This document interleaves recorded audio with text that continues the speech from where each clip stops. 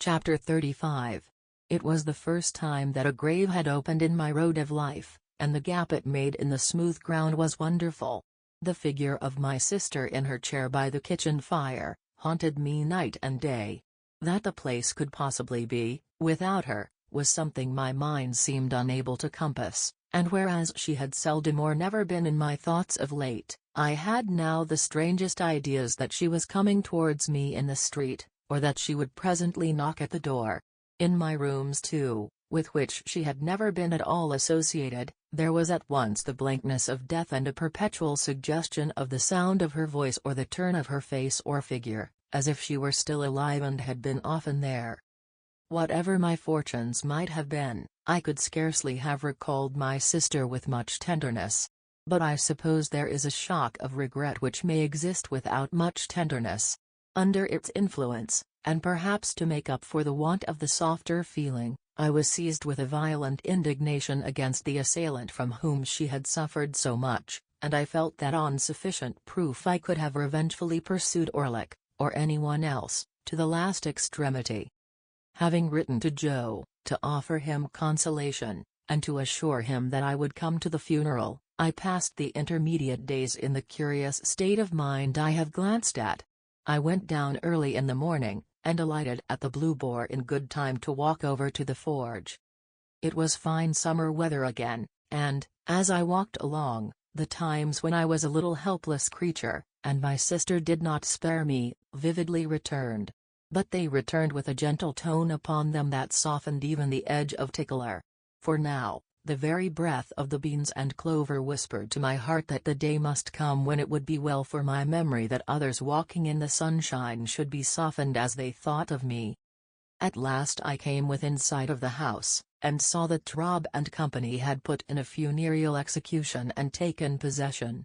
Two dismally absurd persons, each ostentatiously exhibiting a crutch done up in a black bandage, as if that instrument could possibly communicate any comfort to anybody, were posted at the front door, and in one of them I recognized a post-boy discharged from the Boar for turning a young couple into a sawpit on their bridal morning, in consequence of intoxication rendering it necessary for him to ride his horse clasped round the neck with both arms. All the children of the village, and most of the women, were admiring these sable warders and the closed windows of the house and forge, and as I came up, one of the two warders, the post-boy, knocked at the door, implying that I was far too much exhausted by grief to have strength remaining to knock for myself. Another sable warder, a carpenter, who had one seat and two geese for a wager, opened the door, and showed me into the best parlor. Here, Mr. Traub had taken unto himself the best table, and had got all the leaves up, and was holding a kind of black bazaar, with the aid of a quantity of black pins. At the moment of my arrival, he had just finished putting somebody's hat into black long clothes, like an African baby, so he held out his hand for mine. But I, misled by the action, and confused by the occasion, shook hands with him with every testimony of warm affection. Poor dear Joe, entangled in a little black cloak tied in a large bow under his chin, was seated apart at the upper end of the room, where, as chief mourner, he had evidently been stationed by Traub. When I bent down and said to him, "Dear Joe, how are you?" he said, "Pip, old chap, you knowed her when she were a fine figure of a," and clasped my hand and said no more. Biddy, looking very neat and modest in her black dress, went quietly here and there, and was very helpful. When I had spoken to Biddy, as I thought it not a time for talking, I went and sat down near Joe, and there began to wonder in what part of the house she, my sister, was. The air of the parlor being faint with the smell of sweet cake, I looked about for the table of refreshments. It was scarcely visible until one had got accustomed to the gloom, but there was a cut-up plum cake upon it, and there were cut-up oranges, and sandwiches, and biscuits, and two decanters that I knew very well as ornaments, but had never seen used in all my life, one full of port, and one of sherry. Standing at this table, I became conscious of the servile Pumblechook in a black cloak and several yards of hatband, who was alternately stuffing himself, and making obsequious movements to catch my attention. The moment he succeeded, he came over to me, breathing sherry and crumbs, and said in a subdued voice, "May I, dear sir?" And did. I then descried Mr. and Mrs. Hubble, the last named in a decent speechless paroxysm in a corner. We were all going to follow, and were all in course of being tied up separately, by Trob, into ridiculous bundles. "Which I mean ter say, Pip," Joe whispered me, as we were being what Mr. Trob called formed in the parlour, 2 and 2, and it was dreadfully like a preparation for some grim kind of dance, "which I mean ter say, sir, as I would in preference have carried her to the church myself, along with 3 or 4 friendly ones what come to it with willing hearts and arms, but it were considered what the neighbours would look down on such and would be of opinions as it were wanting in respect." "Pocket handkerchiefs out, all," cried Mr. Trob at this point, in a depressed business-like voice. "Pocket handkerchiefs out. We are ready." So we all put our pocket handkerchiefs to our faces, as if our noses were bleeding, and filed out 2 and 2, Joe and I, Biddy and Pumblechook, Mr. and Mrs. Hubble. The remains of my poor sister had been brought round by the kitchen door, and, it being a point of undertaking ceremony that the 6 bearers must be stifled and blinded under a horrible black velvet housing with a white border, the whole looked like a blind monster with 12 human legs, shuffling and blundering along, under the guidance of 2 keepers, the post-boy and his comrade. The neighborhood, however, highly approved of these arrangements, and we were much admired as we went through the village, the more youthful and vigorous part of the community making dashes now and then to cut us off, and lying in wait to intercept us at points of vantage. At such times the more exuberant among them called out in an excited manner on our emergence round some corner of expectancy, "Here they come! Here they are!" And we were all but cheered. In this progress I was much annoyed by the abject Pumblechook, who, being behind me, persisted all the way as a delicate attention in arranging my streaming hatband, and smoothing my cloak. My thoughts were further distracted by the excessive pride of Mr. and Mrs. Hubble, who were surpassingly conceited and vainglorious in being members of so distinguished a procession. And now the range of marshes lay clear before us, with the sails of the ships on the river growing out of it, and we went into the churchyard, close to the graves of my unknown parents, Philip Pirrip, late of this parish, and also Georgiana, wife of the above. And there, my sister was laid quietly in the earth, while the larks sang high above it, and the light wind strewed it with beautiful shadows of clouds and trees.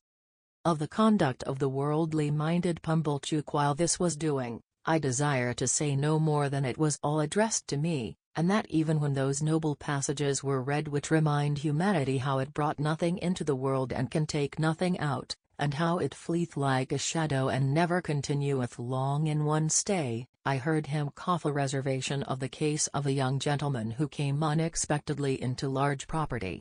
When we got back, he had the hardihood to tell me that he wished my sister could have known I had done her so much honor, and to hint that she would have considered it reasonably purchased at the price of her death. After that, he drank all the rest of the sherry, and Mr. Hubble drank the port, and the 2 talked, which I have since observed to be customary in such cases, as if they were of quite another race from the deceased, and were notoriously immortal. Finally, he went away with Mr. and Mrs. Hubble, to make an evening of it, I felt sure, and to tell the jolly bargeman that he was the founder of my fortunes and my earliest benefactor. When they were all gone, and when Trob and his men, but not his boy, I looked for him, had crammed their mummery into bags, and were gone too, the house felt wholesomer. Soon afterwards, Biddy, Joe, and I, had a cold dinner together, but we dined in the best parlour, not in the old kitchen, and Joe was so exceedingly particular what he did with his knife and fork and the salt cellar and what not, that there was great restraint upon us. But after dinner, when I made him take his pipe, and when I had loitered with him about the forge, and when we sat down together on the great block of stone outside it, we got on better. I noticed that after the funeral Joe changed his clothes so far as to make a compromise between his Sunday dress and working dress, in which the dear fellow looked natural, and like the man he was. He was very much pleased by my asking if I might sleep in my own little room, and I was pleased too, for I felt that I had done rather a great thing in making the request. When the shadows of evening were closing in, I took an opportunity of getting into the garden with Biddy for a little talk. "Biddy," said I think you might have written to me about these sad matters." "Do you, Mr. Pip?" said Biddy. "I should have written if I had thought that. Don't suppose that I mean to be unkind, Biddy, when I say I consider that you ought to have thought that. Do you, Mr. Pip?" She was so quiet, and had such an orderly, good, and pretty way with her, that I did not like the thought of making her cry again. After looking a little at her downcast eyes as she walked beside me, I gave up that point. "I suppose it will be difficult for you to remain here now, Biddy dear?" "Oh, I can't do so, Mr. Pip," said Biddy, in a tone of regret but still of quiet conviction. "I have been speaking to Mrs. Hubble, and I am going to her tomorrow. I hope we shall be able to take some care of Mr. Gargery, together, until he settles down." "How are you going to live, Biddy? If you want any mo—" "How am I going to live?" repeated Biddy, striking in, with a momentary flush upon her face. "I'll tell you, Mr. Pip. I am going to try to get the place of mistress in the new school nearly finished here. I can be well recommended by all the neighbors, and I hope I can be industrious and patient, and teach myself while I teach others. You know, Mr. Pip," pursued Biddy, with a smile, as she raised her eyes to my face, "the new schools are not like the old, but I learnt a good deal from you after that time, and have had time since then to improve." "I think you would always improve, Biddy, under any circumstances." "Ah, except in my bad side of human nature," murmured Biddy. It was not so much a reproach as an irresistible thinking aloud. Well, I thought I would give up that point too. So, I walked a little further with Biddy, looking silently at her downcast eyes. "I have not heard the particulars of my sister's death, Biddy." "They are very slight, poor thing. She had been in one of her bad states, though they had got better of late, rather than worse, for 4 days, when she came out of it in the evening, just at tea-time, and said quite plainly, 'Joe.' As she had never said any word for a long while, I ran and fetched in Mr. Gargery from the forge. She made signs to me that she wanted him to sit down close to her, and wanted me to put her arms round his neck. So I put them round his neck, and she laid her head down on his shoulder quite content and satisfied. And so she presently said 'Joe' again, and once 'Pardon,' and once 'Pip.' And so she never lifted her head up any more, and it was just an hour later when we laid it down on her own bed, because we found she was gone." Biddy cried. The darkening garden, and the lane, and the stars that were coming out, were blurred in my own sight. "Nothing was ever discovered, Biddy?" "Nothing." "Do you know what is become of Orlick?" "I should think from the color of his clothes that he is working in the quarries." "Of course you have seen him then? Why are you looking at that dark tree in the lane?" "I saw him there, on the night she died." "That was not the last time either, Biddy?" "No, I have seen him there, since we have been walking here. It is of no use," said Biddy, laying her hand upon my arm, as I was for running out. "You know I would not deceive you. He was not there a minute, and he is gone." It revived my utmost indignation to find that she was still pursued by this fellow, and I felt inveterate against him. I told her so, and told her that I would spend any money or take any pains to drive him out of that country. By degrees she led me into more temperate talk, and she told me how Joe loved me, and how Joe never complained of anything. She didn't say, of me, she had no need, I knew what she meant, but ever did his duty in his way of life, with a strong hand, a quiet tongue, and a gentle heart. "Indeed, it would be hard to say too much for him," said I, "and Biddy, we must often speak of these things, for of course I shall be often down here now. I am not going to leave poor Joe alone." Biddy said never a single word. "Biddy, don't you hear me?" "Yes, Mr. Pip." "Not to mention your calling me Mr. Pip, which appears to me to be in bad taste. Biddy, what do you mean?" "What do I mean?" asked Biddy, timidly. "Biddy," said I, in a virtuously self-asserting manner, "I must request to know what you mean by this." "By this?" said Biddy. "Now, don't echo," I retorted. "You used not to echo, Biddy." "Used not," said Biddy. "Oh, Mr. Pip. Used. Well, I rather thought I would give up that point too." After another silent turn in the garden, I fell back on the main position. "Biddy," said I made a remark respecting my coming down here often, to see Joe, which you received with a marked silence. Have the goodness, Biddy, to tell me why." "Are you quite sure, then, that you will come to see him often?" asked Biddy, stopping in the narrow garden walk, and looking at me under the stars with a clear and honest eye. "Oh dear me," said I, as if I found myself compelled to give up Biddy in despair. "This really is a very bad side of human nature. Don't say any more, if you please, Biddy. This shocks me very much." For which cogent reason I kept Biddy at a distance during supper, and when I went up to my own old little room, took as stately a leave of her as I could, in my murmuring soul, deem reconcilable with the churchyard and the event of the day. As often as I was restless in the night, and that was every quarter of an hour, I reflected what an unkindness, what an injury, what an injustice, Biddy had done me. Early in the morning I was to go. Early in the morning I was out, and looking in, unseen, at one of the wooden windows of the forge. There I stood, for minutes, looking at Joe, already at work with a glow of health and strength upon his face that made it show as if the bright sun of the life in store for him were shining on it. "Goodbye, dear Joe. No, don't wipe it off, for God's sake, give me your blackened hand. I shall be down soon and often." Illustration. "Never too soon, sir," said Joe, "and never too often, Pip." Biddy was waiting for me at the kitchen door, with a mug of new milk and a crust of bread. "Biddy," said I, when I gave her my hand at parting, "I am not angry, but I am hurt." "No, don't be hurt," she pleaded quite pathetically, "let only me be hurt, if I have been ungenerous." Once more, the mists were rising as I walked away. If they disclosed to me, as I suspect they did, that I should not come back, and that Biddy was quite right, all I can say is, they were quite right too. Chapter 36.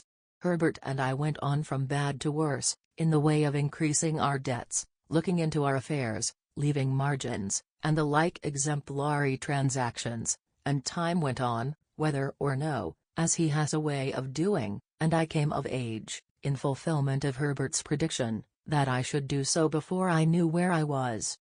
Herbert himself had come of age 8 months before me. As he had nothing else than his majority to come into, the event did not make a profound sensation in Barnard's Inn. But we had looked forward to my 21st birthday, with a crowd of speculations and anticipations, for we had both considered that my guardian could hardly help saying something definite on that occasion. I had taken care to have it well understood in Little Britain when my birthday was. On the day before it, I received an official note from Wemmick, informing me that Mr. Jaggers would be glad if I would call upon him at 5 in the afternoon of the auspicious day. This convinced us that something great was to happen, and threw me into an unusual flutter when I repaired to my guardian's office, a model of punctuality. In the outer office Wemmick offered me his congratulations, and incidentally rubbed the side of his nose with a folded piece of tissue paper that I liked the look of. But he said nothing respecting it, and motioned me with a nod into my guardian's room. It was November, and my guardian was standing before his fire leaning his back against the chimney-piece, with his hands under his coat-tails. "Well, Pip," said he, "I must call you Mr. Pip today. Congratulations, Mr. Pip." We shook hands. He was always a remarkably short shaker, and I thanked him. "Take a chair, Mr. Pip," said my guardian. As I sat down, and he preserved his attitude and bent his brows at his boots, I felt at a disadvantage, which reminded me of that old time when I had been put upon a tombstone. The two ghastly casts on the shelf were not far from him, and their expression was as if they were making a stupid apoplectic attempt to attend to the conversation. "Now my young friend," my guardian began, as if I were a witness in the box, "I am going to have a word or two with you." "If you please, sir." "What do you suppose?" said Mr. Jaggers, bending forward to look at the ground, and then throwing his head back to look at the ceiling. "What do you suppose you are living at the rate of?" "At the rate of, sir?" "At," repeated Mr. Jaggers, still looking at the ceiling, "the rate of?" and then looked all round the room, and paused with his pocket-handkerchief in his hand, halfway to his nose. I had looked into my affairs so often, that I had thoroughly destroyed any slight notion I might ever have had of their bearings. Reluctantly, I confessed myself quite unable to answer the question. This reply seemed agreeable to Mr. Jaggers, who said, "I thought so," and blew his nose with an air of satisfaction. "Now, I have asked you a question, my friend," said Mr. Jaggers. "Have you anything to ask me?" "Of course it would be a great relief to me to ask you several questions, sir, but I remember your prohibition." "Ask one," said Mr. Jaggers. "Is my benefactor to be made known to me today?" "No." "Ask another." "Is that confidence to be imparted to me soon?" "Waive that, a moment," said Mr. Jaggers, "and ask another." I looked about me, but there appeared to be now no possible escape from the inquiry, "Have I anything to receive, sir?" On that, Mr. Jaggers said, triumphantly, "I thought we should come to it," and called to Wemmick to give him that piece of paper. Wemmick appeared, handed it in, and disappeared. "Now, Mr. Pip," said Mr. Jaggers, "attend, if you please. You have been drawing pretty freely here, your name occurs pretty often in Wemmick's cash book, but you are in debt, of course?" "I am afraid I must say yes, sir." "You know you must say yes, don't you?" said Mr. Jaggers. "Yes, sir." "I don't ask you what you owe, because you don't know, and if you did know, you wouldn't tell me, you would say less." "Yes, yes, my friend," cried Mr. Jaggers, waving his forefinger to stop me as I made a show of protesting, "it's likely enough that you think you wouldn't, but you would. You'll excuse me, but I know better than you. Now, take this piece of paper in your hand. You have got it? Very good. Now, unfold it and tell me what it is." "This is a banknote," said I, "for £500. "That is a banknote," repeated Mr. Jaggers, "for £500. And a very handsome sum of money too, I think. You consider it so?" "How could I do otherwise?" "Ah! But answer the question," said Mr. Jaggers. "Undoubtedly." "You consider it, undoubtedly, a handsome sum of money. Now, that handsome sum of money, Pip, is your own. It is a present to you on this day, in earnest of your expectations. And at the rate of that handsome sum of money per annum, and at no higher rate, you are to live until the donor of the whole appears. That is to say, you will now take your money affairs entirely into your own hands, and you will draw from Wemmick £125 per quarter, until you are in communication with the fountainhead, and no longer with the mere agent. As I have told you before, I am the mere agent. I execute my instructions, and I am paid for doing so. I think them injudicious, but I am not paid for giving any opinion on their merits."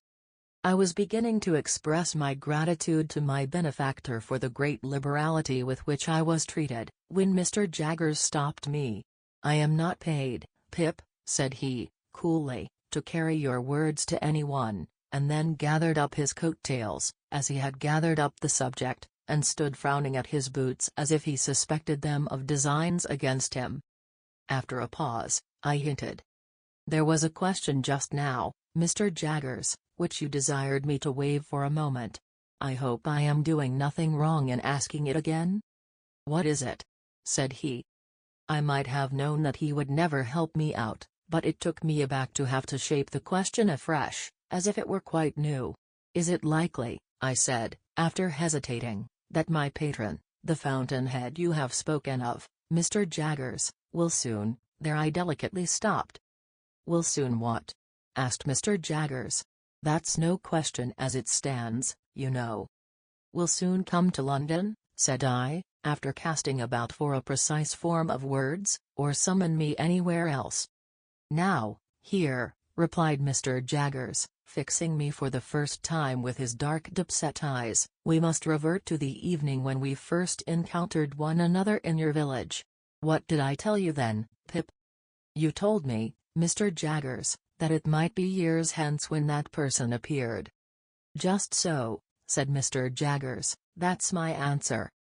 As we looked full at one another, I felt my breath come quicker in my strong desire to get something out of him.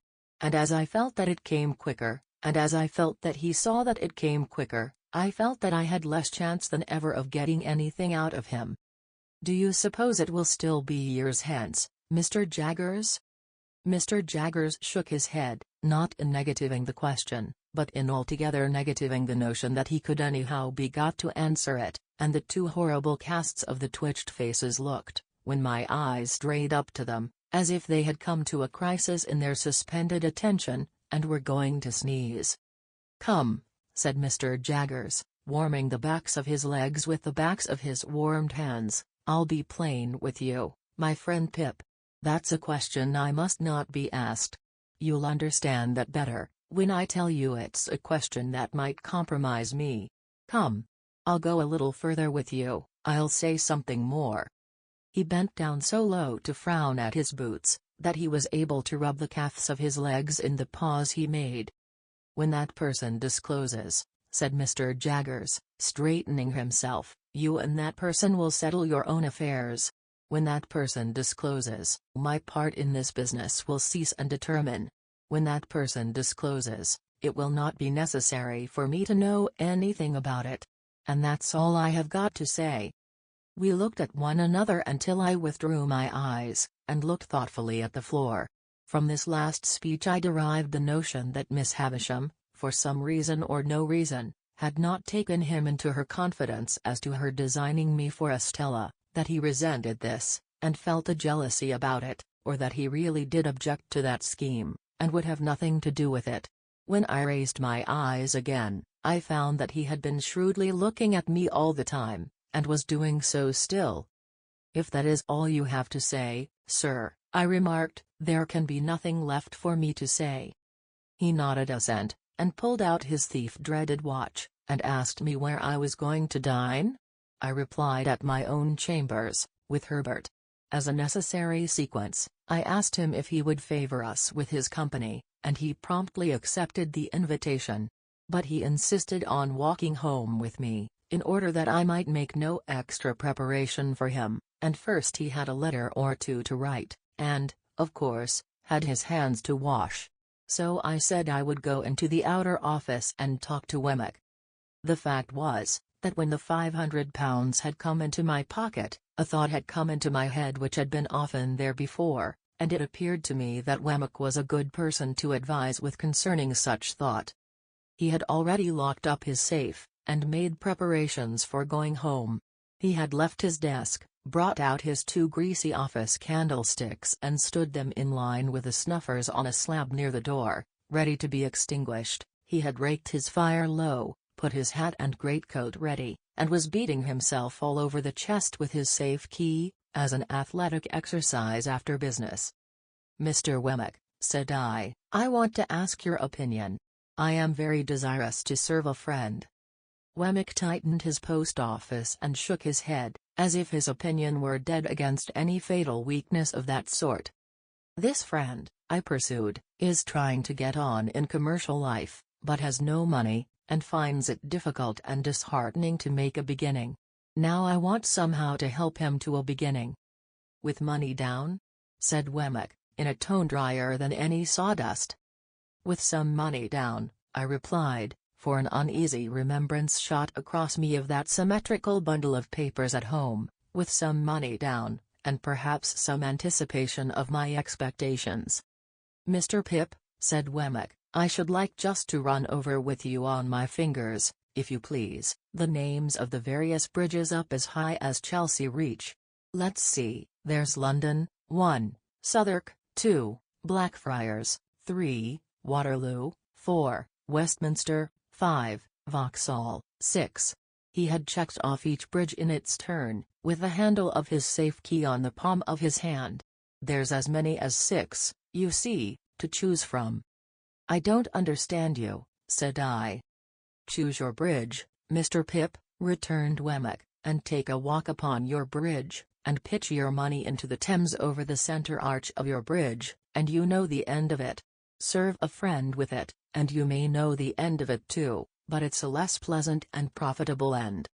I could have posted a newspaper in his mouth, he made it so wide after saying this. This is very discouraging, said I. Meant to be so, said Wemmick.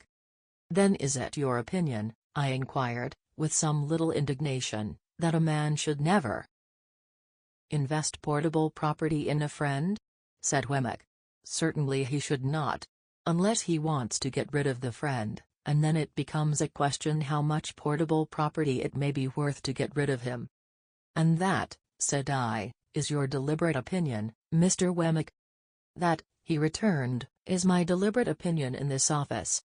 Ah, said I, pressing him, for I thought I saw him near a loophole here, but would that be your opinion at Walworth? Mr. Pip, he replied, with gravity, Walworth is one place, and this office is another. Much as the aged is one person, and Mr. Jaggers is another. They must not be confounded together. My Walworth sentiments must be taken at Walworth, none but my official sentiments can be taken in this office. Very well, said I, much relieved, then I shall look you up at Walworth, you may depend upon it. Mr. Pip, he returned, you will be welcome there, in a private and personal capacity. We had held this conversation in a low voice, well knowing my guardian's ears to be the sharpest of the sharp. As he now appeared in his doorway, toweling his hands, Wemmick got on his greatcoat and stood by to snuff out the candles. We all three went into the street together, and from the doorstep Wemmick turned his way, and Mr. Jaggers and I turned ours. I could not help wishing more than once that evening, that Mr. Jaggers had had an aged in Gerrard Street, or a stinger, or a something, or a somebody, to unbend his brows a little. It was an uncomfortable consideration on a 21st birthday, that coming of age at all seemed hardly worthwhile in such a guarded and suspicious world as he made of it. He was 1,000 times better informed and cleverer than Wemmick, and yet I would 1,000 times rather have had Wemmick to dinner. And Mr. Jaggers made not me alone intensely melancholy, because, after he was gone, Herbert said of himself, with his eyes fixed on the fire, that he thought he must have committed a felony and forgotten the details of it, he felt so dejected and guilty. Chapter 37.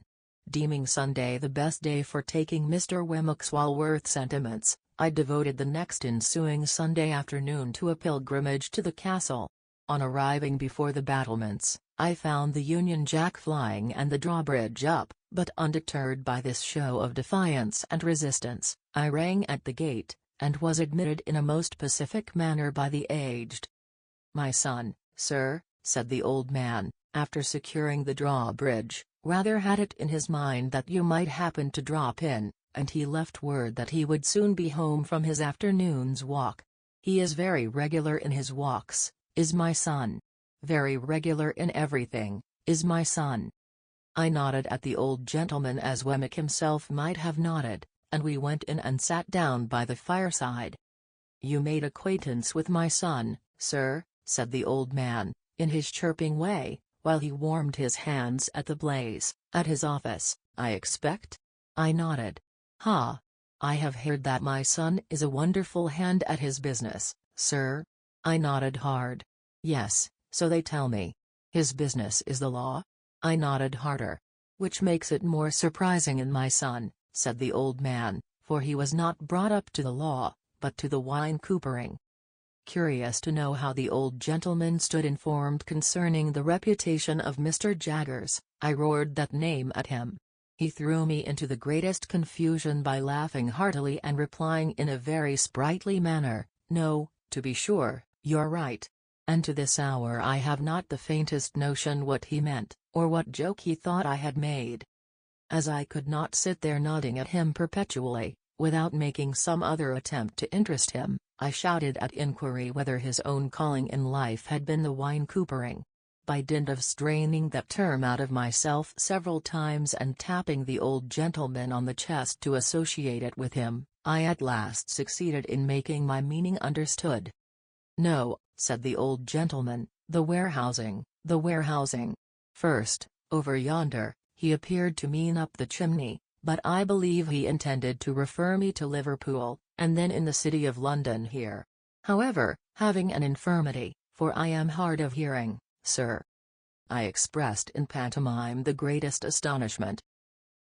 "Yes, hard of hearing, having that infirmity coming upon me, my son, he went into the law, and he took charge of me, and he by little and little made out this elegant and beautiful property. But returning to what you said, you know," pursued the old man, again laughing heartily, "what I say is, no, to be sure, you're right." I was modestly wondering whether my utmost ingenuity would have enabled me to say anything that would have amused him half as much as this imaginary pleasantry, when I was startled by a sudden click in the wall on one side of the chimney, and the ghostly tumbling open of a little wooden flap with John upon it. The old man, following my eyes, cried with great triumph, "My son's come home!" And we both went out to the drawbridge. It was worth any money to see Wemmick waving a salute to me from the other side of the moat, when we might have shaken hands across it with the greatest ease. The aged was so delighted to work the drawbridge, that I made no offer to assist him, but stood quiet until Wemmick had come across, and had presented me to Miss Skiffins, a lady by whom he was accompanied. Miss Skiffins was of a wooden appearance, and was, like her escort, in the post office branch of the service. She might have been some 2 or 3 years younger than Wemmick, and I judged her to stand possessed of portable property. The cut of her dress from the waist upward, both before and behind, made her figure very like a boy's kite, and I might have pronounced her gown a little too decidedly orange, and her gloves a little too intensely green. But she seemed to be a good sort of fellow, and showed a high regard for the aged. I was not long in discovering that she was a frequent visitor at the castle, for, on our going in, and my complimenting Wemmick on his ingenious contrivance for announcing himself to the aged, he begged me to give my attention for a moment to the other side of the chimney, and disappeared. Presently another click came, and another little door tumbled open with Miss Skiffins on it. Then Miss Skiffins shut up and John tumbled open, then Miss Skiffins and John both tumbled open together, and finally shut up together. On Wemmick's return from working these mechanical appliances, I expressed the great admiration with which I regarded them, and he said, "Well, you know, they're both pleasant and useful to the aged. And by George, sir, it's a thing worth mentioning, that of all the people who come to this gate, the secret of those pulls is only known to the aged, Miss Skiffins, and me." "And Mr. Wemmick made them," added Miss Skiffins, "with his own hands out of his own head." While Miss Skiffins was taking off her bonnet, she retained her green gloves during the evening as an outward and visible sign that there was company. Wemmick invited me to take a walk with him round the property, and see how the island looked in winter time. Thinking that he did this to give me an opportunity of taking his Walworth sentiments, I seized the opportunity as soon as we were out of the castle. Having thought of the matter with care, I approached my subject as if I had never hinted at it before. I informed Wemmick that I was anxious in behalf of Herbert Pocket, and I told him how we had first met, and how we had fought. I glanced at Herbert's home, and at his character, and at his having no means but such as he was dependent on his father for, those, uncertain and unpunctual. I alluded to the advantages I had derived in my first rawness and ignorance from his society, and I confessed that I feared I had but ill repaid them, and that he might have done better without me and my expectations. Keeping Miss Havisham in the background at a great distance, I still hinted at the possibility of my having competed with him in his prospects, and at the certainty of his possessing a generous soul, and being far above any mean distrusts, retaliations, or designs. For all these reasons, I told Wemmick, and because he was my young companion and friend, and I had a great affection for him. I wished my own good fortune to reflect some rays upon him, and therefore I sought advice from Wemmick's experience and knowledge of men and affairs, how I could best try with my resources to help Herbert to some present income, say of 100 a year, to keep him in good hope and heart, and gradually to buy him on to some small partnership. I begged Wemmick, in conclusion, to understand that my help must always be rendered without Herbert's knowledge or suspicion, and that there was no one else in the world with whom I could advise. I wound up by laying my hand upon his shoulder, and saying, "I can't help confiding in you, though I know it must be troublesome to you, but that is your fault, in having ever brought me here." Wemmick was silent for a little while, and then said with a kind of start, "Well, you know, Mr. Pip, I must tell you one thing. This is devilish good of you." "Say you'll help me to be good then," said I. "Ecod," replied Wemmick, shaking his head, "that's not my trade." "Nor is this your trading place," said I. "You are right," he returned. "You hit the nail on the head. Mr. Pip, I'll put on my considering cap, and I think all you want to do may be done by degrees. Skiffins, that's her brother, is an accountant and agent. I'll look him up and go to work for you." "I thank you 10,000 times." "On the contrary," said he, "I thank you, for though we are strictly in our private and personal capacity, still it may be mentioned that there are Newgate cobwebs about, and it brushes them away." After a little further conversation to the same effect, we returned into the castle where we found Miss Skiffins preparing tea. The responsible duty of making the toast was delegated to the aged, and that excellent old gentleman was so intent upon it that he seemed to me in some danger of melting his eyes. It was no nominal meal that we were going to make, but a vigorous reality. The aged prepared such a haystack of buttered toast, that I could scarcely see him over it as it simmered on an iron stand hooked onto the top bar, while Miss Skiffins brewed such a jorum of tea, that the pig in the back premises became strongly excited, and repeatedly expressed his desire to participate in the entertainment.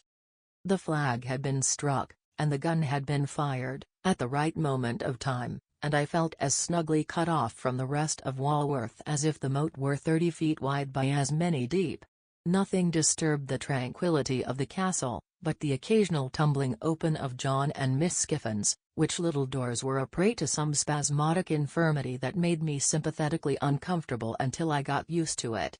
I inferred from the methodical nature of Miss Skiffins's arrangements that she made tea there every Sunday night, and I rather suspected that a classic brooch she wore, representing the profile of an undesirable female with a very straight nose and a very new moon, was a piece of portable property that had been given her by Wemmick. We ate the whole of the toast, and drank tea in proportion, and it was delightful to see how warm and greasy we all got after it. The aged especially, might have passed for some clean old chief of a savage tribe, just oiled.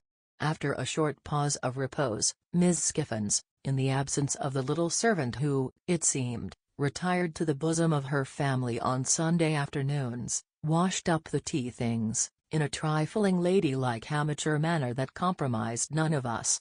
Then, she put on her gloves again, and we drew round the fire, and Wemmick said, "Now, aged parent, tip us the paper." Wemmick explained to me while the aged got his spectacles out, that this was according to custom, and that it gave the old gentleman infinite satisfaction to read the news aloud.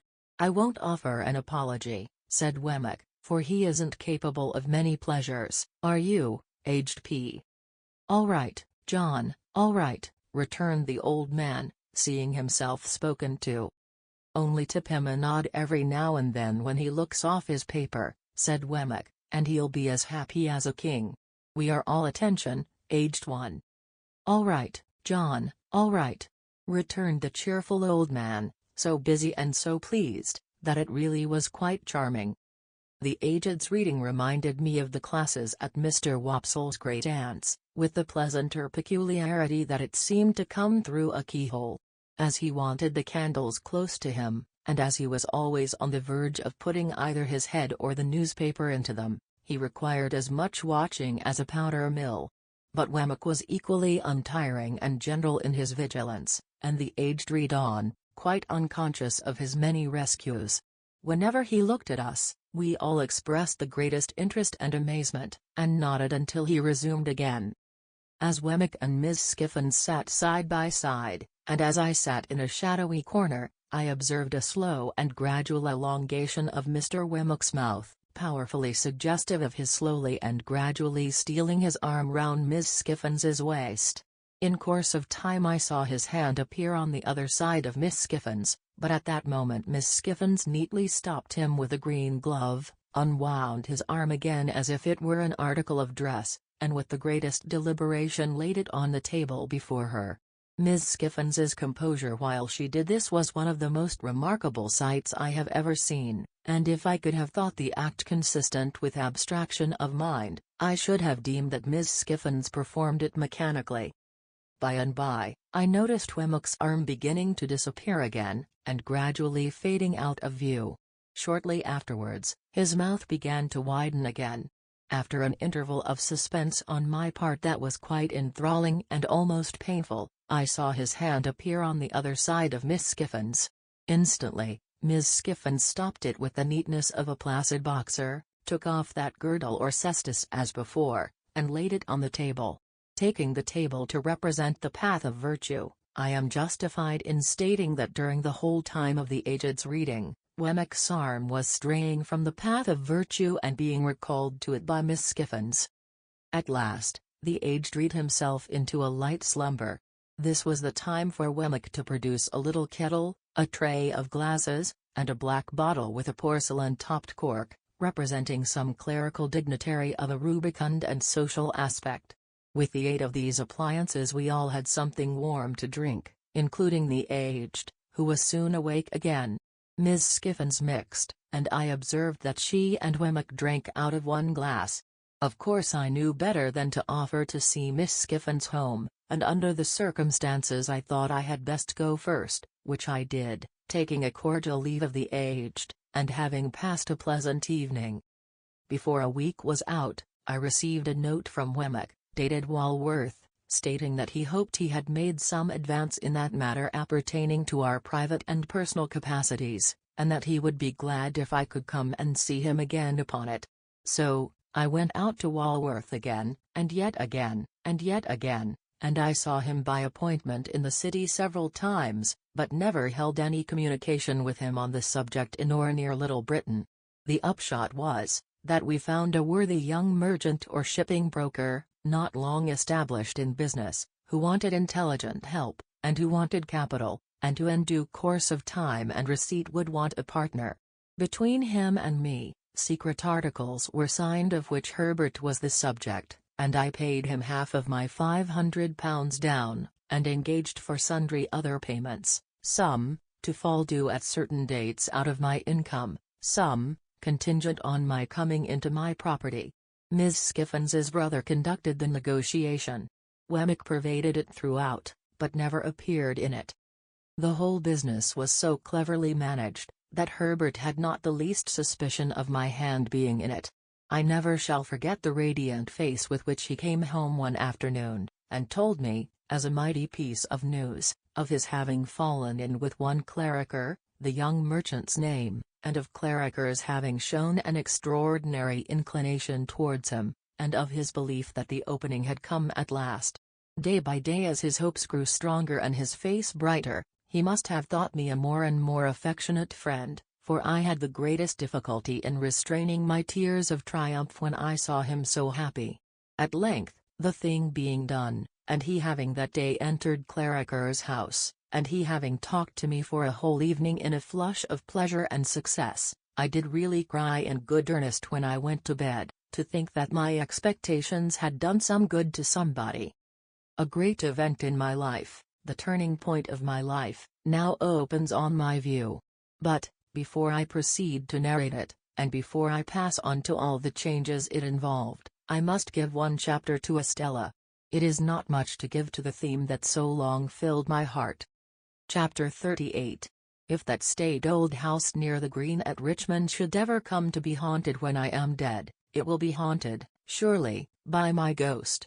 Oh, the many, many nights and days through which the unquiet spirit within me haunted that house when Estella lived there. Let my body be where it would, my spirit was always wandering, about that house. The lady with whom Estella was placed, Mrs. Brandley by name, was a widow, with one daughter several years older than Estella. The mother looked young, and the daughter looked old. The mother's complexion was pink, and the daughter's was yellow. The mother set up for frivolity, and the daughter for theology. They were in what is called a good position, and were visited by, numbers of people.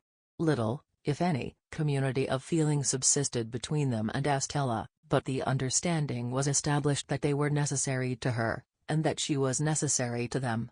Mrs. Brandley had been a friend of Miss Havisham's before the time of her seclusion. In Mrs. Brandley's house and out of Mrs. Brandley's house, I suffered every kind and degree of torture that Estella could cause me. The nature of my relations with her, which placed me on terms of familiarity without placing me on terms of favor, conduced to my distraction. She made use of me to tease other admirers, and she turned the very familiarity between herself and me to the account of putting a constant slight on my devotion to her. If I had been her secretary, steward, half-brother, poor relation, if I had been a younger brother of her appointed husband, I could not have seemed to myself further from my hopes when I was nearest to her. The privilege of calling her by her name and hearing her call me by mine became, under the circumstances, an aggravation of my trials, and while I think it likely that it almost maddened her other lovers, I know too certainly that it almost maddened me. She had admirers without end. No doubt my jealousy made an admirer of every one who went near her, but there were more than enough of them without that. I saw her often at Richmond, I heard of her often in town, and I used often to take her and the Brandleys on the water. There were picnics, fete days, plays, operas, concerts, parties, all sorts of pleasures, through which I pursued her, and they were all miseries to me. I never had 1 hour's happiness in her society, and yet my mind all round the 24 hours was harping on the happiness of having her with me unto death. Throughout this part of our intercourse, and it lasted, as will presently be seen, for what I then thought a long time, she habitually reverted to that tone which expressed that our association was forced upon us. There were other times when she would come to a sudden check in this tone and in all her many tones, and would seem to pity me. "Pip, Pip," she said one evening, coming to such a check, when we sat apart at a darkening window of the house in Richmond, "will you never take warning?" "Of what?" "Of me." "Warning not to be attracted by you, do you mean, Estella?" "Do I mean? If you don't know what I mean, you are blind." I should have replied that love was commonly reputed blind, but for the reason that I always was restrained, and this was not the least of my miseries, by a feeling that it was ungenerous to press myself upon her, when she knew that she could not choose but obey Miss Havisham. My dread always was, that this knowledge on her part laid me under a heavy disadvantage with her pride, and made me the subject of a rebellious struggle in her bosom. "At any rate," said I have no warning given me just now, for you wrote to me to come to you, this time." "That's true," said Estella, with a cold careless smile that always chilled me. After looking at the twilight without, for a little while, she went on to say, "The time has come round when Miss Havisham wishes to have me for a day at Satis. You are to take me there, and bring me back, if you will. She would rather I did not travel alone, and objects to receiving my maid, for she has a sensitive horror of being talked of by such people. Can you take me?" "Can I take you, Estella?" "You can then. The day after tomorrow, if you please. You are to pay all charges out of my purse. You hear the condition of your going?" "And must obey," said I. This was all the preparation I received for that visit, or for others like it. Miss Havisham never wrote to me, nor had I ever so much as seen her handwriting. We went down on the next day but one, and we found her in the room where I had first beheld her, and it is needless to add that there was no change in Sati's house. She was even more dreadfully fond of Estella than she had been when I last saw them together, I repeat the word advisedly, for there was something positively dreadful in the energy of her looks and embraces. She hung upon Estella's beauty, hung upon her words, hung upon her gestures, and sat mumbling her own trembling fingers while she looked at her, as though she were devouring the beautiful creature she had reared. From Estella she looked at me, with a searching glance that seemed to pry into my heart and probe its wounds. "How does she use you, Pip, how does she use you?" she asked me again, with her witch-like eagerness, even in Estella's hearing. But, when we sat by her flickering fire at night, she was most weird, for then, keeping Estella's hand drawn through her arm and clutched in her own hand, she extorted from her, by dint of referring back to what Estella had told her in her regular letters, the names and conditions of the men whom she had fascinated, and as Miss Havisham dwelt upon this role, with the intensity of a mind mortally hurt and diseased, she sat with her other hand on her crutch stick, and her chin on that, and her wan bright eyes glaring at me, a very spectre. I saw in this, wretched though it made me, and bitter the sense of dependence and even of degradation that it awakened, I saw in this that Estella was set to wreak Miss Havisham's revenge on men, and that she was not to be given to me until she had gratified it for a term. I saw in this, a reason for her being beforehand assigned to me. Sending her out to attract and torment and do mischief, Miss Havisham sent her with the malicious assurance that she was beyond the reach of all admirers, and that all who staked upon that cast were secured to lose. I saw in this that I, too, was tormented by a perversion of ingenuity, even while the prize was reserved for me.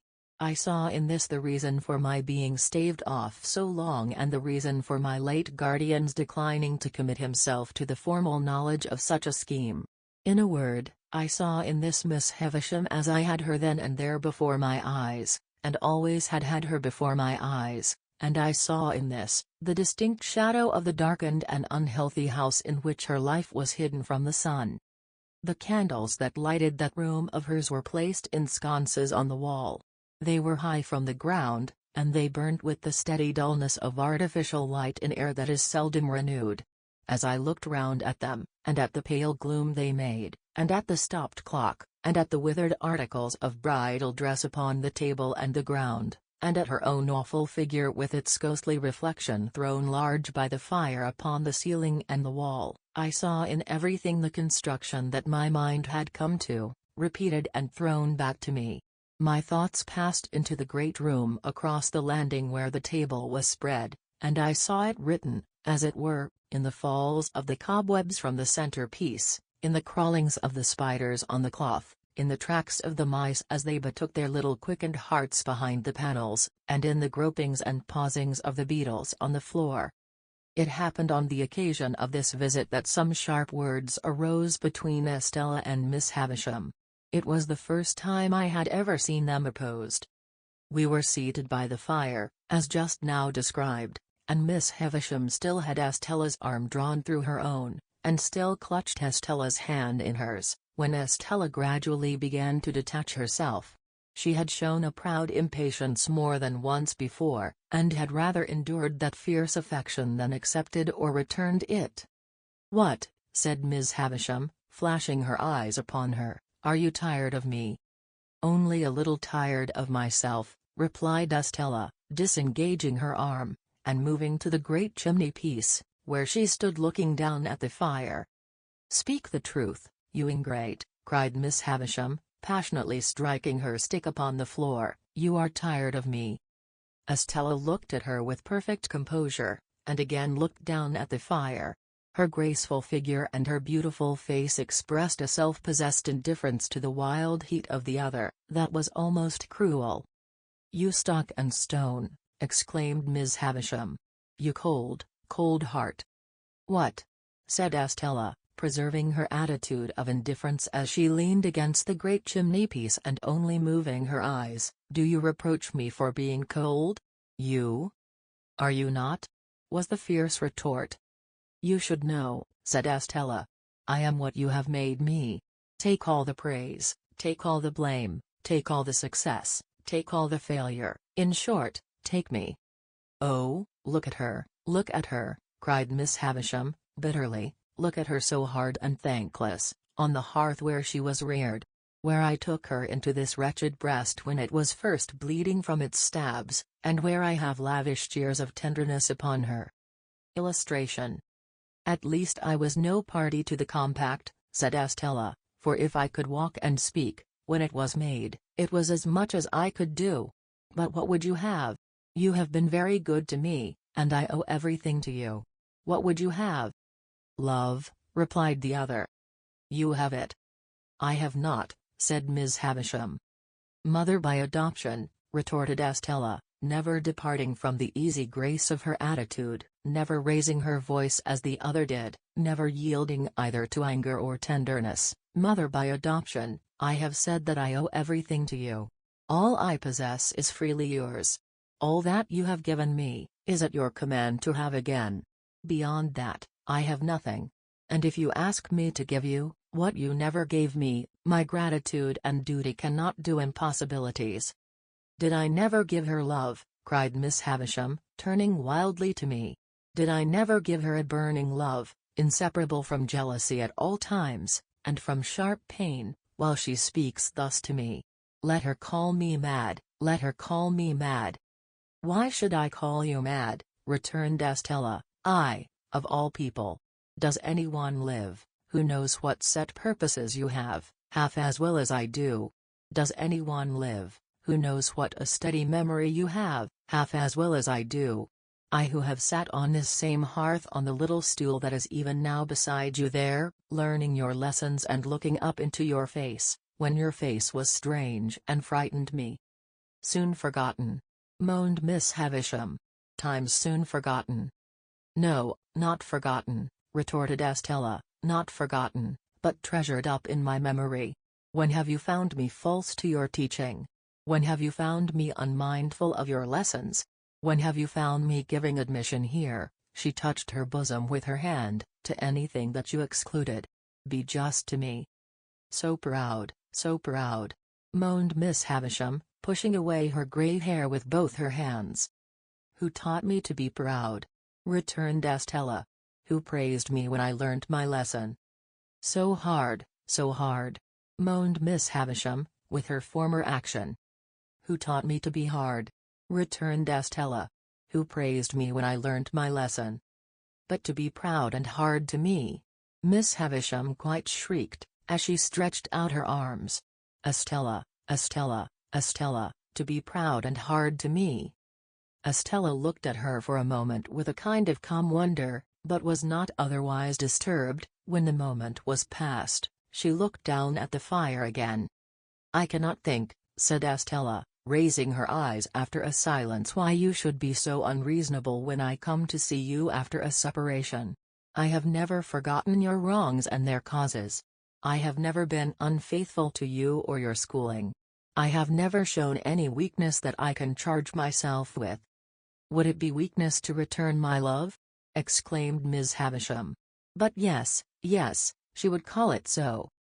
I begin to think, said Estella, in a musing way, after another moment of calm wonder, that I almost understand how this comes about.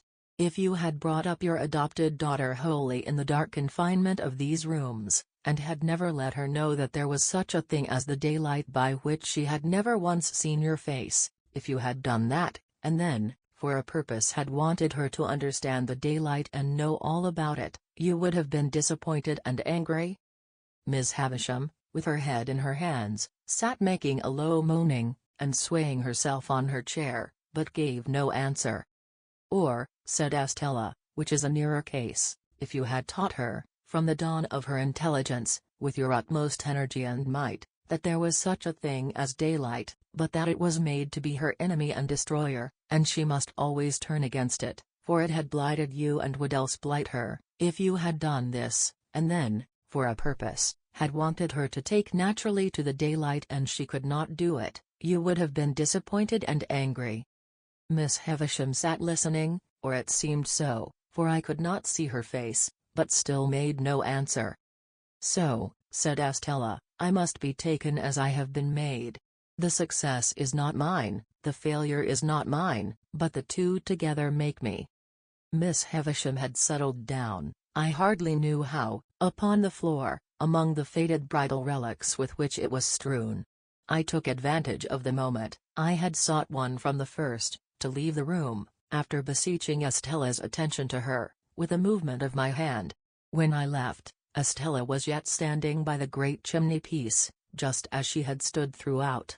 Miss Havisham's grey hair was all adrift upon the ground, among the other bridal wrecks, and was a miserable sight to see. It was with a depressed heart that I walked in the starlight for an hour and more, about the courtyard, and about the brewery, and about the ruined garden. When I at last took courage to return to the room, I found Estella sitting at Miss Havisham's knee, taking up some stitches in one of those old articles of dress that were dropping to pieces, and of which I have often been reminded since by the faded tatters of old banners that I have seen hanging up in cathedrals. Afterwards, Estella and I played at cards, as of yore, only we were skillful now, and played French games, and so the evening wore away, and I went to bed. I lay in that separate building across the courtyard. It was the first time I had ever lain down to rest in Sati's house, and sleep refused to come near me. 1,000 Miss Havishams haunted me.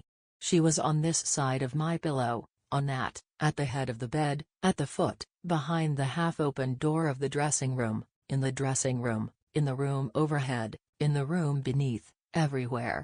At last, when the night was slow to creep on towards 2 o'clock, I felt that I absolutely could no longer bear the place as a place to lie down in, and that I must get up. I therefore got up and put on my clothes, and went out across the yard into the long stone passage, designing to gain the outer courtyard and walk there for the relief of my mind. But I was no sooner in the passage than I extinguished my candle, for I saw Miss Havisham going along it in a ghostly manner, making a low cry. I followed her at a distance, and saw her go up the staircase. She carried a bare candle in her hand, which she had probably taken from one of the sconces in her own room, and was a most unearthly object by its light. Standing at the bottom of the staircase, I felt the mildewed air of the feast chamber, without seeing her open the door, and I heard her walking there, and so across into her own room, and so across again into that, never ceasing the low cry. After a time, I tried in the dark both to get out, and to go back, but I could do neither until some streaks of day strayed in and showed me where to lay my hands. During the whole interval, whenever I went to the bottom of the staircase, I heard her footstep, saw her light pass above, and heard her ceaseless low cry. Before we left next day, there was no revival of the difference between her and Estella, nor was it ever revived on any similar occasion, and there were 4 similar occasions, to the best of my remembrance. Nor did Miss Havisham's manner towards Estella in any wise change, except that I believed it to have something like fear infused among its former characteristics. It is impossible to turn this leaf of my life, without putting Bentley Drummill's name upon it, or I would, very gladly.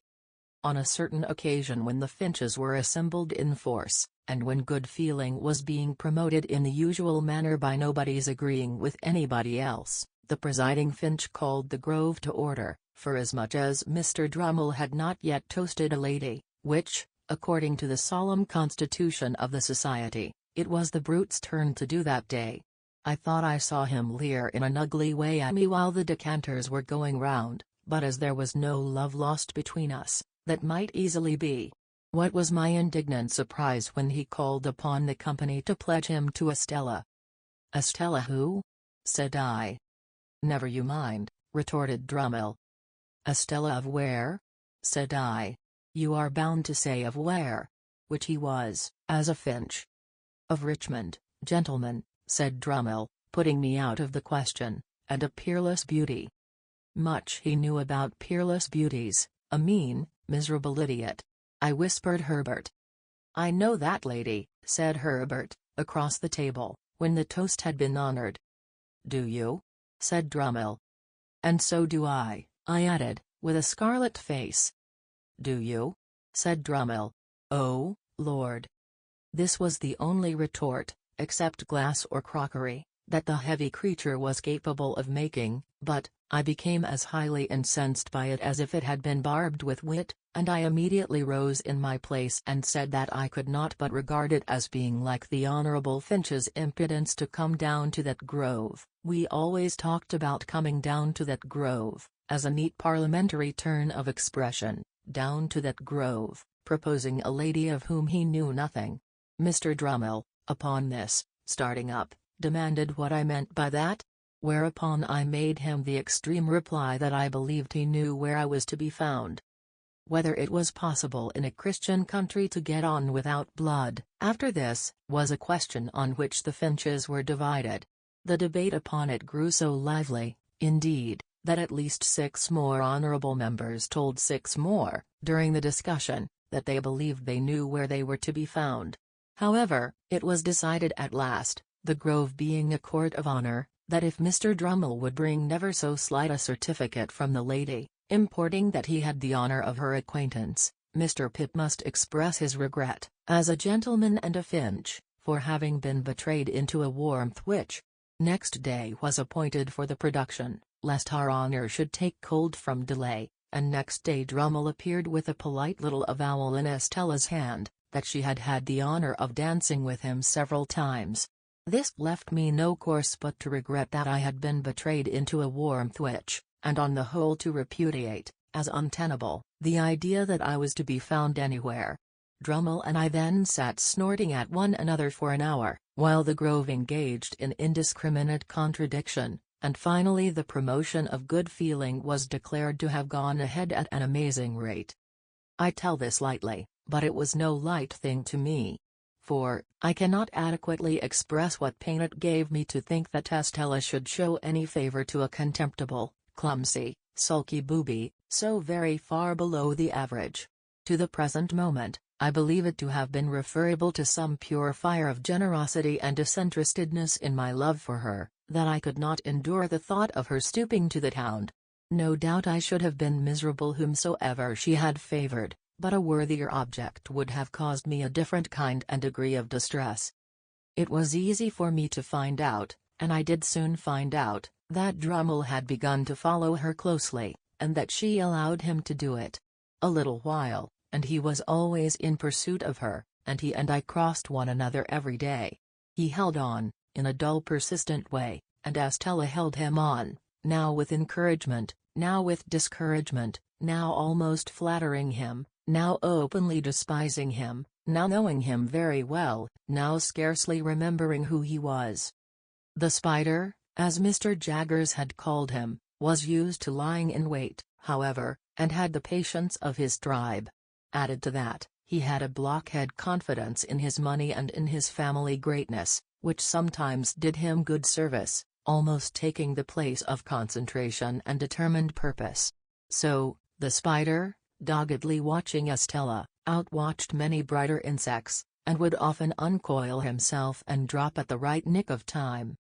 At a certain assembly ball at Richmond, there used to be assembly balls at most places then, where Estella had outshone all other beauties, this blundering Drummle so hung about her, and with so much toleration on her part, that I resolved to speak to her concerning him.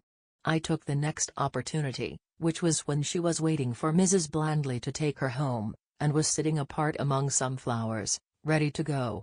I was with her, for I almost always accompanied them to and from such places. "Are you tired, Estella?" "Rather, Pip." "You should be." "Say rather, I should not be, for I have my letter to Sati's house to write, before I go to sleep." "Recounting tonight's triumph?" said I. "Surely a very poor one, Estella." "What do you mean? I didn't know there had been any." "Estella," said I, "do look at that fellow in the corner yonder, who is looking over here at us." "Why should I look at him?" returned Estella, with her eyes on me instead. "What is there in that fellow in the corner yonder, to use your words, that I need look at?" "Indeed, that is the very question I want to ask you," said I. "For he has been hovering about you all night." "Moths, and all sorts of ugly creatures," replied Estella, with a glance towards him, "hover about a lighted candle. Can the candle help it?" "No," I returned, "but cannot the Estella help it?" "Well," said she, laughing, after a moment, "perhaps. Yes. Anything you like. But, Estella, do hear me speak. It makes me wretched that you should encourage a man so generally despised as Drummle. You know he is despised." "Well?" said she. "You know he is as ungainly within as without. A deficient, ill-tempered, lowering, stupid fellow." "Well?" said she. "You know he has nothing to recommend him but money and a ridiculous roll of addle-headed predecessors, now, don't you?" "Well?" said she again, and each time she said it, she opened her lovely eyes the wider. To overcome the difficulty of getting past that monosyllable, I took it from her, and said, repeating it with emphasis, "Well, then, that is why it makes me wretched." Now, if I could have believed that she favored Drummle with any idea of making me, wretched, I should have been in better heart about it, but in that habitual way of hers, she put me so entirely out of the question, that I could believe nothing of the kind. "Pip," said Estella, casting her glance over the room, "don't be foolish about its effect on you. It may have its effect on others, and may be meant to have. It's not worth discussing." "Yes it is," said I, "because I cannot bear that people should say, she throws away her graces and attractions on a mere bore, the lowest in the crowd." "I can bear it," said Estella. "Oh! Don't be so proud, Estella, and so inflexible." "Calls me proud and inflexible in this breath," said Estella, opening her hands. "And in his last breath reproached me for stooping to a bore." "There is no doubt you do," said I, something hurriedly, "for I have seen you give him looks and smiles this very night, such as you never give to me." "Do you want me then," said Estella, turning suddenly with a fixed and serious, if not angry, look, "to deceive and entrap you?" "Do you deceive and entrap him, Estella?" "Yes, and many others, all of them but you. Here is Mrs. Brandley. I'll say no more. And now that I have given the one chapter to the theme that so filled my heart, and so often made it ache and ache again, I pass on unhindered, to the event that had impended over me longer yet, the event that had begun to be prepared for, before I knew that the world held Estella, and in the days when her baby intelligence was receiving its first distortions from Miss Havisham's wasting hands.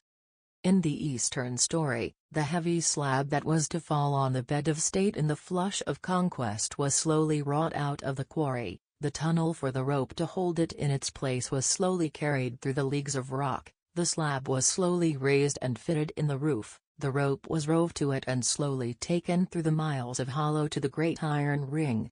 All being made ready with much labor, and the hour come, the Sultan was aroused in the dead of the night, and the sharpened axe that was to sever the rope from the great iron ring was put into his hand, and he struck with it, and the rope parted and rushed away, and the ceiling fell.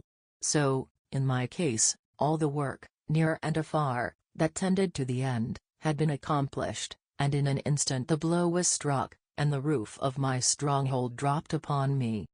Chapter 39. I was 23 years of age. Not another word had I heard to enlighten me on the subject of my expectations, and my 23rd birthday was a week gone. We had left Barnard's in more than a year, and lived in the Temple. Our chambers were in Garden Court, down by the river. Mr. Pocket and I had for some time parted company as to our original relations, though we continued on the best terms. Notwithstanding my inability to settle to anything, which I hope arose out of the restless and incomplete tenure on which I held my means, I had a taste for reading, and read regularly so many hours a day. That matter of Herbert's was still progressing, and everything with me was as I have brought it down to the close of the last preceding chapter. Business had taken Herbert on a journey to Marseille. I was alone, and had a dull sense of being alone. Dispirited and anxious, long hoping that tomorrow or next week would clear my way, and long disappointed, I sadly missed the cheerful face and ready response of my friend. It was wretched weather, stormy and wet, and mud, mud, deep in all the streets. Day after day, a vast heavy veil had been driving over London from the east, and it drove still, as if in the east there were an eternity of cloud and wind. So furious had been the gusts, that high buildings in town had had the leads stripped off their roofs, and in the country, trees had been torn up, and sails of windmills carried away, and gloomy accounts had come in from the coast, of shipwreck and death. Violent blasts of rain had accompanied these rages of wind, and the day just closed as I sat down to read had been the worst of all. Alterations have been made in that part of the temple since that time, and it has not now so lonely a character as it had then, nor is it so exposed to the river. We lived at the top of the last house, and the wind rushing up the river shook the house that night, like discharges of cannon, or breakings of a sea. When the rain came with it and dashed against the windows, I thought, raising my eyes to them as they rocked, that I might have fancied myself in a storm-beaten lighthouse.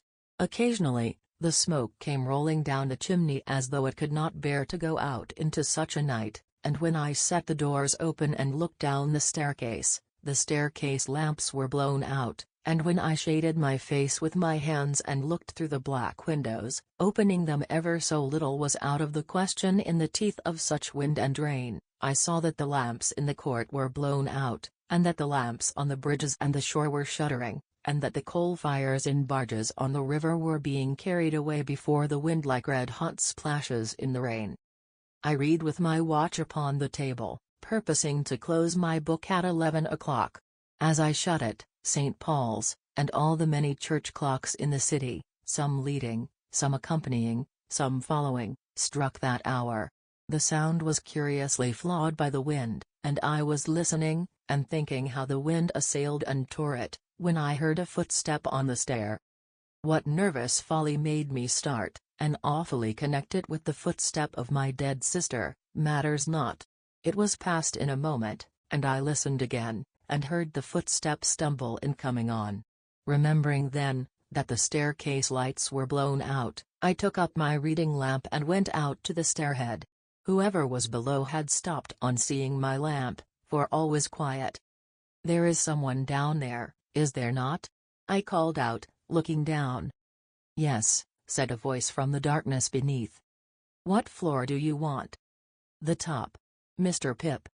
"That is my name. There is nothing the matter?" "Nothing the matter," returned the voice. And the man came on.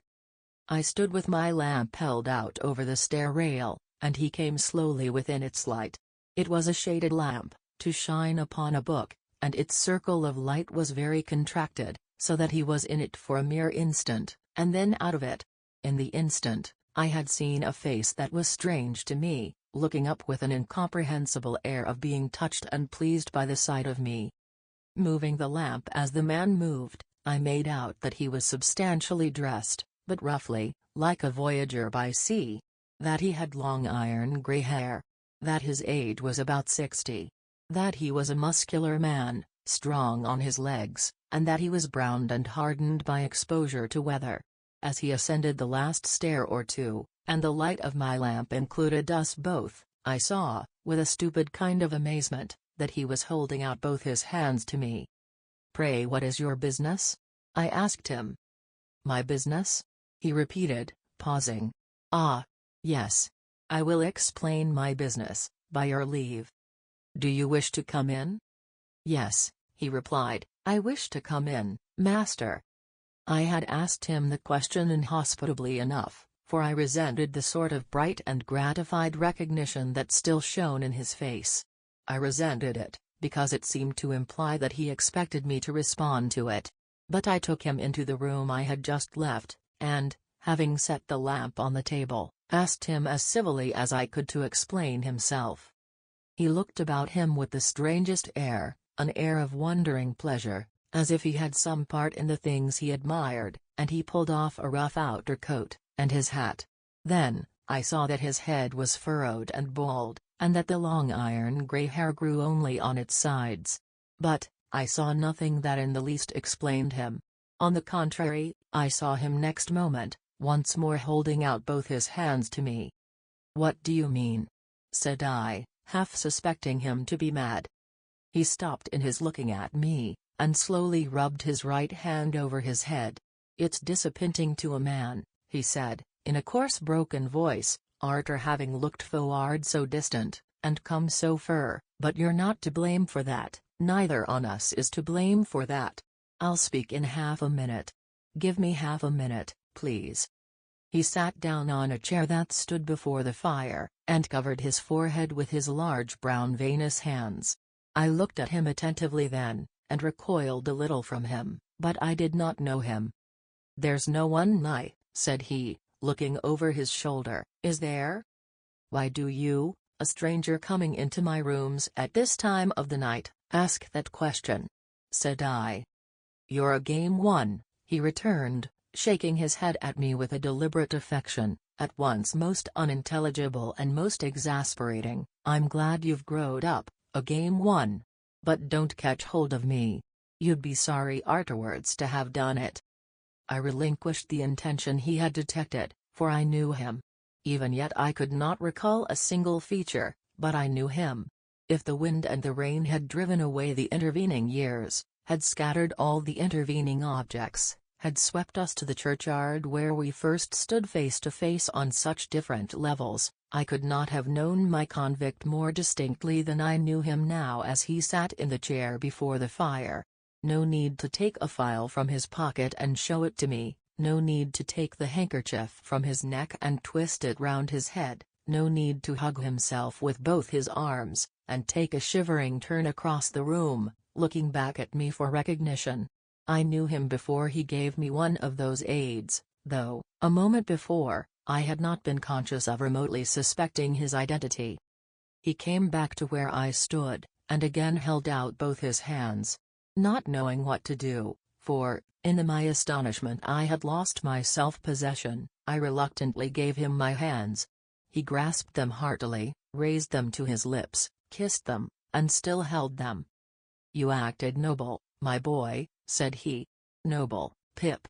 And I have never forgot it." At a change in his manner, as if he were even going to embrace me, I laid a hand upon his breast and put him away. "Stay," said I. "Keep off. If you are grateful to me for what I did when I was a little child, I hope you have shown your gratitude by mending your way of life. If you have come here to thank me, it was not necessary. Still, however you have found me out, there must be something good in the feeling that has brought you here, and I will not repulse you, but surely you must understand that, My attention was so attracted by the singularity of his fixed look at me, that the words died away on my tongue. "You was a saying," he observed, when we had confronted one another in silence, "that surely I must understand." "What, surely must I understand?" "That I cannot wish to renew that chance intercourse with you of long ago, under these different circumstances. I am glad to believe you have repented and recovered yourself. I am glad to tell you so. I am glad that, thinking I deserve to be thanked, you have came to thank me. But our ways are different ways, none the less. You are wet, and you look weary. Will you drink something before you go?" He had replaced his neckerchief loosely, and had stood, keenly observant of me, biting a long end of it. "I think," he answered, still with the end at his mouth and still observant of me, "that I will drink, I thank you, afore I go." There was a tray ready on a side table. I brought it to the table near the fire, and asked him what he would have. He touched one of the bottles without looking at it or speaking, and I made him some hot rum and water.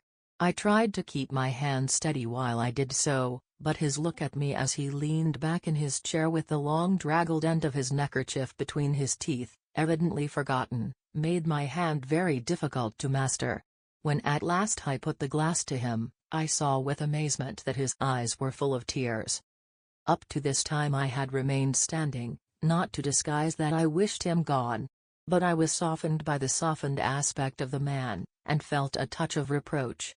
"I hope," said I, hurriedly putting something into a glass for myself, and drawing a chair to the table, "that you will not think I spoke harshly to you just now. I had no intention of doing it, and I am sorry for it if I did. I wish you well and happy." As I put my glass to my lips, He glanced with surprise at the end of his neckerchief, dropping from his mouth when he opened it, and stretched out his hand. I gave him mine, and then he drank, and drew his sleeve across his eyes and forehead. "How are you living?" I asked him. "I've been a sheep farmer, stock breeder, other trades besides, away in the New World," said he, "many 1,000 miles of stormy water off from this." "I hope you have done well?" "I've done wonderfully well. There's others went out alonger me as has done well too, but no man has done nigh as well as me. I'm famous for it." "I am glad to hear it." "I hope to hear you say so, my dear boy." Without stopping to try to understand those words or the tone in which they were spoken, I turned off to a point that had just come into my mind. "Have you ever seen a messenger you once sent to me?" I inquired, since he undertook that trust. "Never set eyes upon him. I warn't likely to it. He came faithfully, and he brought me the 2 £1 notes. I was a poor boy then, as you know, and to a poor boy they were a little fortune. But, like you, I have done well since, and you must let me pay them back. You can put them to some other poor boy's use." I took out my purse. He watched me as I laid my purse upon the table and opened it, and he watched me as I separated 2 £1 notes from its contents. They were clean and new, and I spread them out and handed them over to him. Still watching me, he laid them one upon the other, folded them longwise, gave them a twist, set fire to them at the lamp, and dropped the ashes into the tray.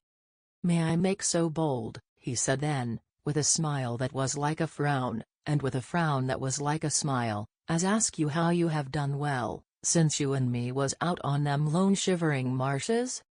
"How?" "Ah." He emptied his glass, got up, and stood at the side of the fire, with his heavy brown hand on the mantel-shelf.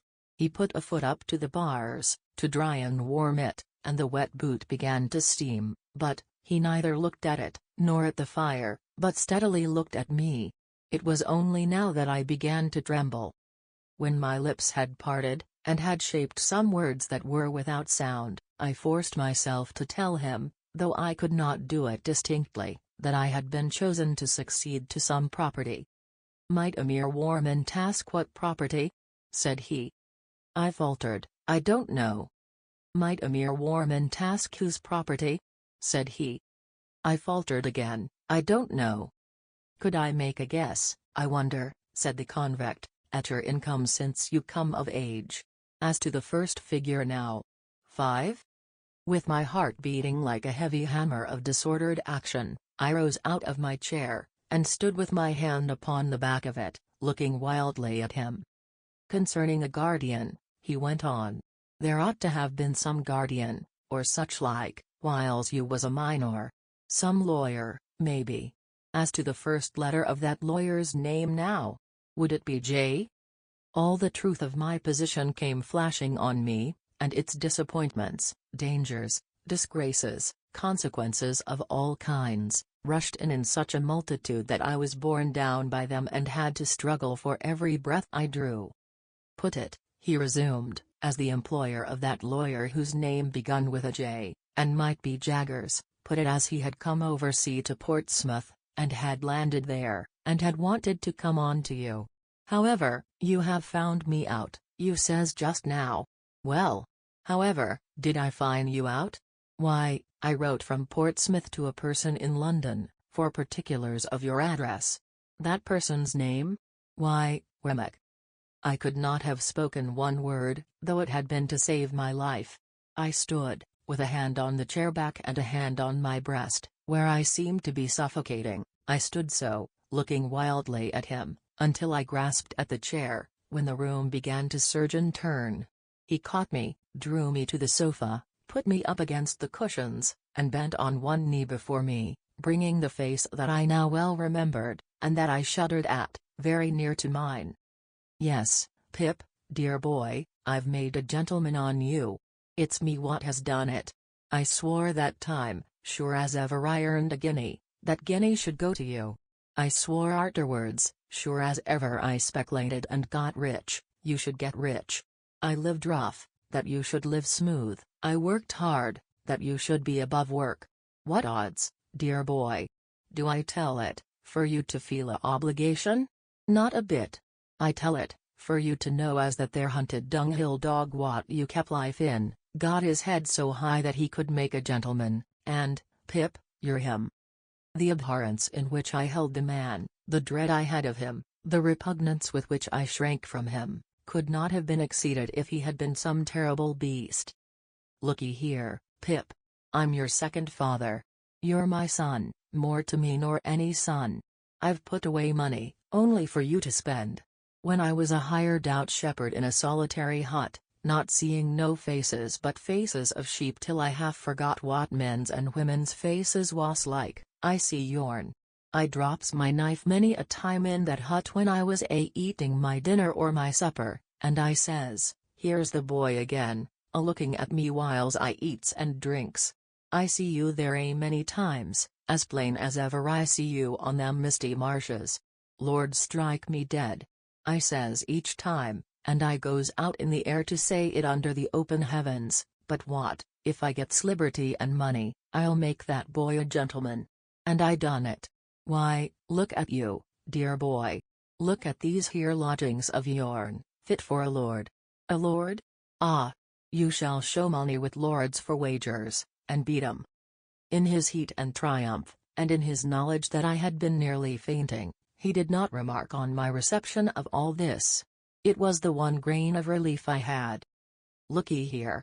He went on, taking my watch out of my pocket, and turning towards him a ring on my finger, while I recoiled from his touch as if he had been a snake, a gold un and a beauty, that's a gentleman's, I hope. A diamond all set round with rubies, that's a gentleman's, I hope. Look at your linen, fine and beautiful. Look at your clothes, better ain't to be got. And your books too, turning his eyes round the room, mounting up, on their shelves, by hundreds. And you read 'em, don't you? I see you'd been a-reading of 'em when I come in. Ha, ha, ha. You shall read 'em to me, dear boy.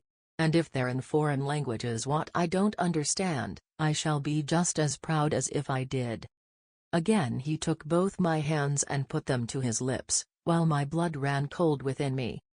Don't you mind talking, Pip, said he, after again drawing his sleeve over his eyes and forehead, as the click came in his throat which I well remembered, and he was all the more horrible to me that he was so much in earnest. You can't do better nor keep quiet, dear boy.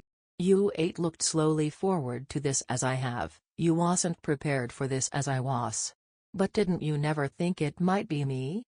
Oh no, no, no, I returned, never, never. Well, you see it was me, and single-handed.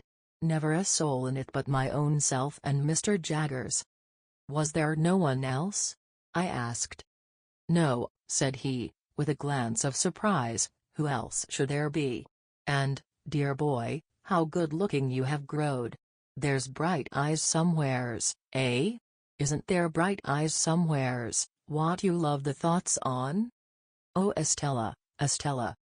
They shall be yourn, dear boy, if money can buy 'em. Not that a gentleman like you, so well set up as you, can't win 'em off of his own game, but money shall back you. Let me finish what I was a-telling you, dear boy. From that there hut and that there hiring out, I got money left me by my master, which died, and had been the same as me, and got my liberty and went for myself. In every single thing I went for you. Lord strike a blight upon it, I says, whatever it was I went for, if it ain't for him. It all prospered wonderful. As I give you to understand just now, I'm famous for it. It was the money left me, and the gains of the first few year what I sent home to Mr. Jaggers, all for you, when he first come arter you, agreeable to my letter. Oh that he had never come! That he had left me at the forge, far from contented, yet, by comparison happy. And then, dear boy, it was a recompense to me, looky here, to know in secret that I was making a gentleman. The blood horses of them colonists might fling up the dust over me as I was walking. What do I say? I says to myself, I'm making a better gentleman nor ever you'll be. When one of 'em says to another, he was a convict, a few year ago, and is a ignorant common fellow now, for all he's lucky. What do I say? I says to myself, if I ain't a gentleman, nor yet ain't got no learning, I'm the owner of such. All on you owns stock and land, which on you owns a brought-up London gentleman. This way I kept myself a-going. And this way I held steady afore my mind that I would for certain come one day and see my boy, and make myself known to him, on his own ground. He laid his hand on my shoulder. I shuddered at the thought that for anything I knew, his hand might be stained with blood. It warn't easy, Pip, for me to leave them parts, nor yet it warn't safe. But I held to it, and the harder it was, the stronger I held, for I was determined, and my mind firm made up. At last I done it. Dear boy, I done it. I tried to collect my thoughts, but I was stunned. Throughout, I had seemed to myself to attend more to the wind and the rain than to him. Even now, I could not separate his voice from those voices, though those were loud and his was silent. "Where will you put me?" he asked, presently. "I must be put somewheres, dear boy." "To sleep?" said I. "Yes. And to sleep long and sound," he answered, "for I've been sea-tossed and sea-washed, months and months." "My friend and companion," said I, rising from the sofa, "is absent. You must have his room." "He won't come back tomorrow, will he?" "No," said I, answering almost mechanically, in spite of my utmost efforts, "not tomorrow." "Because, looky here, dear boy," he said, dropping his voice, and laying a long finger on my breast in an impressive manner, "caution is necessary." "How do you mean? Caution?" "By G, it's death." "What's death?" "I was sent for life. It's death to come back. There's been overmuch coming back of late years, and I should of a certainty be hanged if took. Nothing was needed but this. The wretched man, after loading wretched me with his gold and silver chains for years, had risked his life to came to me, and I held it there in my keeping. If I had loved him instead of abhorring him, if I had been attracted to him by the strongest admiration and affection, instead of shrinking from him with the strongest repugnance, it could have been no worse. On the contrary, it would have been better, for his preservation would then have naturally and tenderly addressed my heart. My first care was to close the shutters, so that no light might be seen from without, and then to close and make fast the doors. While I did so, he stood at the table drinking rum and eating biscuit, and when I saw him thus engaged, I saw my convict on the marshes at his meal again. It almost seemed to me as if he must stoop down presently, to file at his leg. When I had gone into Herbert's room, and had shut off any other communication between it and the staircase than through the room in which our conversation had been held, I asked him if he would go to bed. He said yes, but asked me for some of my gentleman's linen to put on in the morning. I brought it out, and laid it ready for him, and my blood again ran cold when he again took me by both hands to give me good night. I got away from him, without knowing how I did it, and mended the fire in the room where we had been together, and sat down by it, afraid to go to bed. For an hour or more, I remained too stunned to think, and it was not until I began to think, that I began fully to know how wrecked I was, and how the ship in which I had sailed was gone to pieces. Miss Havisham's intentions towards me, all a mere dream, a Stella not designed for me, I only suffered in Sati's house as a convenience, a sting for the greedy relations, a model with a mechanical heart to practice on when no other practice was at hand. Those were the first smarts I had. But, sharpest and deepest pain of all, it was for the convict, guilty of I knew not what crimes, and liable to be taken out of those rooms where I sat thinking, and hanged at the Old Bailey door, that I had deserted Joe. I would not have gone back to Joe now, I would not have gone back to Biddy now, for any consideration, simply, I suppose, because my sense of my own worthless conduct to them was greater than every consideration. No wisdom on earth could have given me the comfort that I should have derived from their simplicity and fidelity, but I could never, never, undo what I had done. In every rage of wind and rush of rain, I heard pursuers. Twice, I could have sworn there was a knocking and whispering at the outer door. With these fears upon me, I began either to imagine or recall that I had had mysterious warnings of this man's approach. That, for weeks gone by, I had passed faces in the streets which I had thought like his. That these likenesses had grown more numerous, as he, coming over the sea, had drawn nearer. That his wicked spirit had somehow sent these messengers to mine, and that now on this stormy night he was as good as his word, and with me. Crowding up with these reflections came the reflection that I had seen him with my childish eyes to be a desperately violent man, that I had heard that other convict reiterate that he had tried to murder him, that I had seen him down in the ditch tearing and fighting like a wild beast. Out of such remembrances I brought into the light of the fire a half-formed terror that it might not be safe to be shut up there with him in the dead of the wild solitary night. This dilated until it filled the room, and impelled me to take a candle and go in and look at my dreadful burden. He had rolled a handkerchief round his head, and his face was set and lowering in his sleep. But he was asleep, and quietly too, though he had a pistol lying on the pillow. Assured of this, I softly removed the key to the outside of his door, and turned it on him before I again sat down by the fire. Gradually I slipped from the chair and lay on the floor. When I awoke without having parted in my sleep with the perception of my wretchedness, the clocks of the eastward churches were striking 5, the candles were wasted out, the fire was dead, and the wind and rain intensified the thick black darkness. This is the end of the second stage of Pip's expectations. Chapter 40. It was fortunate for me that I had to take precautions to ensure, so far as I could, the safety of my dreaded visitor, for, this thought pressing on me when I awoke, held other thoughts in a confused concourse at a distance. The impossibility of keeping him concealed in the chambers was self-evident. It could not be done, and the attempt to do it would inevitably engender suspicion. True, I had no avenger in my service now, but I was looked after by an inflammatory old female, assisted by an animated ragbag whom she called her niece, and to keep a room secret from them would be to invite curiosity and exaggeration.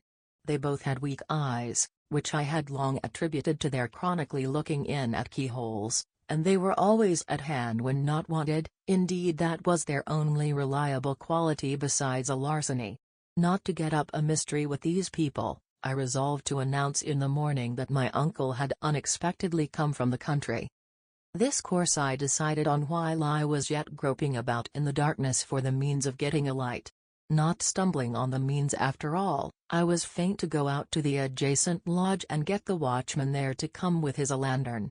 Now, in groping my way down the black staircase I fell over something, and that something was a man crouching in a corner. As the man made no answer when I asked him what he did there, but eluded my touch in silence, I ran to the lodge and urged the watchman to come quickly, telling him of the incident on the way back. The wind being as fierce as ever, we did not care to endanger the light in the lantern by rekindling the extinguished lamps on the staircase, but we examined the staircase from the bottom to the top and found no one there. It then occurred to me as possible that the man might have slipped into my rooms, so, lighting my candle at the watchman's, and leaving him standing at the door, I examined them carefully, including the room in which my dreaded guest lay asleep. All was quiet, and assuredly no other man was in those chambers. It troubled me that there should have been a lurker on the stairs, on that night of all nights in the year, and I asked the watchman, on the chance of eliciting some hopeful explanation as I handed him a dram at the door, whether he had admitted at his gate any gentleman who had perceptibly been dining out? Yes, he said, at different times of the night, 3. One lived in Fountain Court, and the other 2 lived in the lane, and he had seen them all go home. Again, the only other man who dwelt in the house of which my chambers formed a part had been in the country for some weeks, and he certainly had not returned in the night, because we had seen his door with his seal on it as we came upstairs. The night being so bad, sir, said the watchman, as he gave me back my glass, uncommon few have come in at my gate. Besides them 3 gentlemen that I have named, I don't call to mind another since about 11 o'clock, when a stranger asked for you. My uncle, I muttered. Yes. You saw him, sir? Yes. Oh yes. Likewise the person with him?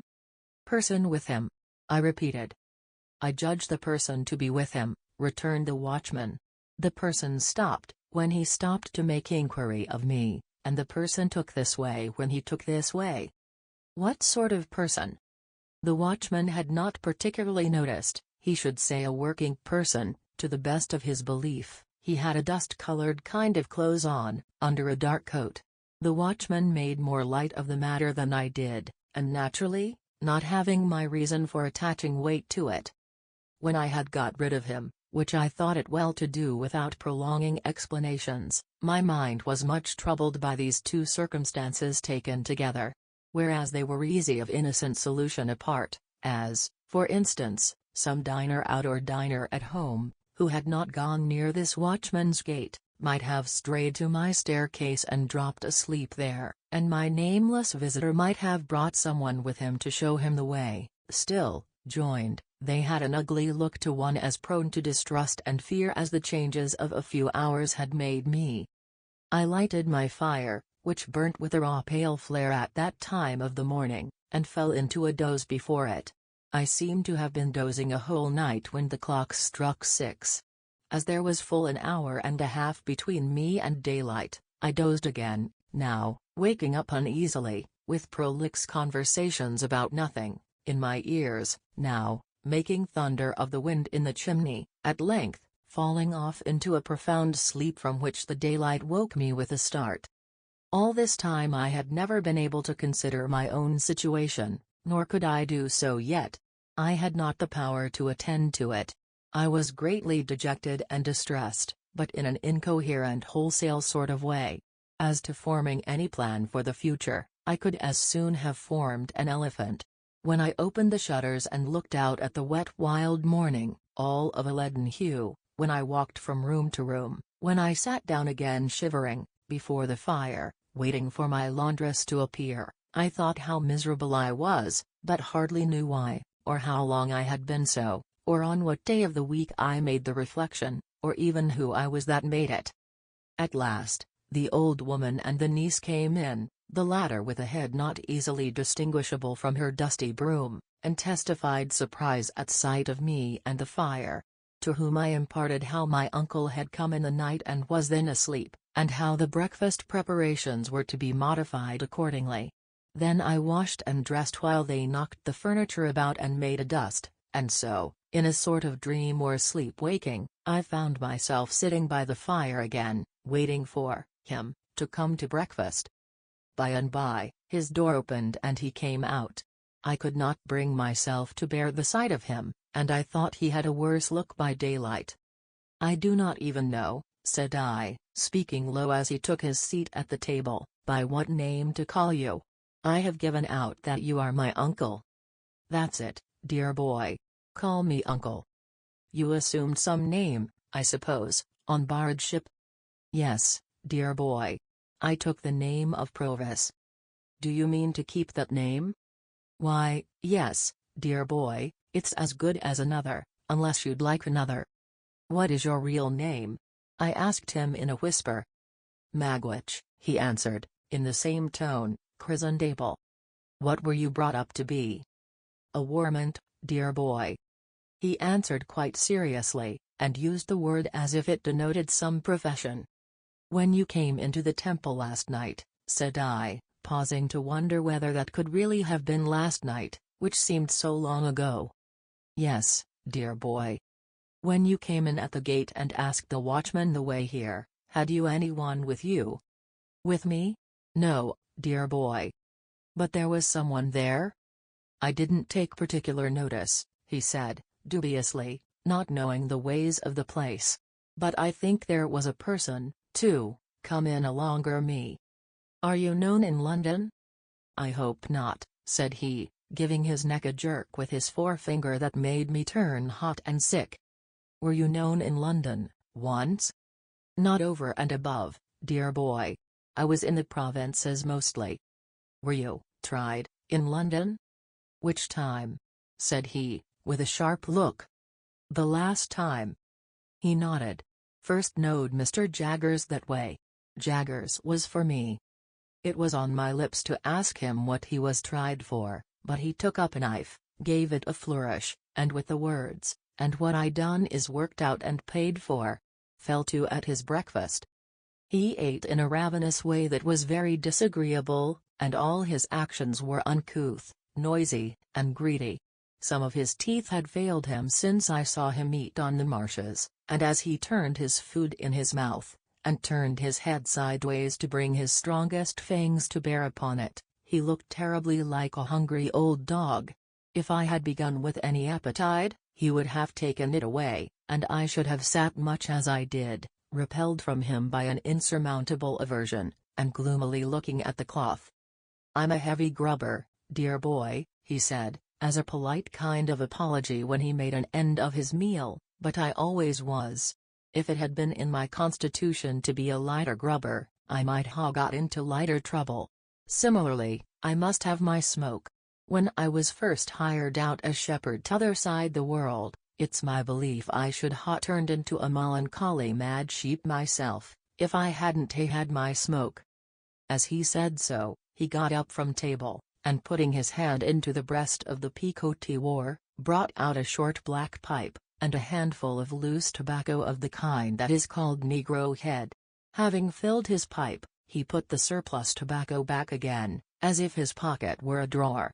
Then, he took a live coal from the fire with the tongs, and lighted his pipe at it, and then turned round on the hearthrug with his back to the fire, and went through his favorite action of holding out both his hands for mine. "And this," said he, dandling my hands up and down in his, as he puffed at his pipe, "and this is the gentleman what I made. The real genuine one. It does me good for to look at you, Pip. All I stipulate, is, to stand by and look at you, dear boy." I released my hands as soon as I could, and found that I was beginning slowly to settle down to the contemplation of my condition. What I was chained to, and how heavily, became intelligible to me, as I heard his hoarse voice, and sat looking up at his furrowed bald head with its iron-grey hair at the sides. "I mustn't see my gentleman a-footing it in the mire of the streets, there mustn't be no mud on his boots. My gentleman must have horses, Pip. Horses to ride, and horses to drive, and horses for his servant to ride and drive as well. Shall colonists have their horses, and bloodoons, if you please, good Lord, and not my London gentlemen? No, no. We'll show 'em another pair of shoes than that, Pip, won't us?" He took out of his pocket a great thick pocket-book, bursting with papers, and tossed it on the table. "There's something worth spending in that there book, dear boy. It's yourn. All I've got ain't mine, it's yourn. Don't you be afeard on it.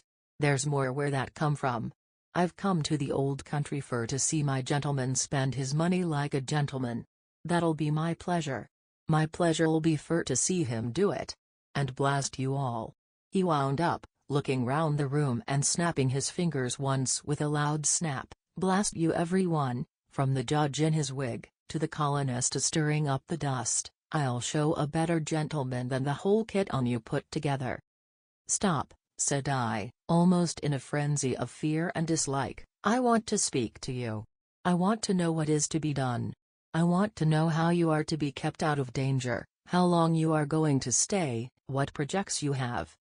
"Looky here, Pip," said he, laying his hand on my arm in a suddenly altered and subdued manner, "first of all, looky here. I forgot myself half a minute ago. What I said was low, that's what it was, low. Looky here, Pip. Look over it. I ain't going to be low. First," I resumed, half groaning, "what precautions can be taken against your being recognized and seized?"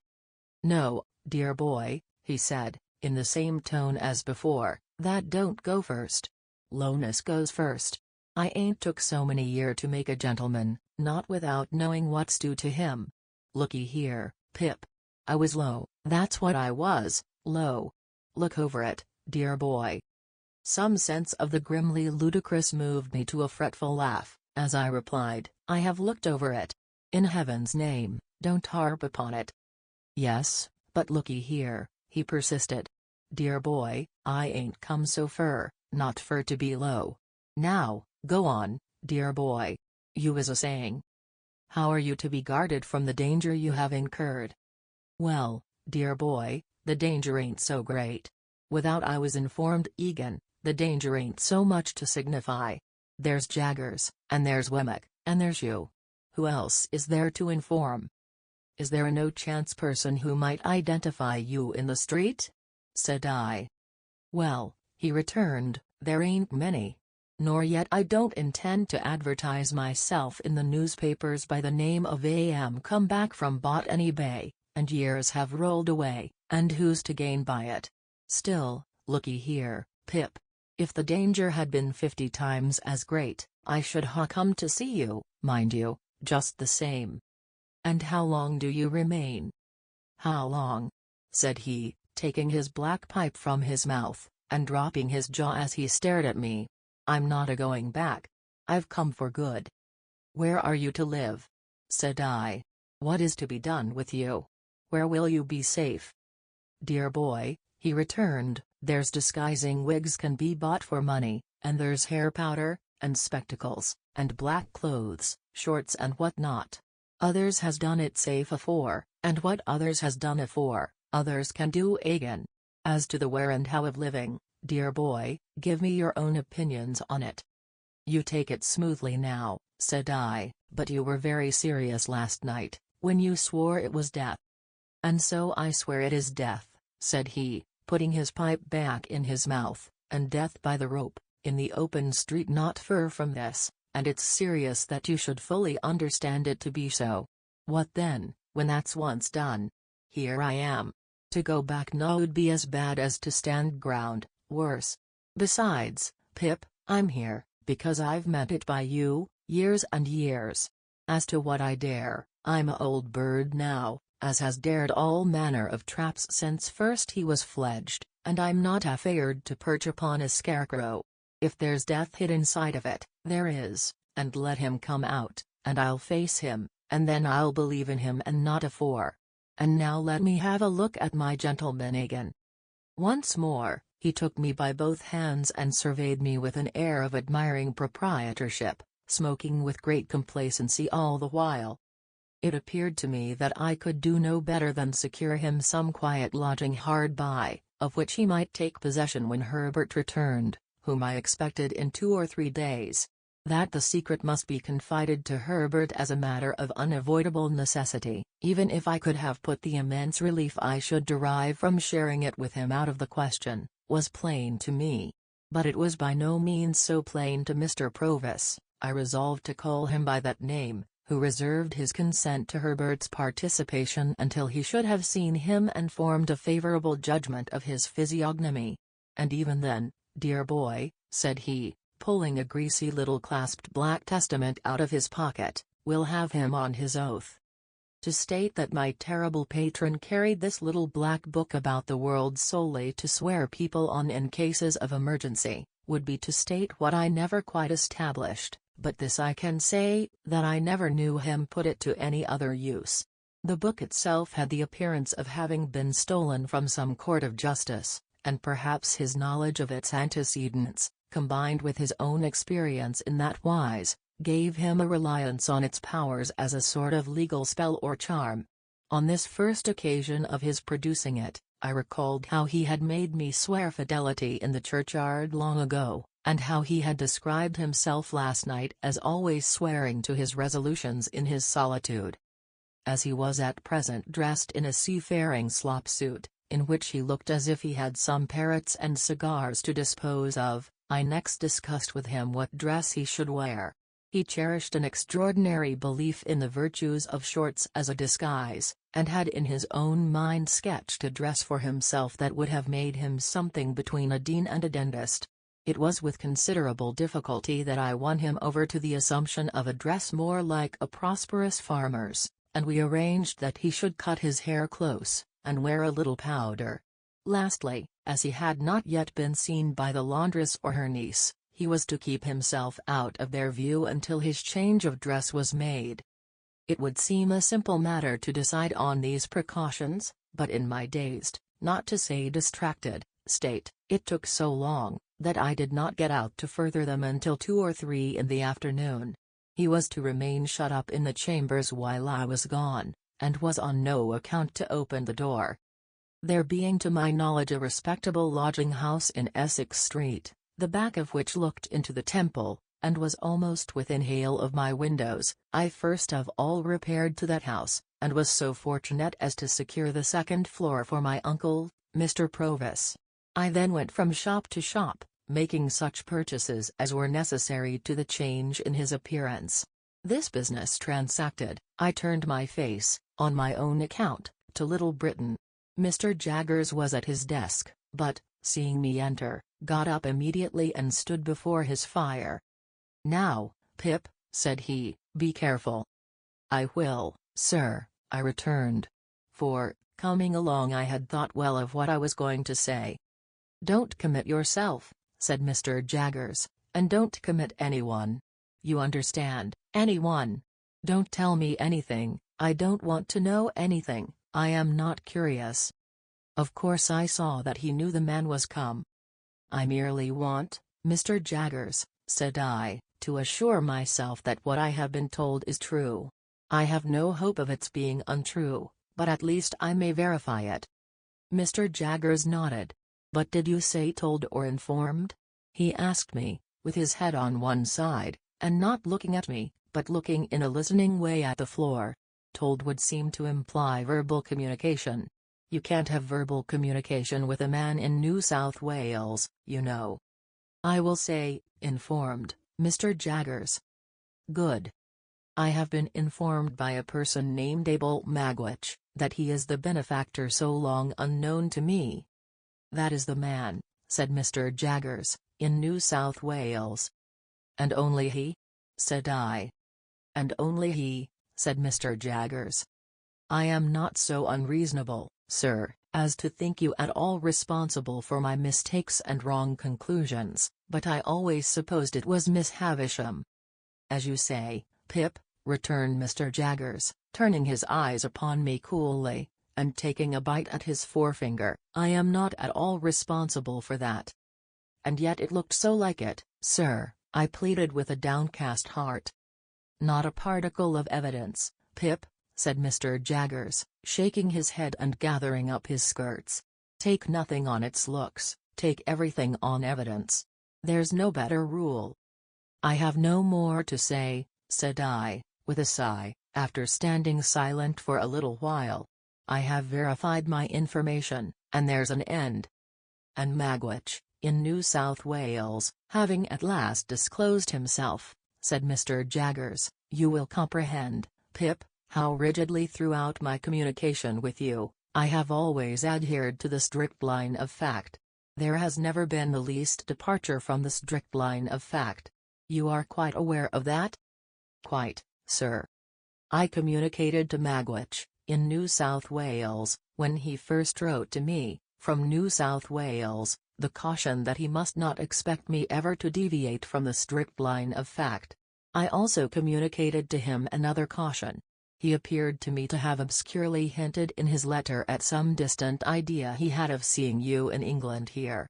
I cautioned him that I must hear no more of that he was not at all likely to obtain a pardon, that he was expatriated for the term of his natural life, and that his presenting himself in this country would be an act of felony, rendering him liable to the extreme penalty of the law.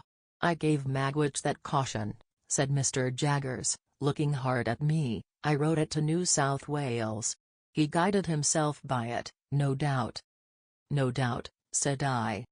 "I have been informed by Wemmick," pursued Mr. Jaggers, still looking hard at me, "that he has received a letter, under date Portsmouth, from a colonist of the name of Purvis, or Provis," I suggested. "Or Provis, thank you, Pip. Perhaps it is Provis? Perhaps you know it's Provis?" "Yes," said I. "You know it's Provis. A letter, under date Portsmouth, from a colonist of the name of Provis, asking for the particulars of your address, on behalf of Magwitch. Wemmick sent him the particulars, I understand, by return of post. Probably it is through Provis that you have received the explanation of Magwitch, in New South Wales? It came through Provis, I replied.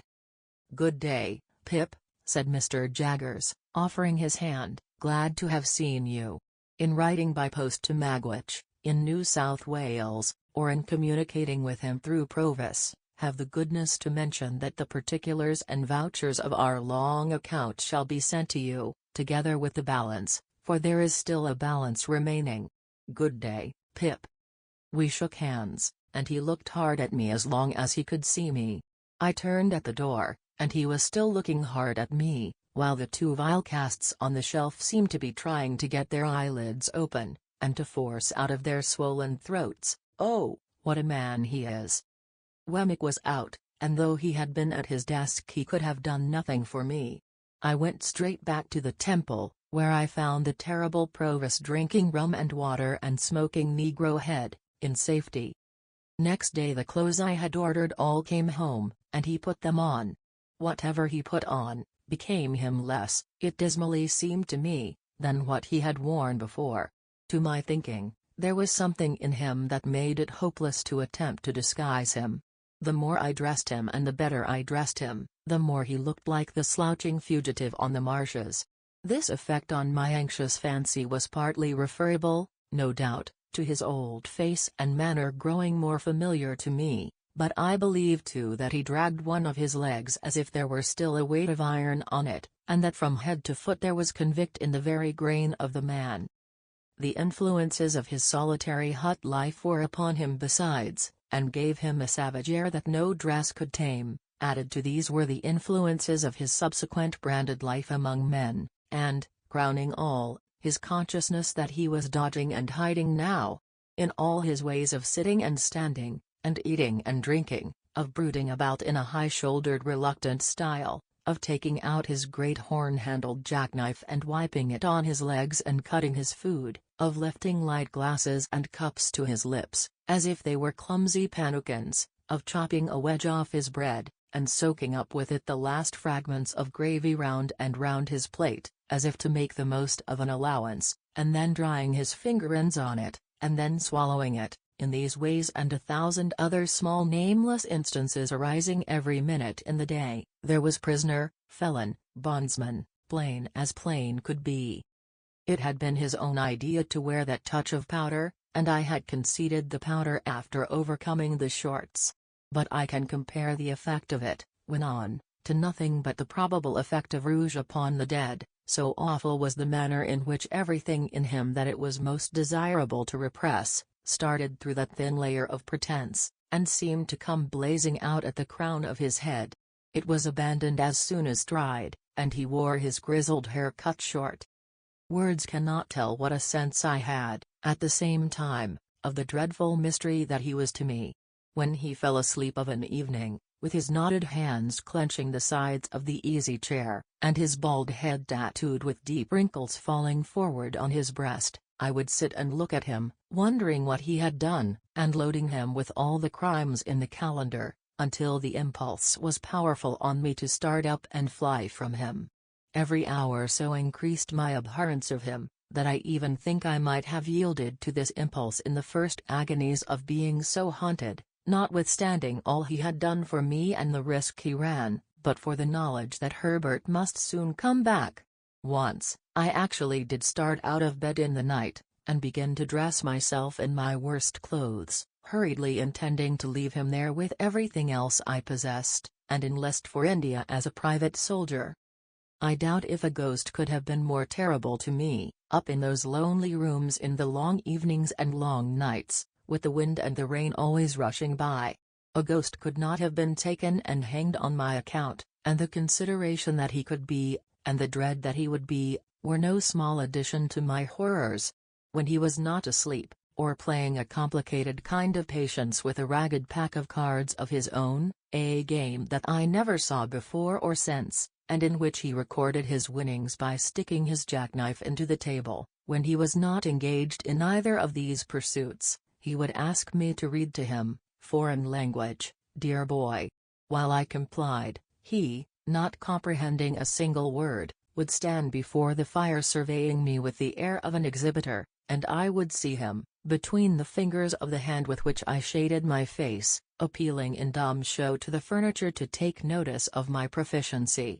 The imaginary student pursued by the misshapen creature he had impiously made, was not more wretched than I, pursued by the creature who had made me, and recoiling from him with a stronger repulsion, the more he admired me and the fonder he was of me. This is written of, I am sensible, as if it had lasted a year. It lasted about 5 days. Expecting Herbert all the time, I dared not go out, except when I took Provis for an airing after dark. At length, one evening when dinner was over and I had dropped into a slumber quite worn out, for my nights had been agitated and my rest broken by fearful dreams, I was roused by the welcome footstep on the staircase. Provis, who had been asleep too, staggered up at the noise I made, and in an instant I saw his jackknife shining in his hand. "Quiet. It's Herbert," I said, and Herbert came bursting in, with the airy freshness of 600 miles of France upon him. "Handel, my dear fellow, how are you? And again how are you? And again how are you? I seem to have been gone a 12-month. Why, so I must have been, for you have grown quite thin and pale. Handel, my, halloa. I beg your pardon." He was stopped in his running on and in his shaking hands with me, by seeing Provis. Provis, regarding him with a fixed attention, was slowly putting up his jackknife, and groping in another pocket for something else. "Herbert, my dear friend," said I, shutting the double doors, while Herbert stood staring and wondering, "something very strange has happened. This is, a visitor of mine." "It's all right, dear boy," said Provis coming forward, with his little clasped black book, and then addressing himself to Herbert. "Take it in your right hand. Lord strike you dead on the spot, if ever you split in any way somever. Kiss it." "Do so, as he wishes it," I said to Herbert. So, Herbert, looking at me with a friendly uneasiness and amazement, complied, and Provis immediately shaking hands with him, said, "Now you're on your oath, you know. And never believe me on mine, if Pip shan't make a gentleman on you." Chapter 41. In vain should I attempt to describe the astonishment and disquiet of Herbert, when he and I and Provis sat down before the fire, and I recounted the whole of the secret. Enough, that I saw my own feelings reflected in Herbert's face, and not least among them, my repugnance towards the man who had done so much for me. What would alone have set a division between the man and us, if there had been no other dividing circumstance, was his triumph in my story. Saving his troublesome sense of having been low on one occasion since his return, on which point he began to hold forth to Herbert, the moment my revelation was finished, he had no perception of the possibility of my finding any fault with my good fortune. His boast that he had made me a gentleman, and that he had come to see me support the character on his ample resources, was made for me quite as much as for himself. And that it was a highly agreeable boast to both of us, and that we must both be very proud of it, was a conclusion quite established in his own mind. "Though, look'ee here, Pip's comrade," he said to Herbert, after having discoursed for some time, "I know very well that once since I come back, for half a minute, I've been low." I said to Pip, "I knowed as I had been low. But don't you fret yourself on that score. I ain't made Pip a gentleman, and Pip ain't a-going to make you a gentleman, not for me not to know what's due to ye both. Dear boy, and Pip's comrade, you two may count upon me always having a genteel muzzle on.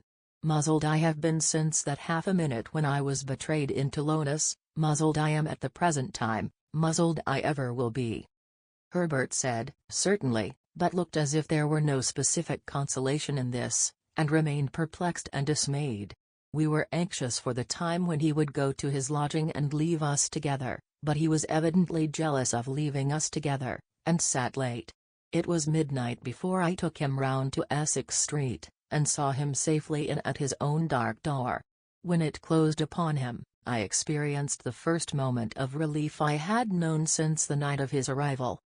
Never quite free from an uneasy remembrance of the man on the stairs, I had always looked about me in taking my guest out after dark, and in bringing him back, and I looked about me now.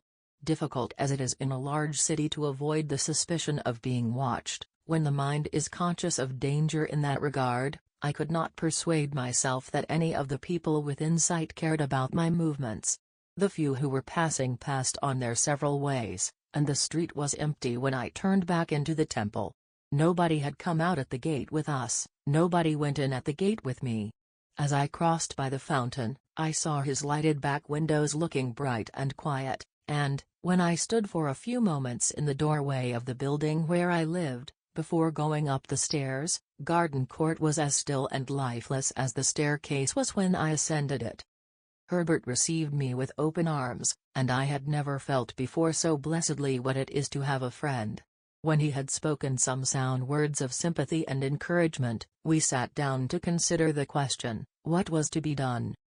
The chair that Provis had occupied still remaining where it had stood, for he had a barrack way with him of hanging about one spot, in one unsettled manner, and going through one round of observances with his pipe and his negro head and his jackknife and his pack of cards, and what not, as if it were all put down for him on a slate. I say his chair remaining where it had stood, Herbert unconsciously took it, but next moment started out of it, pushed it away, and took another. He had no occasion to say after that he had conceived an aversion for my patron, neither had I occasion to confess my own. We interchanged that confidence without shaping a syllable. "What," said I to Herbert, when he was safe in another chair, "what is to be done?"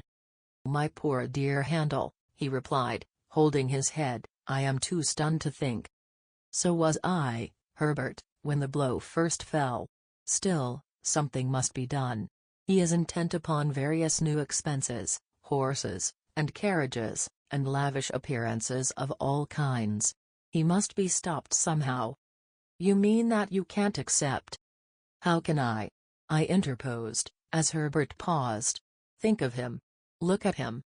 An involuntary shudder passed over both of us. "Yet I am afraid the dreadful truth is, Herbert, that he is attached to me, strongly attached to me. Was there ever such a fate?" "My poor dear Handel," Herbert repeated. "Then," said I, after all, stopping short here, never taking another penny from him, "think what I owe him already. Then again, I am heavily in debt, very heavily for me, who have now no expectations, and I have been bred to no calling, and I am fit for nothing." "Well, well, well," Herbert remonstrated.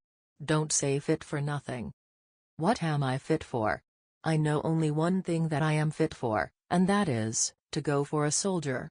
And I might have gone, my dear Herbert, but for the prospect of taking counsel with your friendship and affection. Of course I broke down there, and of course Herbert, beyond seizing a warm grip of my hand, pretended not to know it. Anyhow, my dear Handel, said he presently, soldiering won't do.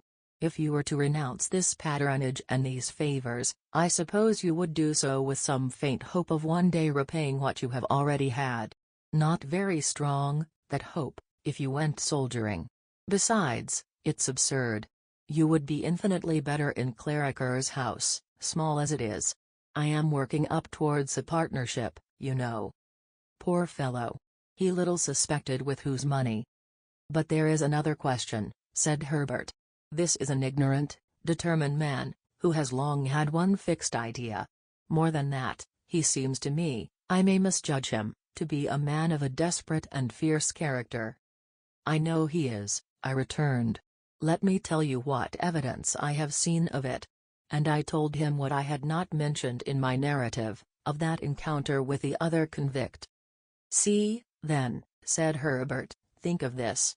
He comes here at the peril of his life, for the realization of his fixed idea. In the moment of realization, after all his toil and waiting, you cut the ground from under his feet, destroy his idea, and make his gains worthless to him. Do you see nothing that he might do, under the disappointment? I have seen it, Herbert, and dreamed of it, ever since the fatal night of his arrival. Nothing has been in my thoughts so distinctly as his putting himself in the way of being taken. Then you may rely upon it, said Herbert, that there would be great danger of his doing it. That is his power over you as long as he remains in England, and that would be his reckless course if you forsook him." I was so struck by the horror of this idea, which had weighed upon me from the first, and the working out of which would make me regard myself, in some sort, as his murderer, that I could not rest in my chair, but began pacing to and fro. I said to Herbert, meanwhile, that even if Provis were recognized and taken, in spite of himself, I should be wretched as the cause, however innocently. Yes, even though I was so wretched in having him at large and near me, and even though I would far rather have worked at the forge all the days of my life than I would ever have come to this. But there was no staving off the question. What was to be done? "The first and the main thing to be done," said Herbert, "is to get him out of England. You will have to go with him, and then he may be induced to go. But get him where I will, could I prevent his coming back? My good Handel, is it not obvious that with Newgate and the next street, there must be far greater hazard in your breaking your mind to him and making him reckless, here, than elsewhere? If a pretext to get him away could be made out of that other convict, or out of anything else in his life, now—" "There, again," said I, stopping before Herbert, with my open hands held out, as if they contained the desperation of the case. "I know nothing of his life. It has almost made me mad to sit here of a night and see him before me, so bound up with my fortunes and misfortunes, and yet so unknown to me, except as the miserable wretch who terrified me 2 days in my childhood." Herbert got up, and linked his arm in mine, and we slowly walked to and fro together, studying the carpet. "Handel," said Herbert, stopping, "you feel convinced that you can take no further benefits from him, do you?" "Fully. Surely you would, too, if you were in my place?" "And you feel convinced that you must break with him?" "Herbert, can you ask me? And you have, and are bound to have, that tenderness for the life he has risked on your account, that you must save him, if possible, from throwing it away. Then you must get him out of England before you stir a finger to extricate yourself. That done, extricate yourself, in heaven's name, and we'll see it out together, dear old boy." It was a comfort to shake hands upon it, and walk up and down again, with only that done. "Now, Herbert," said I, with reference to gaining some knowledge of his history, "there is but one way that I know of. I must ask him point blank." "Yes.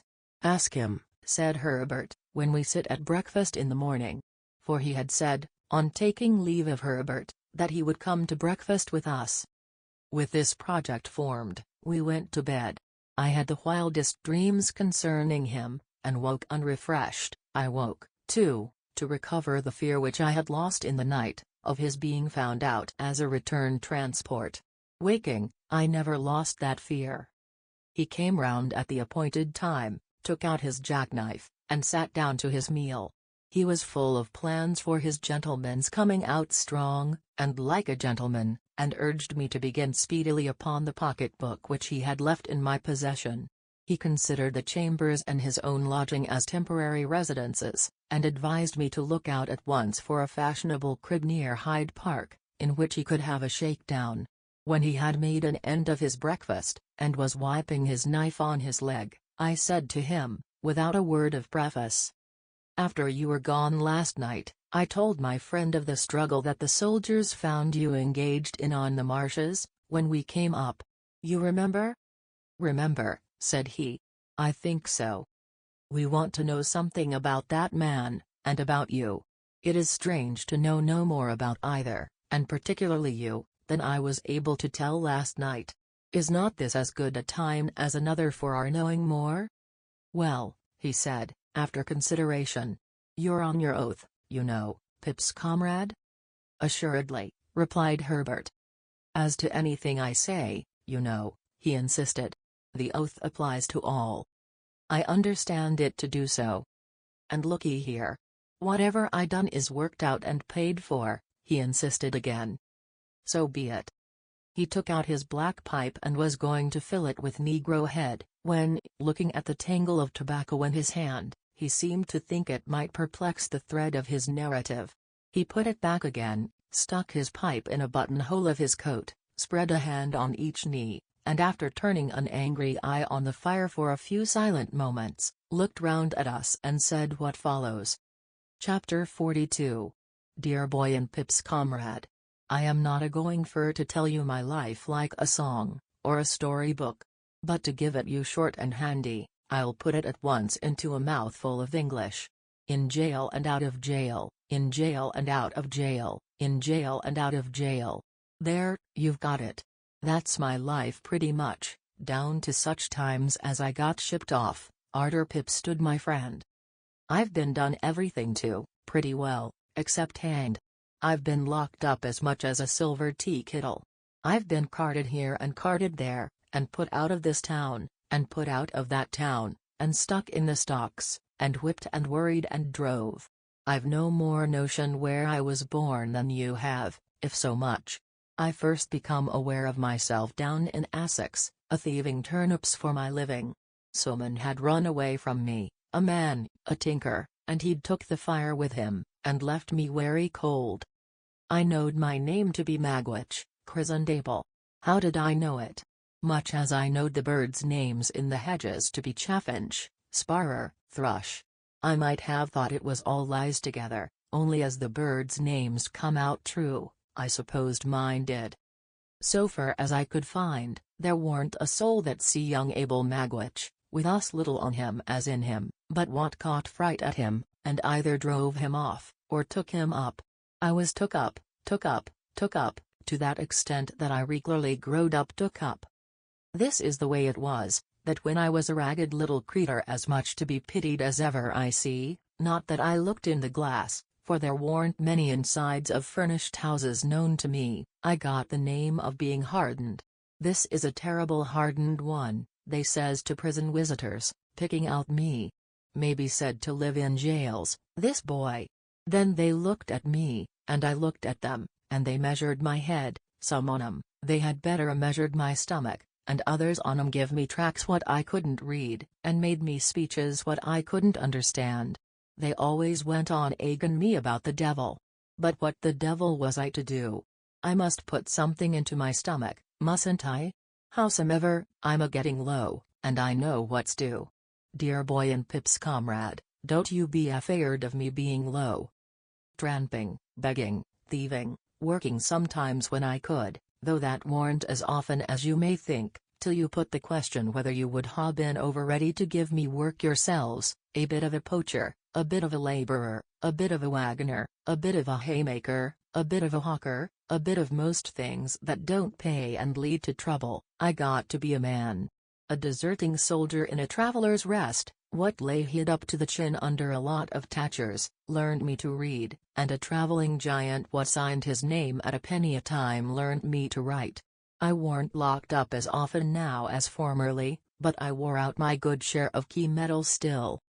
At Epsom races, a matter of over 20 years ago, I got acquainted why a man whose skull I'd crack why this poker, like the claw of a lobster, if I'd got it on this hob. His right name was Compeyson, and that's the man, dear boy, what you see me a-pounding in the ditch, according to what you truly told your comrade arter I was gone last night. He set up for a gentleman, this Compeyson, and he'd been to a public boarding school and had learning. He was a smooth one to talk, and was a dab at the ways of gentlefolks. He was good-looking too. It was the night afore the great race, when I found him on the heath, in a booth that I knowed on. Him and some more was a-sitting among the tables when I went in, and the landlord, which had a knowledge of me, and was a sporting one, called him out, and said, I think this is a man that might suit you, meaning I was. Compeyson, he looks at me very noticing, and I look at him. He has a watch and a chain and a ring and a breastpin and a handsome suit of clothes. To judge from appearances, you're out of luck, says Compeyson to me. Yes, master, and I've never been in it much. I had come out of Kingston jail last on a vagrancy committal. Not but what it might have been for something else, but it warn't. Luck changes, says Compeyson, perhaps yours is going to change. I says, I hope it may be so. There's room. What can you do? Says Compeyson. "Eat and drink," I says, "if you'll find the materials." Compeyson laughed, looked at me again very noticing, give me 5 shillings, and appointed me for next night. Same place. I went to Compeyson next night, same place, and Compeyson took me on to be his man and pardner. And what was Compeyson's business in which we was to go pardners? Compeyson's business was the swindling, handwriting forging, stolen banknote passing, and such like. All sorts of traps as Compeyson could set with his head, and keep his own legs out of and get the profits from and let another man in for, was Compeyson's business. He'd no more heart than an iron file, he was as cold as death, and he had the head of the devil aforementioned. There was another in with Compeyson, as was called Arthur, not as being so christened, but as a surname. He was in a decline, and was a shadow to look at. Him and Compeyson had been in a bad thing with a rich lady some years afore, and they'd made a pot of money by it, but Compeyson betted and gamed, and he'd have run through the king's taxes. So, Arthur was a-dying poor and with the horrors on him, and Compeyson's wife, which Compeyson kicked mostly, was a-having pity on him when she could, and Compeyson was a-having pity on nothing and nobody. I might a took warning by Arthur, but I didn't. And I won't pretend I was particular, for where would be the good on it, dear boy and comrade? So I begun why Compeyson, and a poor tool I was in his hands. Arthur lived at the top of Compeyson's house, over nigh Brentford it was, and Compeyson kept a careful account agin him for board and lodging, in case he should ever get better to work it out. But Arthur soon settled the account. The second or third time as ever I see him, he come a-tearing down into Compeyson's parlour late at night, in only a flannel gown, with his hair all in a sweat, and he says to Compeyson's wife, "Sally, she really is upstairs alonger me, now, and I can't get rid of her. She's all in white," he says, "why white flowers in her hair, and she's awful mad, and she's got a shroud hanging over her arm, and she says she'll put it on me at 5 in the morning."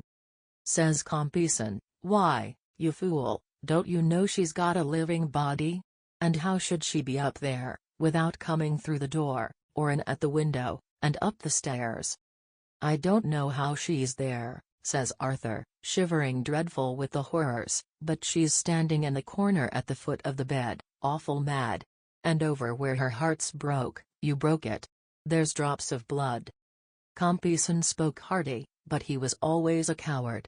"Go up alonger this drivelling sick man," he says to his wife, "and Magwitch, lend her a hand, will you?" But he never come nigh himself. Compeyson's wife and me took him up to bed again, and he raved most dreadful. "Why, look at her!" he cries out. "She's a-shaking the shroud at me. Don't you see her? Look at her eyes. Ain't it awful to see her so mad?" Next he cries, "She'll put it on me, and then I'm done for. Take it away from her, take it away." And then he catched hold of us, and kept on a-talking to her, and answering of her, till I half believed I see her myself. Compeyson's wife, being used to him, give him some liquor to get the horrors off, and by he quieted. "Oh, she's gone. Has her keeper been for her?" he says. "Yes," says Compeyson's wife. "Did you tell him to lock her and bar her in?" "Yes." To take that ugly thing away from her?" "Yes, yes, all right. You are a good creetur," he says, "don't leave me, whatever you do, and thank you."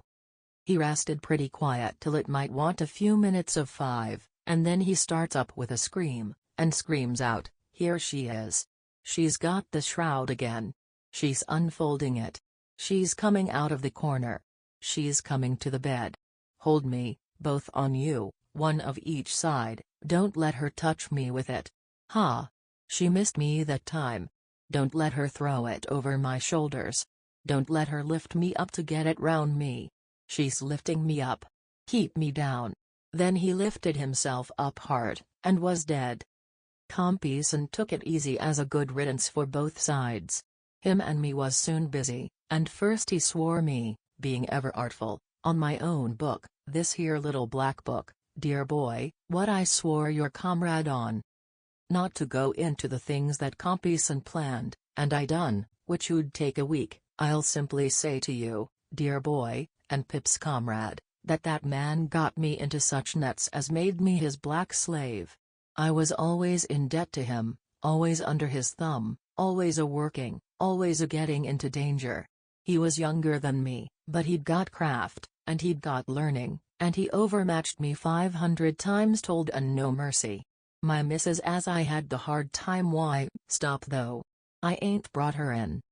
He looked about him in a confused way, as if he had lost his place in the book of his remembrance, and he turned his face to the fire, and spread his hands broader on his knees, and lifted them off and put them on again. There ain't no need to go into it, he said, looking round once more. The time why Compeyson was a'most as hard a time as ever I had, that said, all said. Did I tell you as I was tried, alone, for misdemeanor, while with Compeyson? I answered, no. Well, he said, I was, and got convicted. As to took up on suspicion, that was twice or three times in the 4 or 5 year that it lasted, but evidence was wanting. At last, me and Compeyson was both committed for felony, on a charge of putting stolen notes in circulation, and there was other charges behind. Compeyson says to me, separate defenses, no communication, and that was all. And I was so miserable poor, that I sold all the clothes I had, except what hung on my back, afore I could get jaggers. When we was put in the dock, I noticed first of all what a gentleman Compeyson looked, why his curly hair and his black clothes and his white pocket handkercher, and what a common sort of a wretch I looked. When the prosecution opened and the evidence was put short, aforehand, I noticed how heavy it all bore on me, and how light on him.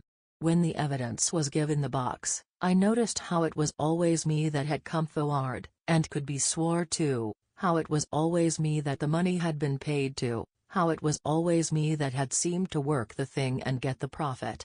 But when the defense come on, then I see the plan plainer, for, says the counselor for Compeyson, my lord and gentlemen, here you has afore you, side by side, 2 persons as your eyes can separate wide, 1, the younger, well brought up, who will be spoke to as such, 1, the elder, ill brought up, who will be spoke to as such, 1, the younger, seldom if ever seen in these here transactions, and only suspected, t'other, the elder, always seen in 'em and always why his guilt brought home. Can you doubt, if there is but one in it, which is the one, and, if there is 2 in it, which is much the worst one? And such like. And when it come to character, warn't it Compeyson as had been to the school, and warn't it his schoolfellows as was in this position and in that, and warn't it him as had been knowed by witnesses in such clubs and societies, and now to his disadvantage? And warn't it me as had been tried afore, and as had been knowed up hill and down dale in bridewells and lockups? And when it come to speech-making, warn't it Compeyson as could speak to him why his face dropping every now and then into his white pocket handkercher, and why verses in his speech, too, and warn't it me as could only say, gentlemen, this man at my side is a most precious rascal? And when the verdict come, warn't it Compeyson as was recommended to mercy on account of good character and bad company, and giving up all the information he could dig in me, and warn't it me as got never a word but guilty? And when I says to Compeyson, once out of this court, I'll smash that face of yourn, ain't it Compeyson as prays the judge to be protected, and gets 2 turnkeys stood betwixt us? And when we're sentenced, ain't it him as gets 7 year, and me 14? And ain't it him as the judge is sorry for, because he might a done so well, and ain't it me as the judge perceives to be a old offender of violent passion, likely to come to worse? He had worked himself into a state of great excitement, but he checked it, took 2 or 3 short breaths, swallowed as often, and stretching out his hand towards me said, in a reassuring manner, I ain't a-going to be low, dear boy. He had so heated himself that he took out his handkerchief and wiped his face and head and neck and hands, before he could go on. Illustration. I had said to Compeyson that I'd smash that face of his, and I swore Lord smash mine. To do it. We was in the same prison ship, but I couldn't get at him for long, though I tried. At last I come behind him and hit him on the cheek to turn him round and get a smashing one at him, when I was seen and seized. The black hole of that ship warn't a strong one, to a judge of black holes that could swim and dive. I escaped to the shore, and I was a-hiding among the graves there, envying them as was in 'em and all over, when I first see my boy. He regarded me with a look of affection that made him almost abhorrent to me again, though I had felt great pity for him. By my boy, I was give to understand as Compeyson was out on them marshes too. Upon my soul, I half believe he escaped in his terror, to get quit of me, not knowing it was me as had got ashore. I hunted him down. I smashed his face. And now, says I, as the worst thing I can do, caring nothing for myself, I'll drag you back. And I'd have swum off, towing him by the hair, if it had come to that, and I'd a got him aboard without the soldiers. Of course he'd much the best of it to the last, his character was so good. He had escaped when he was made half wild by me and my murderous intentions, and his punishment was light. I was put in irons, brought to trial again, and sent for life. I didn't stop for life, dear boy and Pip's comrade, being here. He wiped himself again, as he had done before, and then slowly took his tangle of tobacco from his pocket, and plucked his pipe from his buttonhole, and slowly filled it, and began to smoke. "Is he dead?" I asked, after a silence. "Is who dead, dear boy?" "Compeyson." "He hopes I am, if he's alive, you may be sure," with a fierce look. I never heard no more of him. Herbert had been writing with his pencil in the cover of a book. He softly pushed the book over to me, as Provis stood smoking with his eyes on the fire, and I read in it. Young Havisham's name was Arthur. Compeyson is the man who professed to be Miss Havisham's lover. I shut the book and nodded slightly to Herbert, and put the book by, but we neither of us said anything, and both looked at Provis as he stood smoking by the fire. Chapter 43. Why should I pause to ask how much of my shrinking from Provis might be traced to Estella? Why should I loiter on my road, to compare the state of mind in which I had tried to rid myself of the stain of the prison before meeting her at the coach office, with the state of mind in which I now reflected on the abyss between Estella in her pride and beauty, and the return transport whom I harbored? The road would be none the smoother for it, the end would be none the better for it. He would not be helped, nor I extenuated. A new fear had been engendered in my mind by his narrative, or rather, his narrative had given form and purpose to the fear that was already there. If Compeyson were alive and should discover his return, I could hardly doubt the consequence. That Compeyson stood in mortal fear of him, neither of the two could know much better than I, and that any such man as that man had been described to be would hesitate to release himself for good from a dreaded enemy by the safe means of becoming an informer was scarcely to be imagined. Never had I breathed, and never would I breathe, or so I resolved, a word of Estella to Provis. But, I said to Herbert that, before I could go abroad, I must see both Estella and Miss Havisham. This was when we were left alone on the night of the day when Provis told us his story. I resolved to go out to Richmond next day, and I went. On my presenting myself at Mrs. Brandley's, Estella's maid was called to tell that Estella had gone into the country. Where? To Sati's house, as usual. Not as usual, I said, for she had never yet gone there without me. When was she coming back? There was an air of reservation in the answer which increased my perplexity, and the answer was, that her maid believed she was only coming back at all for a little while. I could make nothing of this, except that it was meant that I should make nothing of it, and I went home again in complete discomfiture. Another night consultation with Herbert after Provis was gone home, I always took him home, and always looked well about me, led us to the conclusion that nothing should be said about going abroad until I came back from Miss Havisham's. In the meantime, Herbert and I were to consider separately what it would be best to say, whether we should devise any pretense of being afraid that he was under suspicious observation, or whether I, who had never yet been abroad, should propose an expedition. We both knew that I had but to propose anything, and he would consent. We agreed that his remaining many days in his present hazard was not to be thought of. Next day I had the meanness to feign that I was under a binding promise to go down to Joe, but I was capable of almost any meanness towards Joe or his name. Provis was to be strictly careful while I was gone, and Herbert was to take the charge of him that I had taken. I was to be absent only one night, and, on my return, the gratification of his impatience for my starting as a gentleman on a greater scale was to be begun. It occurred to me then, and as I afterwards found to Herbert also, that he might be best got away across the water, on that pretence, as, to make purchases, or the like. Having thus cleared the way for my expedition to Miss Havisham's, I set off by the early morning coach before it was yet light, and was out on the open country road when the day came creeping on, halting and whimpering and shivering, and wrapped in patches of cloud and rags of mist, like a beggar. When we drove up to the Blue Boar after a drizzly ride, whom should I see come out under the gateway, toothpick in hand, to look at the coach, but Bentley Drummle. As he pretended not to see me, I pretended not to see him. It was a very lame pretense on both sides, the lamer, because we both went into the coffee room, where he had just finished his breakfast, and where I ordered mine. It was poisonous to me to see him in the town, for I very well knew why he had come there.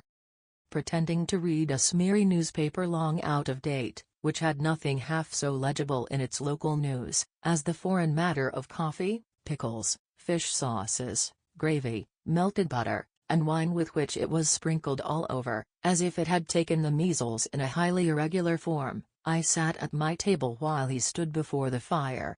By degrees it became an enormous injury to me that he stood before the fire. And I got up, determined to have my share of it. I had to put my hand behind his legs for the poker when I went up to the fireplace to stir the fire, but still pretended not to know him. "Is this a cut?" said Mr. Drummle.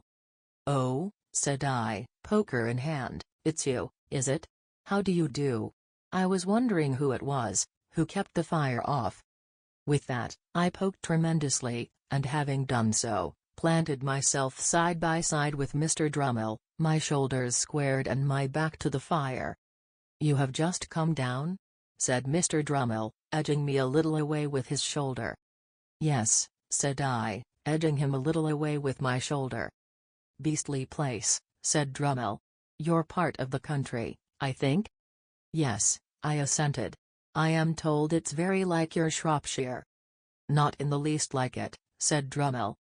Here Mr. Drummle looked at his boots and I looked at mine, and then Mr. Drummle looked at my boots, and I looked at his. "Have you been here long?" I asked, determined not to yield an inch of the fire. "Long enough to be tired of it," returned Drummle, pretending to yawn, but equally determined. "Do you stay here long?" "Can't say," answered Mr. Drummle. "Do you?" "Can't say," said I. I felt here, through a tingling in my blood, that if Mr. Drummle's shoulder had claimed another hair's breadth of room, I should have jerked him into the window, equally, that if my own shoulder had urged a similar claim, Mr. Drummle would have jerked me into the nearest box. He whistled a little. So did I. "Large tract of marshes about here, I believe?" said Drummle. "Yes. What of that?" said I. Mr. Drummle looked at me, and then at my boots, and then said, "Oh," and laughed. "Are you amused, Mr. Drummle?" "No," said he, "not particularly. I am going out for a ride in the saddle. I mean to explore those marshes for amusement. Out-of-the-way villages there, they tell me. Curious little public houses, and smithies, and that. Waiter." "Yes, sir." "Is that horse of mine ready?" "Brought round to the door, sir." "I say. Look here, you sir. The lady won't ride today, the weather won't do." "Very good, sir." "And I don't dine, because I'm going to dine at the lady's." "Very good, sir."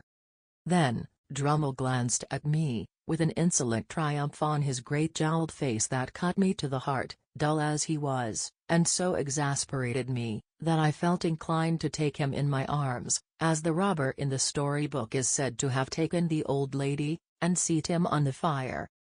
One thing was manifest to both of us, and that was, that until relief came, neither of us could relinquish the fire. There we stood, well squared up before it, shoulder to shoulder and foot to foot, with our hands behind us, not budging an inch. The horse was visible outside in the drizzle at the door, my breakfast was put on the table, Drummle's was cleared away, the waiter invited me to begin, I nodded, we both stood our ground.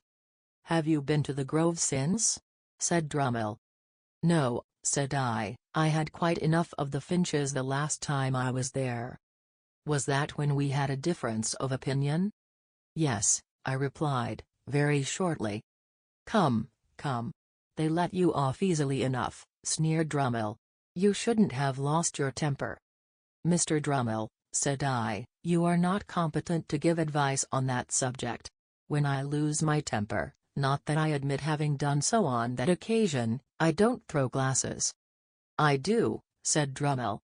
After glancing at him once or twice, in an increased state of smoldering ferocity, I said, "Mr. Drummle, I did not seek this conversation, and I don't think it an agreeable one." "I am sure it's not," said he, superciliously over his shoulder, "I don't think anything about it. And therefore," I went on, "with your leave, I will suggest that we hold no kind of communication in future." "Quite my opinion," said Drummle, "and what I should have suggested myself, or done, more likely, without suggesting.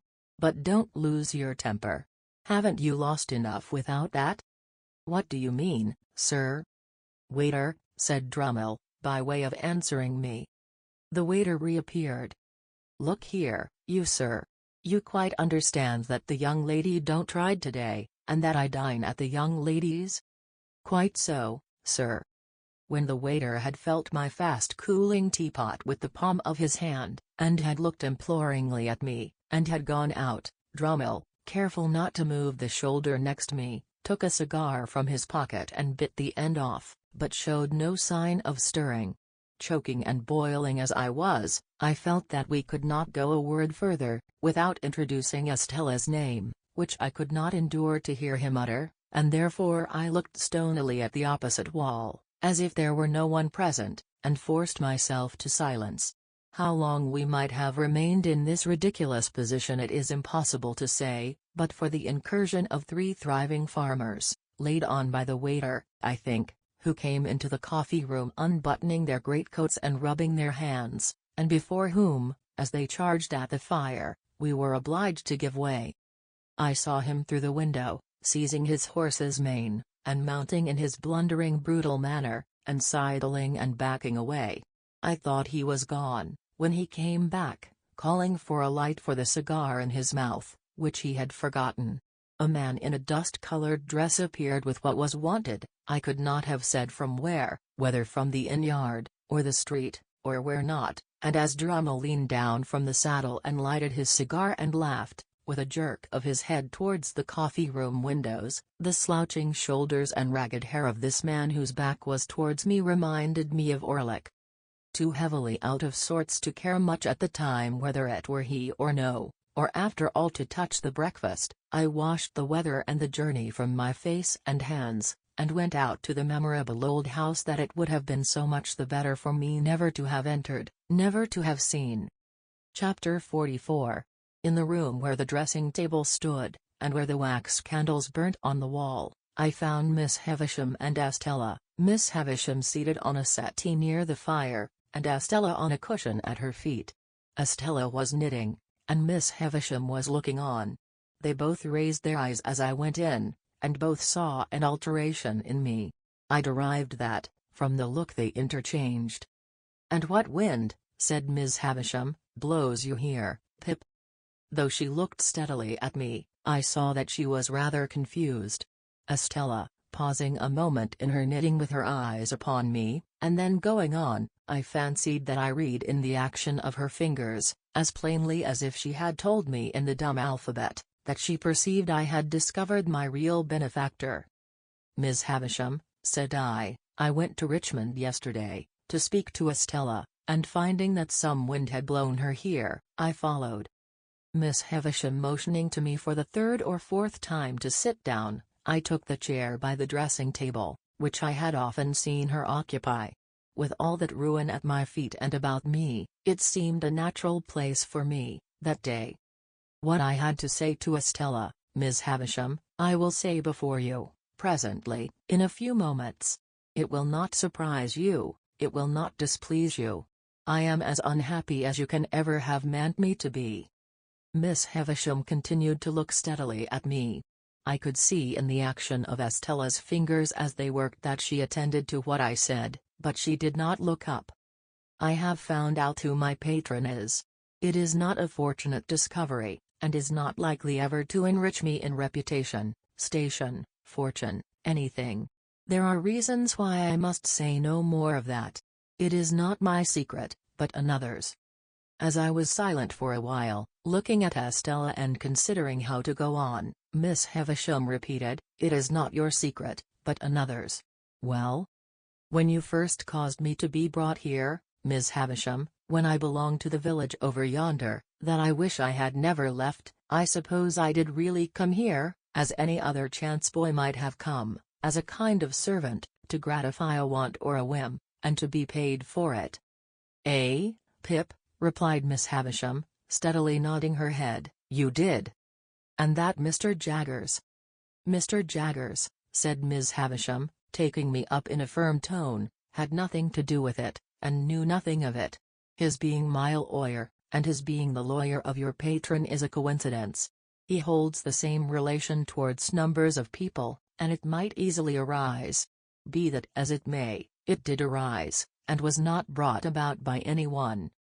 Anyone might have seen in her haggard face that there was no suppression or evasion so far. "But when I fell into the mistake I have so long remained in, at least you led me on," said I. "Yes," she returned, again nodding steadily, "I let you go on." "Was that kind?" "Who am I?" cried Miss Havisham, striking her stick upon the floor and flashing into wrath so suddenly that Estella glanced up at her in surprise. "Who am I, for God's sake, that I should be kind?" It was a weak complaint to have made, and I had not meant to make it. I told her so, as she sat brooding after this outburst. "Well, well, well," she said. "What else?" "I was liberally paid for my old attendance here," I said, to soothe her, "in being apprenticed, and I have asked these questions only for my own information. What follows has another, and I hope more disinterested, purpose. In humoring my mistake, Miss Havisham, you practiced on, perhaps you will supply whatever term expresses your intention, without offense, your self-seeking relations?" "I did. Why, they would have it so. So would you. What has been my history, that I should be at the pains of entreating either them or you not to have it so? You made your own snares. I never made them." Waiting until she was quiet again, for this, too, flashed out of her in a wild and sudden way, I went on. "I have been thrown among one family of your relations, Miss Havisham, and have been constantly among them since I went to London. I know them to have been as honestly under my delusion as I myself. And I should be false and base if I did not tell you, whether it is acceptable to you or no, and whether you are inclined to give credence to it or no, that you deeply wrong both Mr. Matthew Pocket and his son Herbert, if you suppose them to be otherwise than generous, upright, open, and incapable of anything designing or mean." "They are your friends," said Miss Havisham. "They made themselves my friends," said I, "when they supposed me to have superseded them, and when Sarah Pocket, Miss Georgiana, and Mistress Camilla were not my friends, I think." This contrasting of them with the rest seemed, I was glad to see, to do them good with her. She looked at me keenly for a little while, and then said quietly, "What do you want for them?" "Only," said I, "that you would not confound them with the others. They may be of the same blood, but, believe me, they are not of the same nature." Still looking at me keenly, Miss Havisham repeated, "What do you want for them?" "I am not so cunning, you see," I said, in answer, conscious that I reddened a little, as that I could hide from you, even if I desired, that I do want something. Miss Havisham, if you would spare the money to do my friend Herbert a lasting service in life, but which from the nature of the case must be done without his knowledge, I could show you how." "Why must it be done without his knowledge?"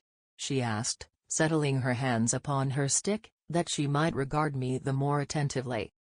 "Because," said I began the service myself, more than 2 years ago, without his knowledge, and I don't want to be betrayed. Why I fail in my ability to finish it, I cannot explain. It is a part of the secret which is another person's and not mine." She gradually withdrew her eyes from me, and turned them on the fire. After watching it for what appeared in the silence and by the light of the slowly wasting candles to be a long time, she was roused by the collapse of some of the red coals, and looked towards me again, at first, vacantly, then, with a gradually concentrating attention. All this time Estella knitted on. When Miss Havisham had fixed her attention on me, she said, speaking as if there had been no lapse in our dialogue. "What else?" "Estella," said I, turning to her now, and trying to command my trembling voice, "you know I love you. You know that I have loved you long and dearly." She raised her eyes to my face, on being thus addressed, and her fingers plied their work, and she looked at me with an unmoved countenance.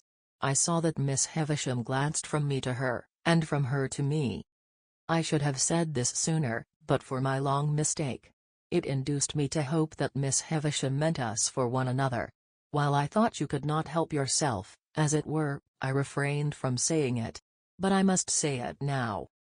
Preserving her unmoved countenance, and with her fingers still going, Estella shook her head. "I know," said I, in answer to that action, "I know. I have no hope that I shall ever call you mine, Estella. I am ignorant what may become of me very soon, how poor I may be, or where I may go. Still, I love you. I have loved you ever since I first saw you in this house." Looking at me perfectly unmoved and with her fingers busy, she shook her head again. It would have been cruel in Miss Havisham, horribly cruel, to practice on the susceptibility of a poor boy, and to torture me through all these years with a vain hope and an idle pursuit, if she had reflected on the gravity of what she did. But I think she did not. I think that, in the endurance of her own trial, she forgot mine, Estella. I saw Miss Havisham put her hand to her heart and hold it there, as she sat looking by turns at Estella and at me. "It seems," said Estella, very calmly, "that there are sentiments, fancies, I don't know how to call them, which I am not able to comprehend. When you say you love me, I know what you mean, as a form of words, but nothing more. You address nothing in my breast, you touch nothing there. I don't care for what you say at all. I have tried to warn you of this, now, have I not?" I said in a miserable manner, "Yes. Yes. But you would not be warned, for you thought I did not mean it. Now, did you not think so?" "I thought and hoped you could not mean it. You, so young, untried, and beautiful, Estella. Surely it is not in nature." "It is in my nature," she returned. And then she added, with a stress upon the words, "It is in the nature formed within me. I make a great difference between you and all other people when I say so much. I can do no more." "Is it not true," said I, "that Bentley Drummle is in town here, and pursuing you?" "It is quite true," she replied, referring to him with the indifference of utter contempt. "That you encourage him, and ride out with him, and that he dines with you this very day?" She seemed a little surprised that I should know it, but again replied, "Quite true." "You cannot love him, Estella." Her fingers stopped for the first time, as she retorted rather angrily, "What have I told you? Do you still think, in spite of it, that I do not mean what I say? You would never marry him, Estella?" She looked towards Miss Havisham, and considered for a moment with her work in her hands. Then she said, "Why not tell you the truth? I am going to be married to him." I dropped my face into my hands, but was able to control myself better than I could have expected, considering what agony it gave me to hear her say those words. When I raised my face again, there was such a ghastly look upon Miss Havisham's, that it impressed me, even in my passionate hurry and grief. Estella, dearest Estella, do not let Miss Havisham lead you into this fatal step. Put me aside forever. You have done so, I well know, but bestow yourself on some worthier person than Drummle. Miss Havisham gives you to him, as the greatest slight and injury that could be done to the many far better men who admire you, and to the few who truly love you. Among those few there may be one who loves you even as dearly, though he has not loved you as long, as I take him, and I can bear it better, for your sake. My earnestness awoke a wonder in her that seemed as if it would have been touched with compassion, if she could have rendered me at all intelligible to her own mind. I am going, she said again, in a gentler voice, to be married to him. The preparations for my marriage are making, and I shall be married soon. Why do you injuriously introduce the name of my mother by adoption? It is my own act. Your own act, Estella, to fling yourself away upon a brute? On whom should I fling myself away? She retorted, with a smile. Should I fling myself away upon the man who would the soonest feel, if people do feel such things, that I took nothing to him? There. It is done. I shall do well enough, and so will my husband. As to leading me into what you call this fatal step, Miss Havisham would have had me wait, and not marry yet, but I am tired of the life I have led, which has very few charms for me, and I am willing enough to change it. Say no more. We shall never understand each other. Such a mean brute, such a stupid brute, I urged, in despair. Don't be afraid of my being a blessing to him, said Estella, I shall not be that. Come. Here is my hand. Do we part on this, you visionary boy, or man? Oh Estella, I answered, as my bitter tears fell fast on her hand, do what I would to restrain them, even if I remained in England and could hold my head up with the rest, how could I see you Drummle's wife? Nonsense, she returned, nonsense. This will pass in no time. Never, Estella. You will get me out of your thoughts in a week. Out of my thoughts. You are part of my existence, part of myself.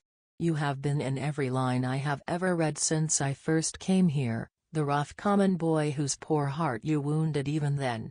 You have been in every prospect I have ever seen since, on the river, on the sails of the ships, on the marshes, in the clouds, in the light, in the darkness, in the wind, in the woods, in the sea, in the streets. You have been the embodiment of every graceful fancy that my mind has ever become acquainted with. The stones of which the strongest London buildings are made are not more real, or more impossible to be displaced by your hands, than your presence and influence have been to me, there and everywhere, and will be. Estella, to the last hour of my life, you cannot choose but remain part of my character, part of the little good in me, part of the evil.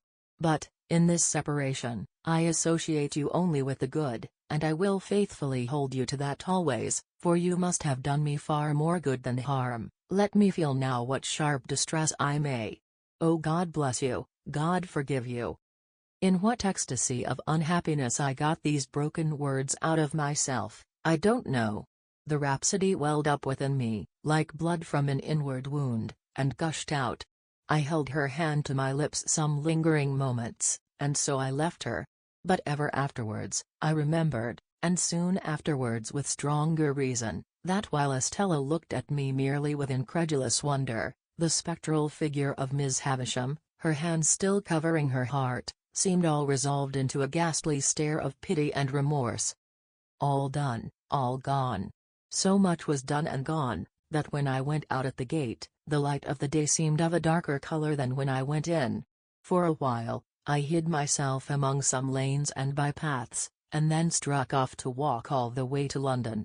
For, I had by the time come to myself so far as to consider that I could not go back to the inn and see Drummle there, that I could not bear to sit upon the coach and be spoken to, that I could do nothing half so good for myself as tire myself out. It was past midnight when I crossed London Bridge.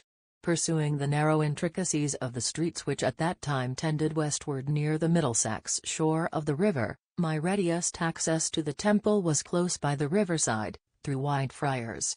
I was not expected till tomorrow, but I had my keys, and, if Herbert were gone to bed, could get to bed myself without disturbing him. As it seldom happened that I came in at that Whitefriars gate after the temple was closed, and as I was very muddy and weary, I did not take it till that the night porter examined me with much attention as he held the gate a little way open for me to pass in. To help his memory I mentioned my name. "I was not quite sure, sir, but I thought so. Here's a note, sir. The messenger that brought it said would you be so good as read it by my lantern?" Illustration. Much surprised by the request, I took the note. It was directed to Philip Pip, Esquire, and on the top of the superscription were the words, "Please read this, here." I opened it, the watchman holding up his light, and read inside, in Wemmick's writing. "Don't go home." Chapter 45. Turning from the temple gate as soon as I had read the warning, I made the best of my way to Fleet Street, and there got a late hackney chariot and drove to the Hummums in Covent Garden. In those times a bed was always to be got there at any hour of the night, and the chamberlain, letting me in at his ready wicket, lighted the candle next in order on his shelf, and showed me straight into the bedroom next in order on his list. It was a sort of vault on the ground floor at the back, with a despotic monster of a four-post bedstead in it, straddling over the whole place, putting one of his arbitrary legs into the fireplace and another into the doorway, and squeezing the wretched little washing-stand in quite a divinely righteous manner. As I had asked for a nightlight, the chamberlain had brought me in, before he left me, the good old constitutional rushlight of those virtuous days, an object like the ghost of a walking cane, which instantly broke its back if it were touched, which nothing could ever be lighted at, and which was placed in solitary confinement at the bottom of a high tin tower, perforated with round holes that made a staringly wide-awake pattern on the walls. When I had got into bed, and lay there footsore, weary, and wretched, I found that I could no more close my own eyes than I could close the eyes of this foolish Argus. And thus, in the gloom and death of the night, we stared at one another. What a doleful night! How anxious, how dismal, how long! There was an inhospitable smell in the room, of cold soot and hot dust, and, as I looked up into the corners of the tester over my head, I thought what a number of blue-bottle flies from the butcher's, and earwigs from the market, and grubs from the country, must be holding on up there, lying by for next summer. This led me to speculate whether any of them ever tumbled down, and then I fancied that I felt light falls on my face, a disagreeable turn of thought, suggesting other and more objectionable approaches up my back. When I had lain awake a little while, those extraordinary voices with which silence teems began to make themselves audible. The closet whispered, the fireplace sighed, the little washing-stand ticked, and one guitar string played occasionally in the chest of drawers. At about the same time, the eyes on the wall acquired a new expression, and in every one of those staring rounds I saw written, "Don't go home." Whatever night fancies and night noises crowded on me, they never warded off this "don't go home." It plated itself into whatever I thought of, as a bodily pain would have done. Not long before, I had read in the newspapers, how a gentleman unknown had come to the Hummums in the night, and had gone to bed, and had destroyed himself, and had been found in the morning weltering in blood. It came into my head that he must have occupied this very vault of mine, and I got out of bed to assure myself that there were no red marks about, then opened the door to look out into the passages, and cheer myself with the companionship of a distant light, near which I knew the chamberlain to be dozing. But all this time, why I was not to go home, and what had happened at home, and when I should go home, and whether Provis was safe at home, were questions occupying my mind so busily, that one might have supposed there could be no more room in it for any other theme. Even when I thought of Estella, and how we had parted that day forever, and when I recalled all the circumstances of our parting, and all her looks and tones, and the action of her fingers while she knitted, even then I was pursuing, here and there and everywhere, the caution, "Don't go home." When at last I dozed, In sheer exhaustion of mind and body, it became a vast shadowy verb which I had to conjugate. Imperative mood, present tense, do not thou go home, let him not go home, let us not go home, do not ye or you go home, let not them go home.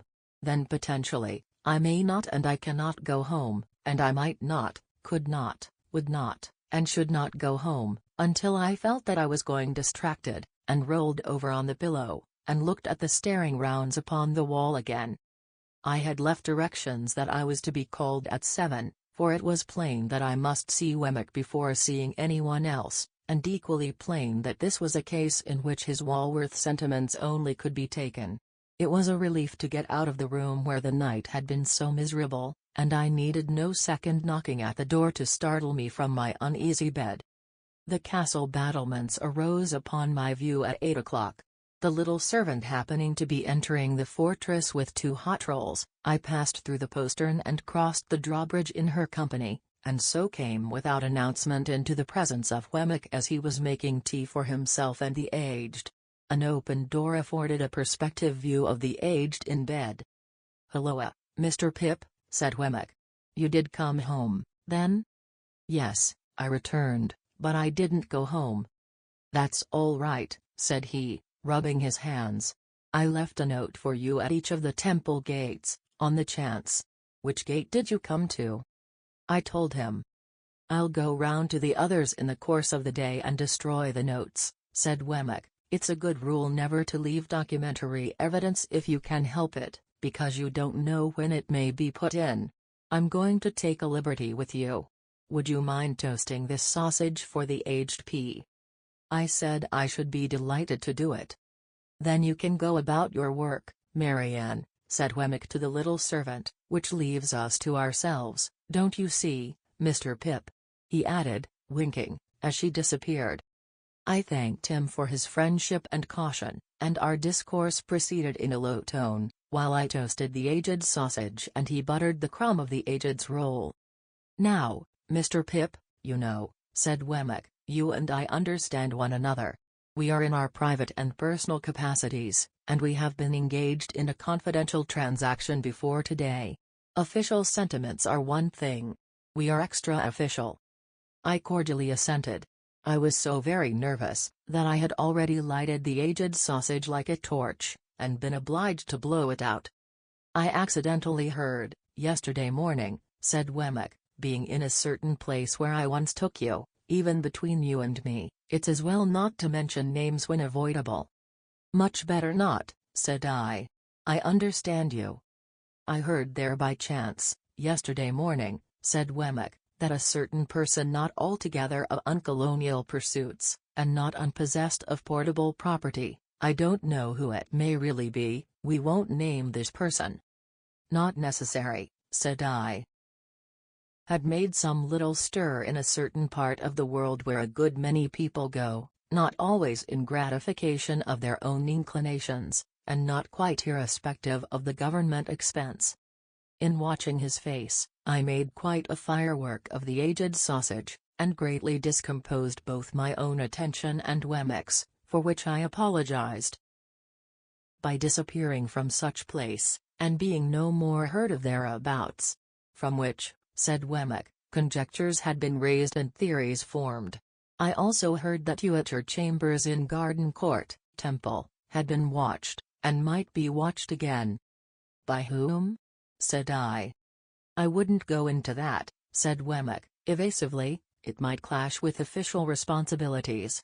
I heard it, as I have in my time heard other curious things in the same place. I don't tell it you on information received. I heard it." He took the toasting fork and sausage from me as he spoke, and set forth the aged's breakfast neatly on a little tray. Previous to placing it before him, he went into the aged's room with a clean white cloth, and tied the same under the old gentleman's chin, and propped him up, and put his nightcap on one side, and gave him quite a rakish air. Then he placed his breakfast before him with great care, and said, "All right, ain't you, aged P?" To which the cheerful aged replied, "All right, John, my boy, all right."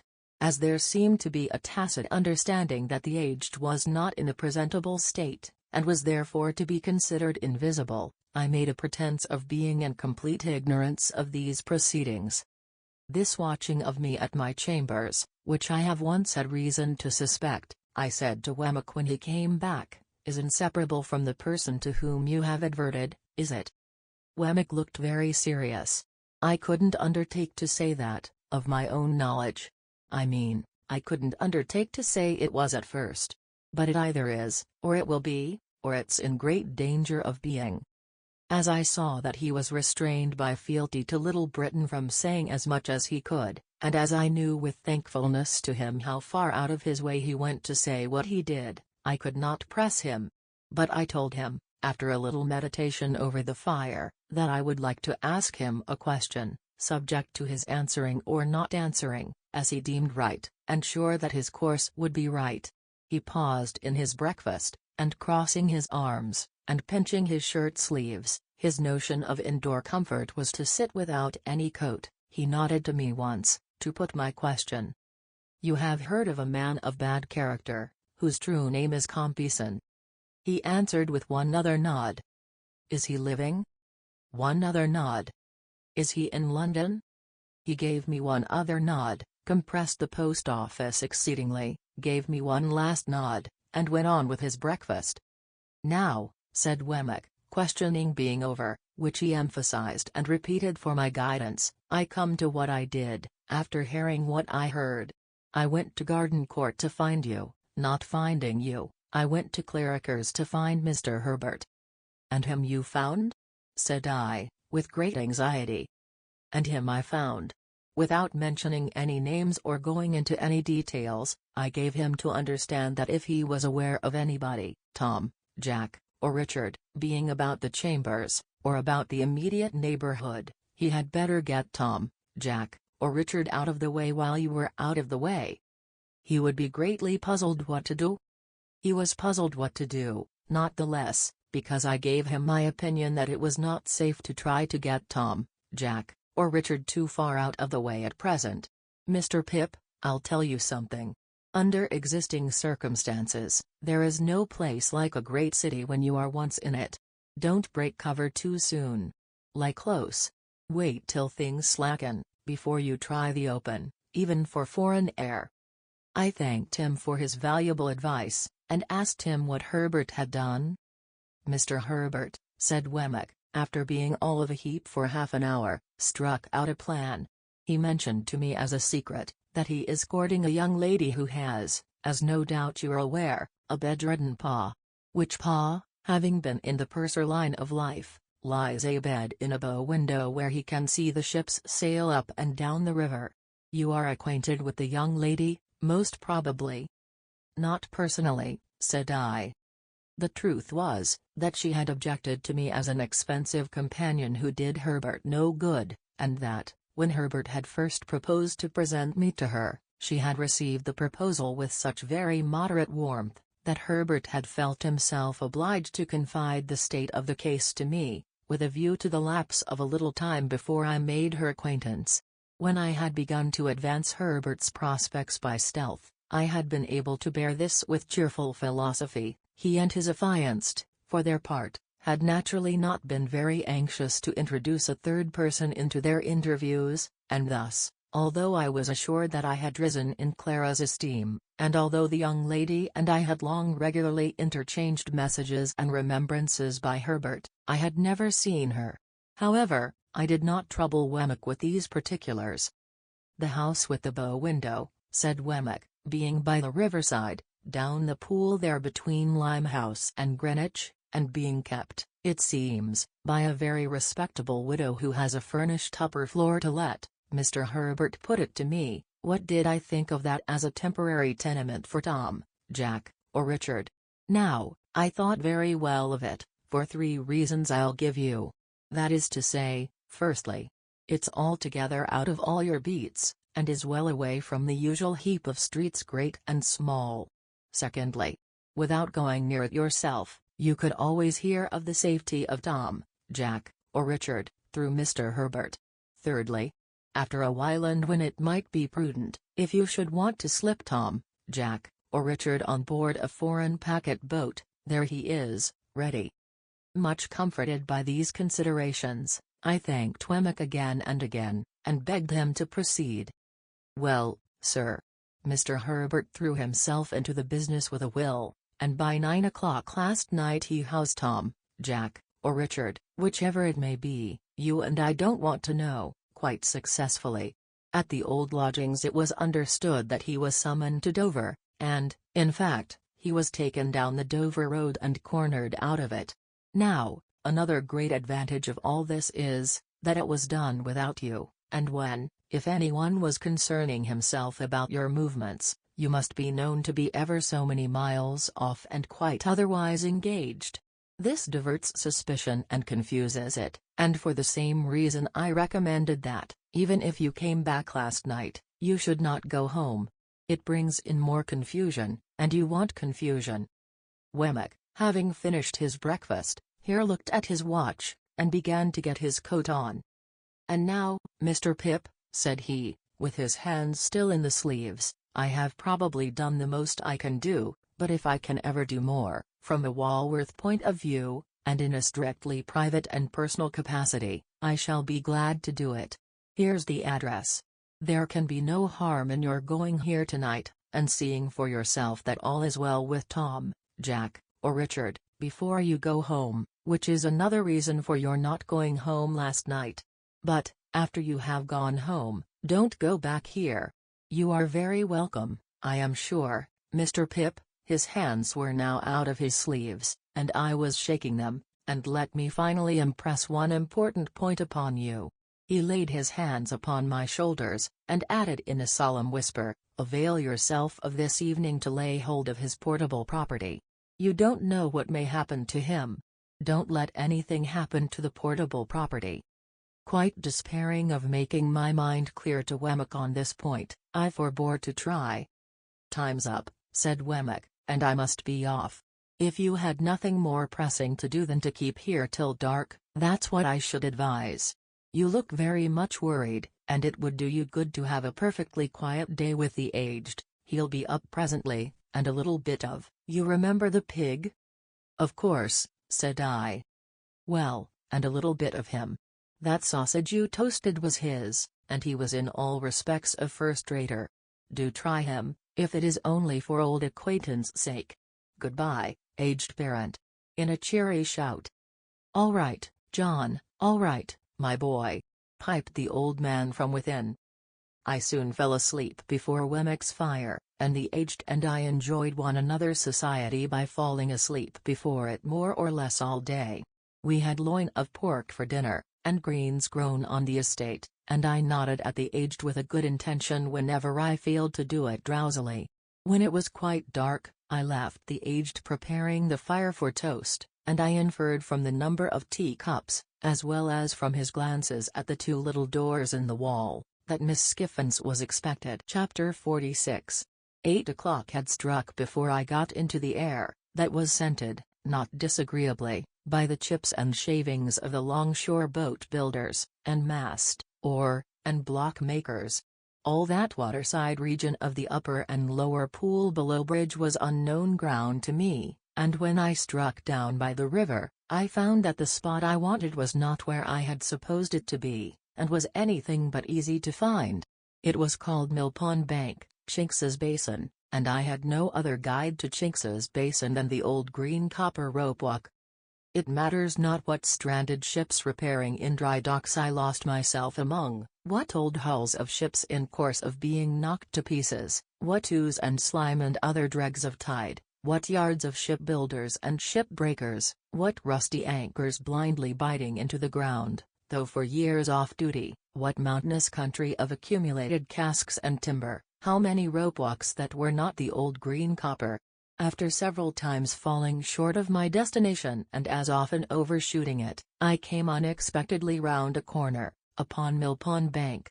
It was a fresh kind of place, all circumstances considered, where the wind from the river had room to turn itself round, and there were 2 or 3 trees in it, and there was the stump of a ruined windmill, and there was the old green copper rope walk, whose long and narrow vista I could trace in the moonlight, along a series of wooden frames set in the ground, that looked like superannuated haymaking rakes which had grown old and lost most of their teeth. Selecting from the few queer houses upon Mill Pond Bank a house with a wooden front and 3 stories of bow window, not bay window, which is another thing, I looked at the plate upon the door, and read there, Mrs. Wimple. That being the name I wanted, I knocked, and an elderly woman of a pleasant and thriving appearance responded. She was immediately deposed, however, by Herbert, who silently led me into the parlor and shut the door. It was an odd sensation to see his very familiar face established quite at home in that very unfamiliar room and region, and I found myself looking at him, much as I looked at the corner cupboard with the glass and china, the shells upon the chimney-piece, and the colored engravings on the wall, representing the death of Captain Cook, a ship launch, and His Majesty King George III in a state coachman's wig, leather breeches, and top boots, on the terrace at Windsor. "All is well, Handel," said Herbert, "and he is quite satisfied, though eager to see you. My dear girl is with her father, and if you'll wait till she comes down, I'll make you known to her, and then we'll go upstairs. That's her father." I had become aware of an alarming growling overhead, and had probably expressed the fact in my countenance. "I am afraid he is a sad old rascal," said Herbert, smiling, "but I have never seen him. Don't you smell rum? He is always at it." "At rum?" said I. "Yes," returned Herbert, "and you may suppose how mild it makes his gout. He persists, too, in keeping all the provisions upstairs in his room, and serving them out. He keeps them on shelves over his head, and will weigh them all. His room must be like a chandler's shop." While he thus spoke, the growling noise became a prolonged roar, and then died away. "What else can be the consequence," said Herbert, in explanation, "if he will cut the cheese? A man with the gout in his right hand, and everywhere else, can't expect to get through a double Gloucester without hurting himself." He seemed to have hurt himself very much, for he gave another furious roar. "To have Provis for an upper lodger is quite a godsend to Mrs. Wimple," said Herbert, "for of course people in general won't stand that noise. A curious place, Handel, isn't it?" It was a curious place, indeed, but remarkably well kept and clean. "Mrs. Wimple," said Herbert, when I told him so, "is the best of housewives, and I really do not know what my Clara would do without her motherly help. For, Clara has no mother of her own, Handel, and no relation in the world but old Gruff and Grim."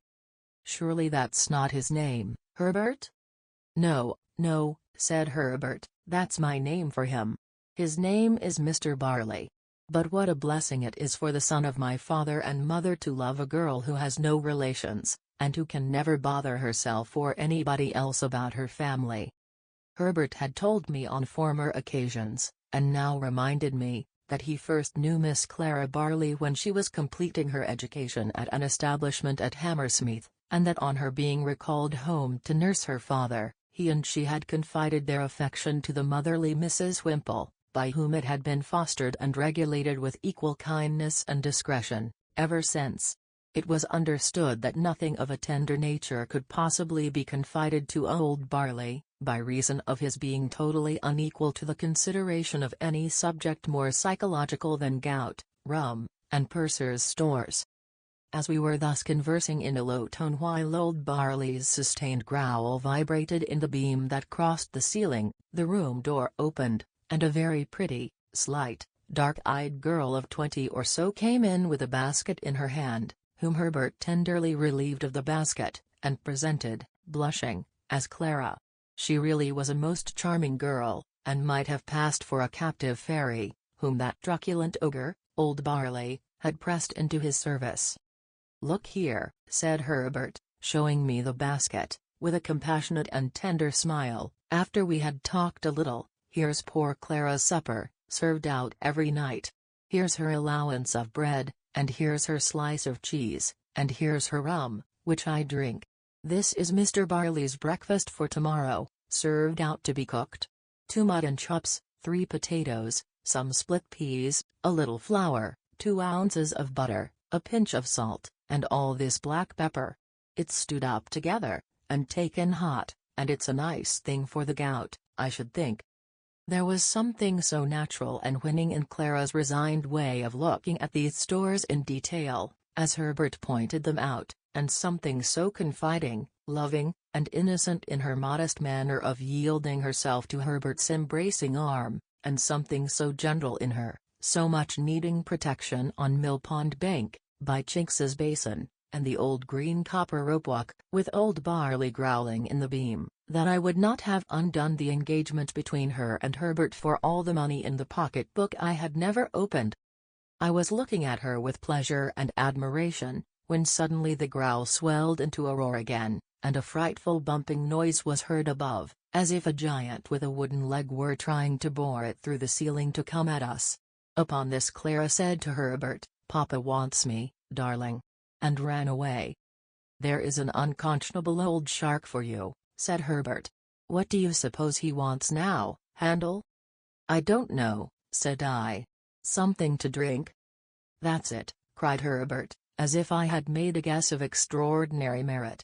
"He keeps his grog ready mixed in a little tub on the table. Wait a moment, and you'll hear Clara lift him up to take some. There he goes." Another roar, with a prolonged shake at the end. "Now," said Herbert, as it was succeeded by silence, "he's drinking." "Now," said Herbert, as the growl resounded in the beam once more, "he's down again on his back." Clara returned soon afterwards, and Herbert accompanied me upstairs to see our charge.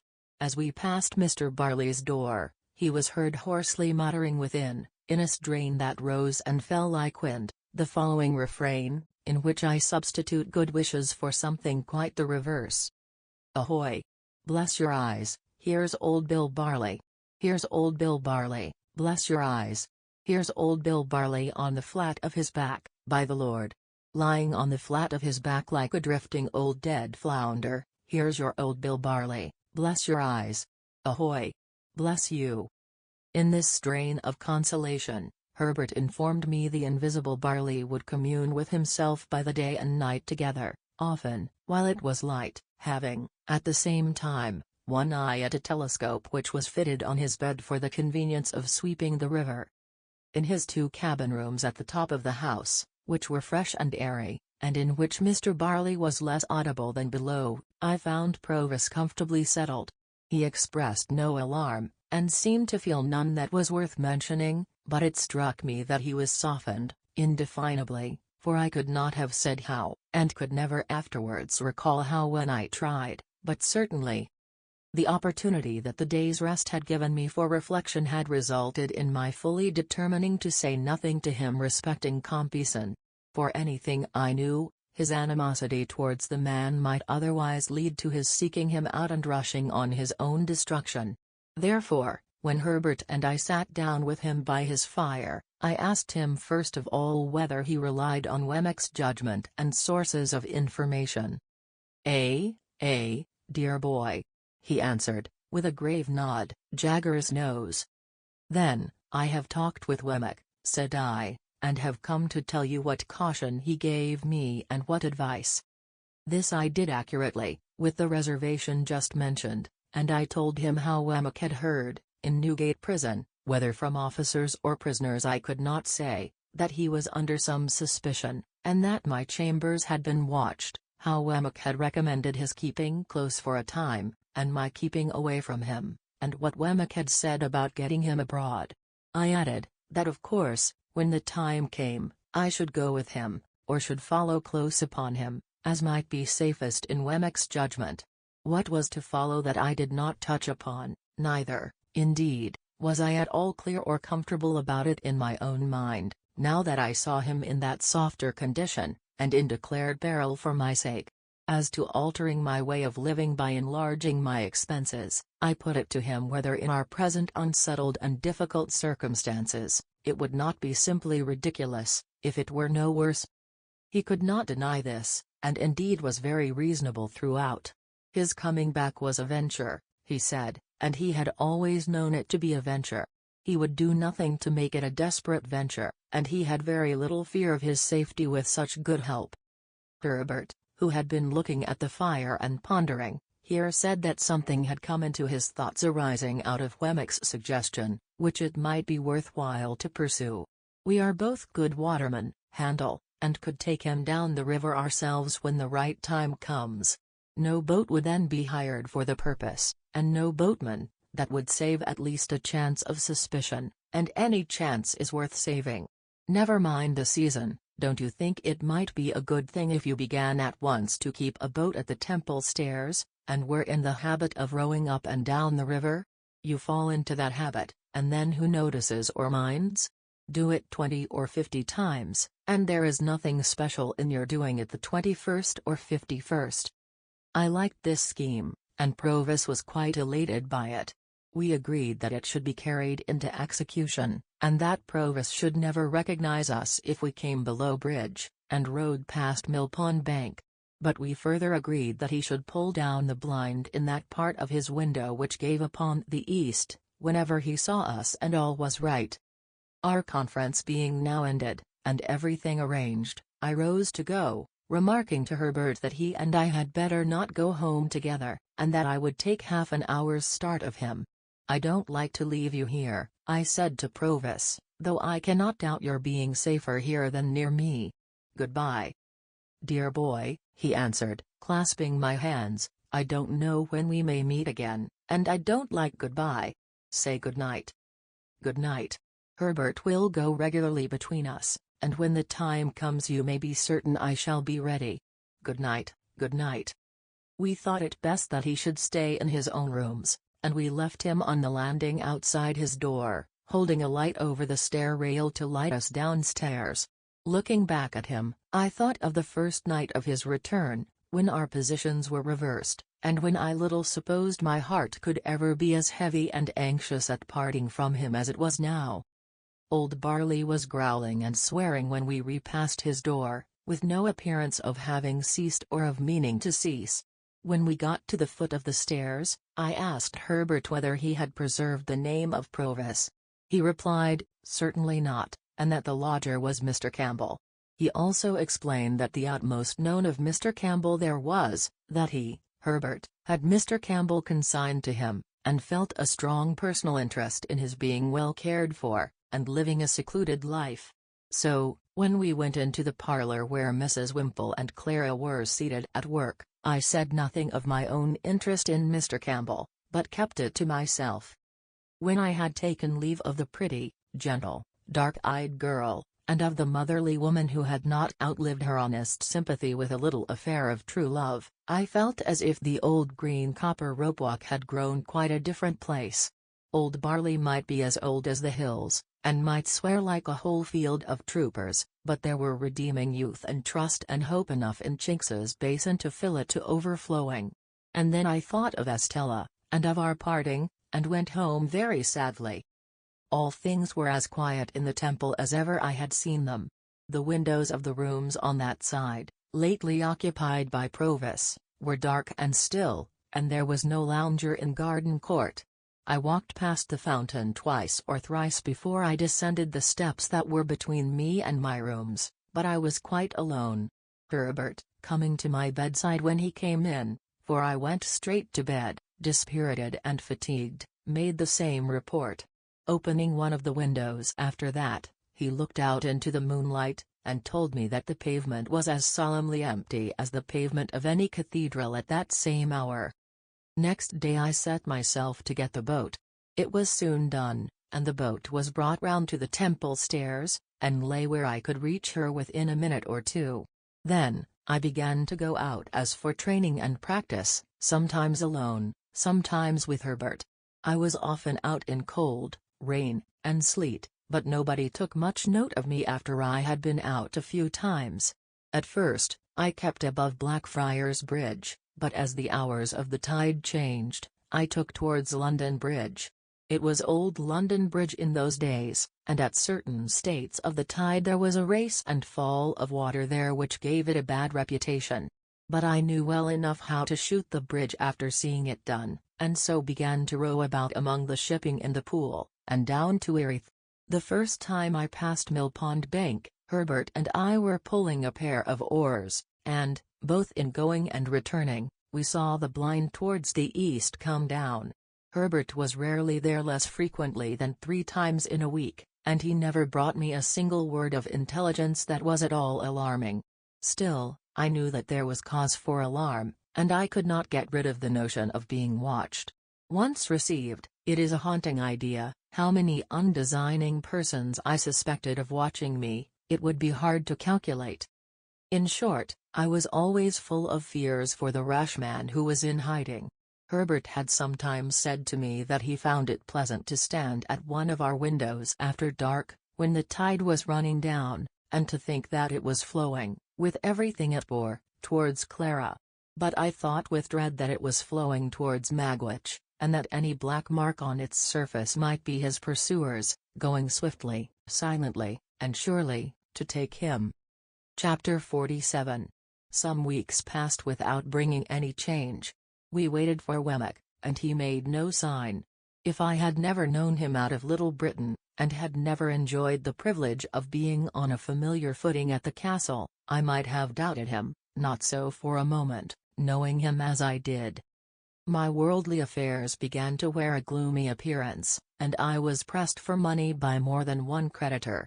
Even I myself began to know the want of money, I mean of ready money in my own pocket, and to relieve it by converting some easily spared articles of jewelry into cash. But I had quite determined that it would be a heartless fraud to take more money from my patron in the existing state of my uncertain thoughts and plans. Therefore, I had sent him the unopened pocket-book by Herbert, to hold in his own keeping, and I felt a kind of satisfaction, whether it was a false kind or a true, I hardly know, in not having profited by his generosity since his revelation of himself. As the time wore on, an impression settled heavily upon me that Estella was married. Fearful of having it confirmed, though it was all but a conviction, I avoided the newspapers, and begged Herbert, to whom I had confided the circumstances of our last interview, never to speak of her to me. Why I hoarded up this last wretched little rag of the robe of hope that was rent and given to the winds, how do I know?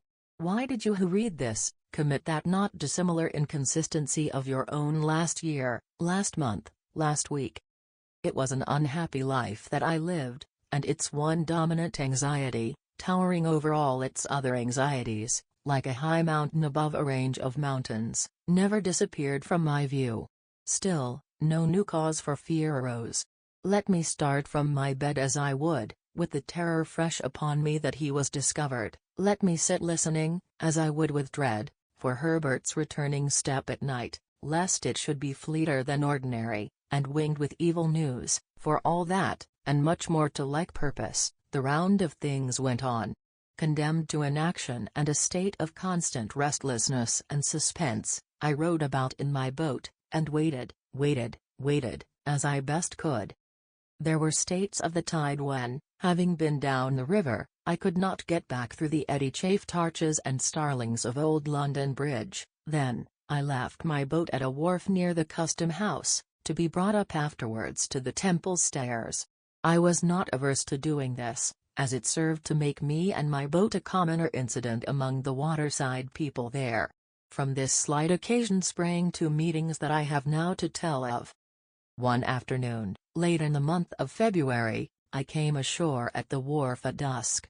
I had pulled down as far as Greenwich with the ebb tide, and had turned with the tide. It had been a fine bright day, but had become foggy as the sun dropped, and I had had to feel my way back among the shipping, pretty carefully. Both in going and returning, I had seen the signal in his window, "All well." As it was a raw evening, and I was cold, I thought I would comfort myself with dinner at once, and as I had hours of dejection and solitude before me if I went home to the Temple, I thought I would afterwards go to the play. The theatre where Mr. Wopsle had achieved his questionable triumph was in that waterside neighborhood. It is nowhere now, and to that theatre I resolved to go. I was aware that Mr. Wopsle had not succeeded in reviving the drama, but, on the contrary, had rather partaken of its decline. He had been ominously heard of, through the playbills, as a faithful black, in connection with a little girl of noble birth, and a monkey. and Herbert had seen him as a predatory Tartar of comic propensities, with a face like a red brick, and an outrageous hat all over bells. I dined at what Herbert and I used to call a geographical chop house, where there were maps of the world in porter-pot trims on every half-yard of the tablecloths, and charts of gravy on every one of the knives. To this day there is scarcely a single chop house within the Lord Mayor's dominions which is not geographical, and wore out the time in dozing over crumbs, staring at gas, and baking in a hot blast of dinners. By and by, I roused myself, and went to the play. There, I found a virtuous boatswain in His Majesty's service, a most excellent man, though I could have wished his trousers not quite so tight in some places, and not quite so loose in others, who knocked all the little men's hats over their eyes, though he was very generous and brave, and who wouldn't hear of anybody's paying taxes, though he was very patriotic. He had a bag of money in his pocket, like a pudding in the cloth, and on that property married a young person in bed furniture, with great rejoicings, the whole population of Portsmouth, 9 in number at the last census, turning out on the beach to rub their own hands and shake everybody else's, and sing Phil, Phil. A certain dark-complexioned swab, however, who wouldn't fill, or do anything else that was proposed to him, and whose heart was openly stated, by the boatswain, to be as black as his figurehead, proposed to 2 other swabs to get all mankind into difficulties, which was so effectually done, the Swab family having considerable political influence, that it took half the evening to set things right, and then it was only brought about through an honest little grocer with a white hat, black gaiters, and red nose, getting into a clock, with a gridiron, and listening, and coming out, and knocking everybody down from behind with the gridiron whom he couldn't confute with what he had overheard.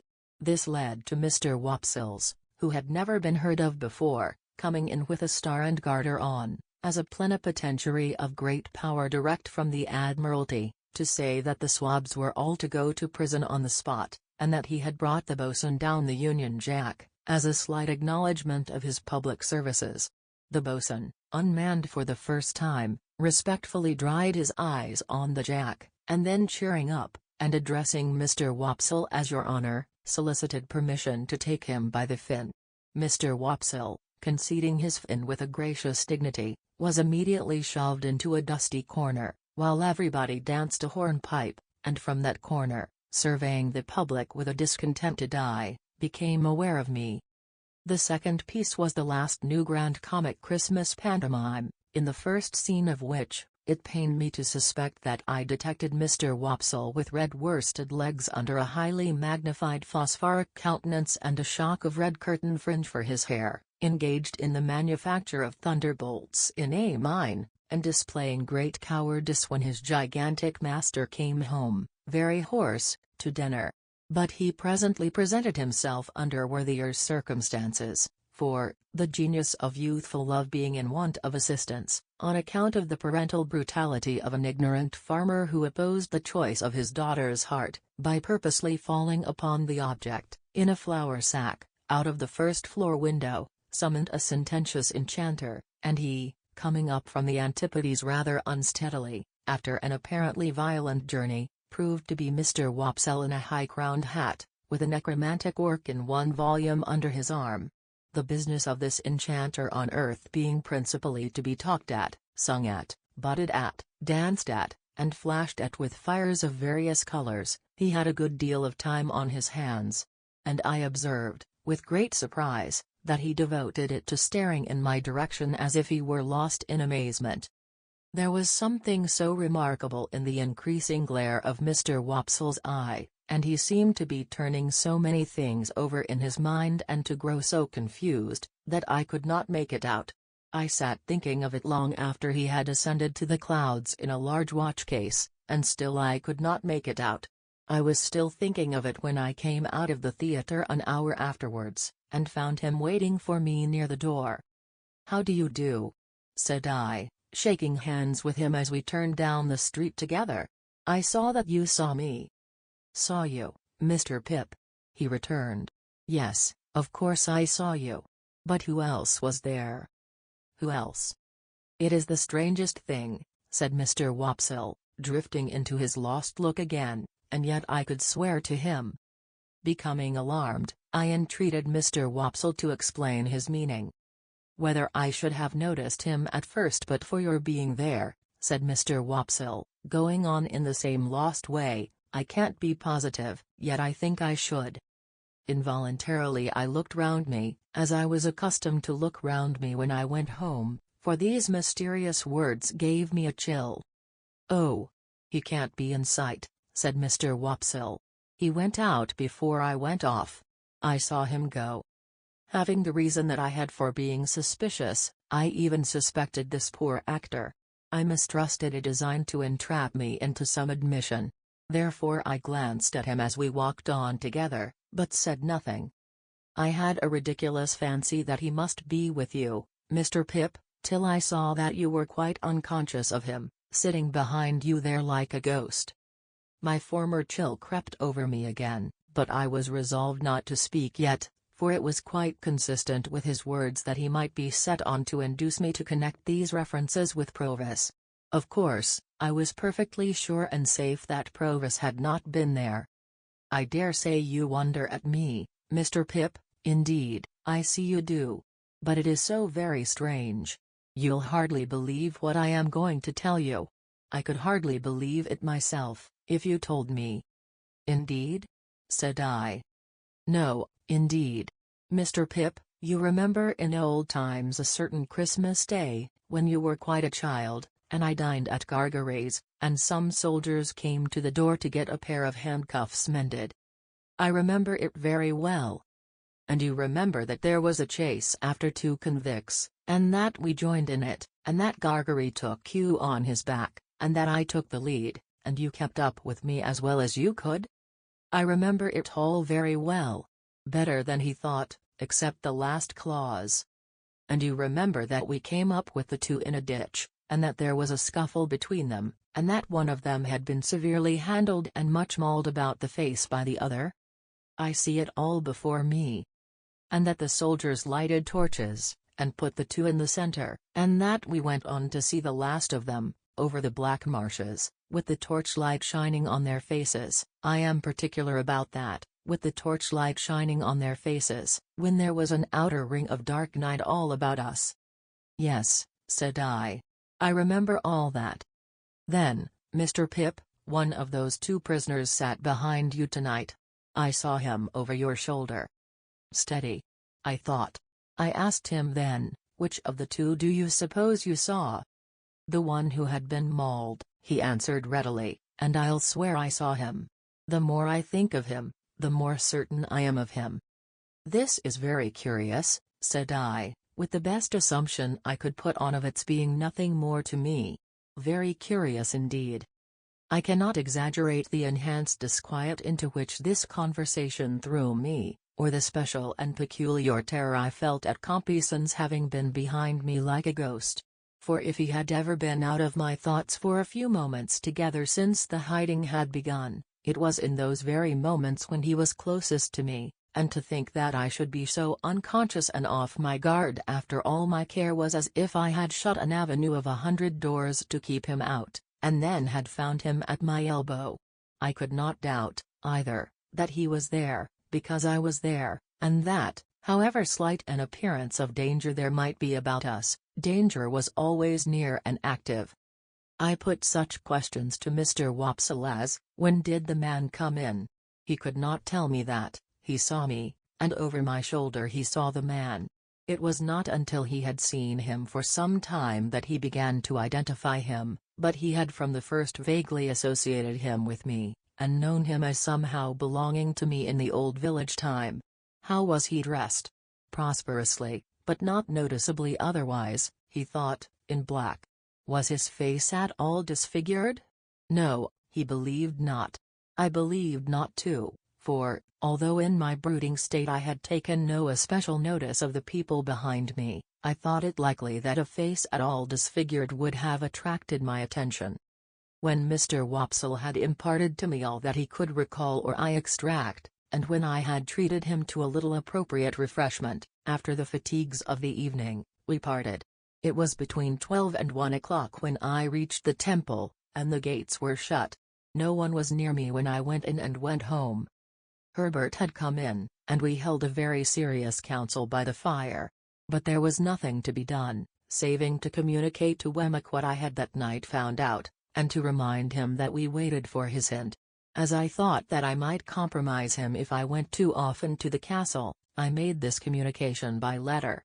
I wrote it before I went to bed, and went out and posted it, and again no one was near me. Herbert and I agreed that we could do nothing else but be very cautious. And we were very cautious indeed, more cautious than before, if that were possible, and I for my part never went near Chinks's Basin, except when I rode by, and then I only looked at Mill Pond Bank as I looked at anything else. Chapter 48. The second of the two meetings referred to in the last chapter occurred about a week after the first. I had again left my boat at the wharf below bridge. The time was an hour earlier in the afternoon, and, undecided where to dine, I had strolled up into Cheapside, and was strolling along it, surely the most unsettled person in all the busy concourse, when a large hand was laid upon my shoulder by someone overtaking me. It was Mr. Jaggers's hand, and he passed it through my arm. "As we are going in the same direction, Pip, we may walk together. Where are you bound for?" "For the Temple, I think," said I. "Don't you know?" said Mr. Jaggers. "Well," I returned, glad for once to get the better of him in cross-examination, "I do not know, for I have not made up my mind." "You are going to dine?" said Mr. Jaggers. "You don't mind admitting that, I suppose?" "No," I returned, "I don't mind admitting that." "And are not engaged?" "I don't mind admitting also that I am not engaged." "Then," said Mr. Jaggers, "come and dine with me." I was going to excuse myself, when he added, "Wemmick's coming." So I changed my excuse into an acceptance, the few words I had uttered, serving for the beginning of either, and we went along Cheapside and slanted off to Little Britain, while the lights were springing up brilliantly in the shop windows, and the street lamplighter's, scarcely finding ground enough to plant their ladders on in the midst of the afternoon's bustle, were skipping up and down and running in and out, opening more red eyes in the gathering fog than my rushlight tower at the Hummums had opened white eyes in the ghostly wall.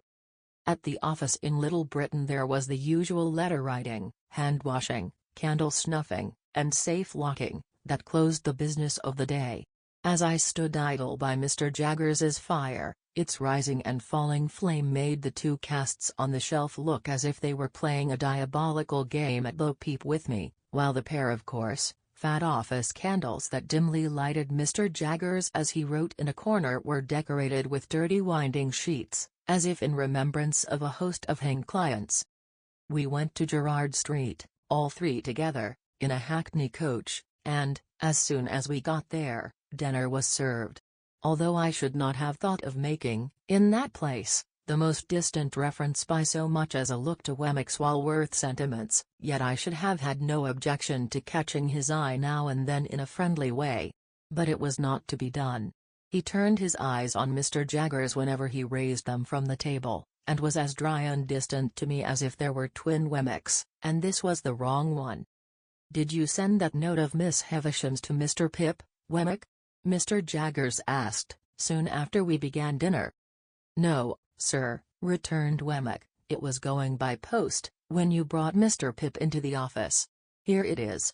He handed it to his principal instead of to me. "It's a note of 2 lines, Pip," said Mr. Jaggers, handing it on, "sent up to me by Miss Havisham on account of her not being sure of your address. She tells me that she wants to see you on a little matter of business you mentioned to her. You'll go down?" "Yes," said I, casting my eyes over the note, which was exactly in those terms. "When do you think of going down?" "I have an impending engagement," said I, glancing at Wemmick, who was putting fish into the post office, "that renders me rather uncertain of my time. At once, I think." "If Mr. Pip has the intention of going at once," said Wemmick to Mr. Jaggers, "he needn't write an answer, you know." Receiving this as an intimation that it was best not to delay, I settled that I would go tomorrow, and said so. Wemmick drank a glass of wine, and looked with a grimly satisfied air at Mr. Jaggers, but not at me. "So, Pip. Our friend the spider," said Mr. Jaggers, "has played his cards. He has won the pool." It was as much as I could do to assent. "Ha! He is a promising fellow, in his way, but he may not have it all his own way. The stronger will win in the end, but the stronger has to be found out first. If he should turn to, and beat her—" "Surely," I interrupted, with a burning face and heart, "you do not seriously think that he is scoundrel enough for that, Mr. Jaggers?" "I didn't say so, Pip. I am putting a case. If he should turn to and beat her, he may possibly get the strength on his side. If it should be a question of intellect, he certainly will not.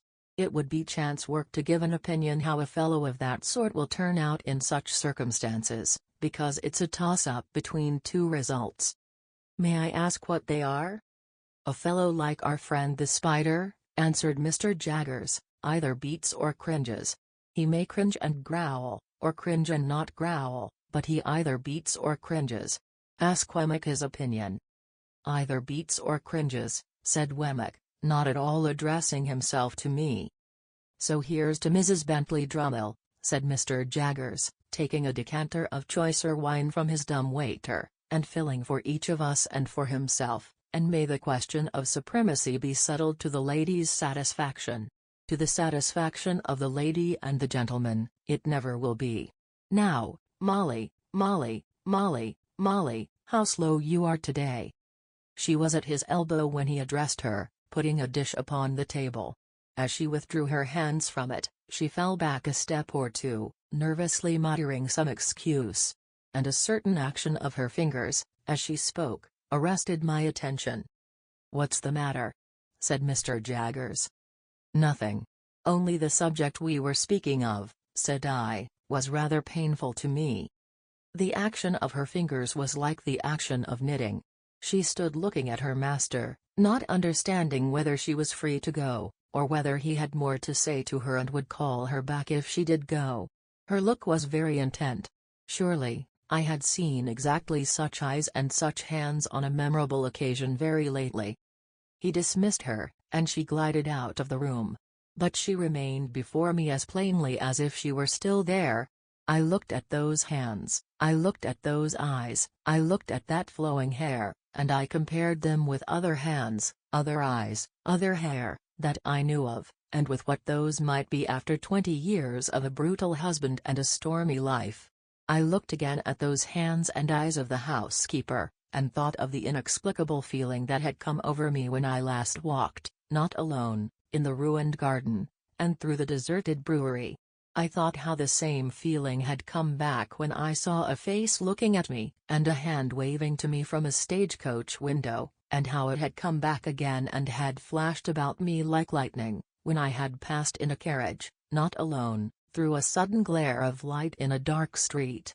I thought how one link of association had helped that identification in the theater, and how such a link, wanting before, had been riveted for me now, when I had passed by a chance swift from Estella's name to the fingers with their knitting action, and the attentive eyes.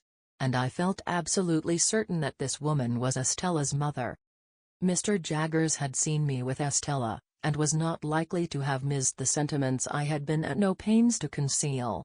He nodded when I said the subject was painful to me, clapped me on the back, put round the wine again, and went on with his dinner. Only twice more did the housekeeper reappear, and then her stay in the room was very short, and Mr. Jaggers was sharp with her. But her hands were Estella's hands, and her eyes were Estella's eyes, and if she had reappeared 100 times I could have been neither more sure nor less sure that my conviction was the truth.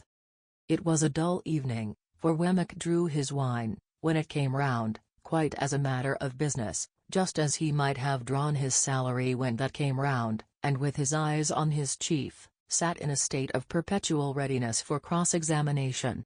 As to the quantity of wine, his post office was as indifferent and ready as any other post office for its quantity of letters. From my point of view, he was the wrong twin all the time, and only externally like the Wemmick of Walworth. We took our leave early, and left together. Even when we were groping among Mr. Jaggers's stock of boots for our hats, I felt that the right twin was on his way back, and we had not gone half a dozen yards down Gerrard Street in the Walworth direction, before I found that I was walking arm in arm with the right twin, and that the wrong twin had evaporated into the evening air. "Well," said Wemmick, "that's over. He is a wonderful man, without his living likeness, but I feel that I have to screw myself up when I dine with him, and I dine more comfortably unscrewed." I felt that this was a good statement of the case, and told him so. "Wouldn't say it to anybody but yourself," he answered. "I know that what is said between you and me goes no further." I asked him if he had ever seen Miss Havisham's adopted daughter, Mrs. Bentley Drummle. He said no. To avoid being too abrupt, I then spoke of the aged and of Miss Skiffins. He looked rather sly when I mentioned Miss Skiffins, and stopped in the street to blow his nose, with a roll of the head, and a flourish not quite free from latent boastfulness. "Wemmick," said I, "do you remember telling me, before I first went to Mr. Jaggers's private house, to notice that housekeeper?" "Did I?" he replied. "Ah, I dare say I did. Deuce take me," he added, suddenly, "I know I did. I find I am not quite unscrewed yet. A wild beast tamed, you called her. And what do you call her?" "The same. How did Mr. Jaggers tame her, Wemmick?" "That's his secret. She has been with him many a long year." "I wish you would tell me her story. I feel a particular interest in being acquainted with it. You know that what is said between you and me goes no further." "Well," Wemmick replied, "I don't know her story, that is, I don't know all of it. But what I do know I'll tell you. We are in our private and personal capacities, of course." "Of course." "A score or so of years ago, that woman was tried at the Old Bailey for murder, and was acquitted. She was a very handsome young woman, and I believe had some gypsy blood in her. Anyhow, it was hot enough when it was up, as you may suppose. But she was acquitted."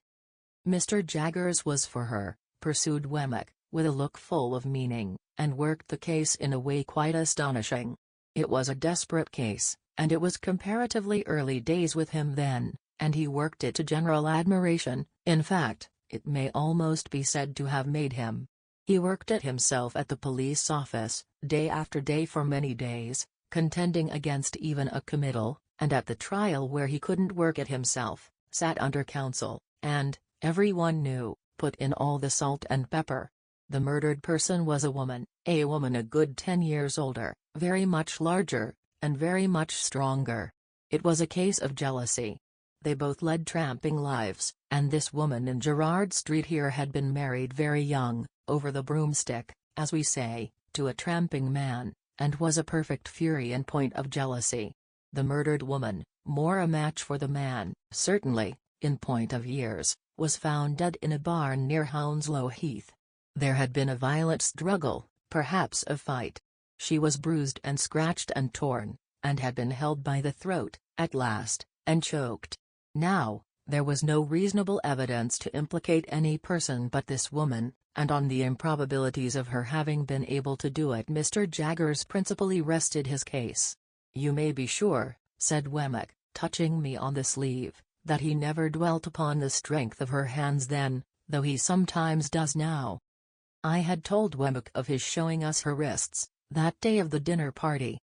Well, sir, Wemmick went on, it happened, don't you see? That this woman was so very artfully dressed from the time of her apprehension, that she looked much slighter than she really was. In particular, her sleeves are always remembered to have been so skilfully contrived that her arms had quite a delicate look.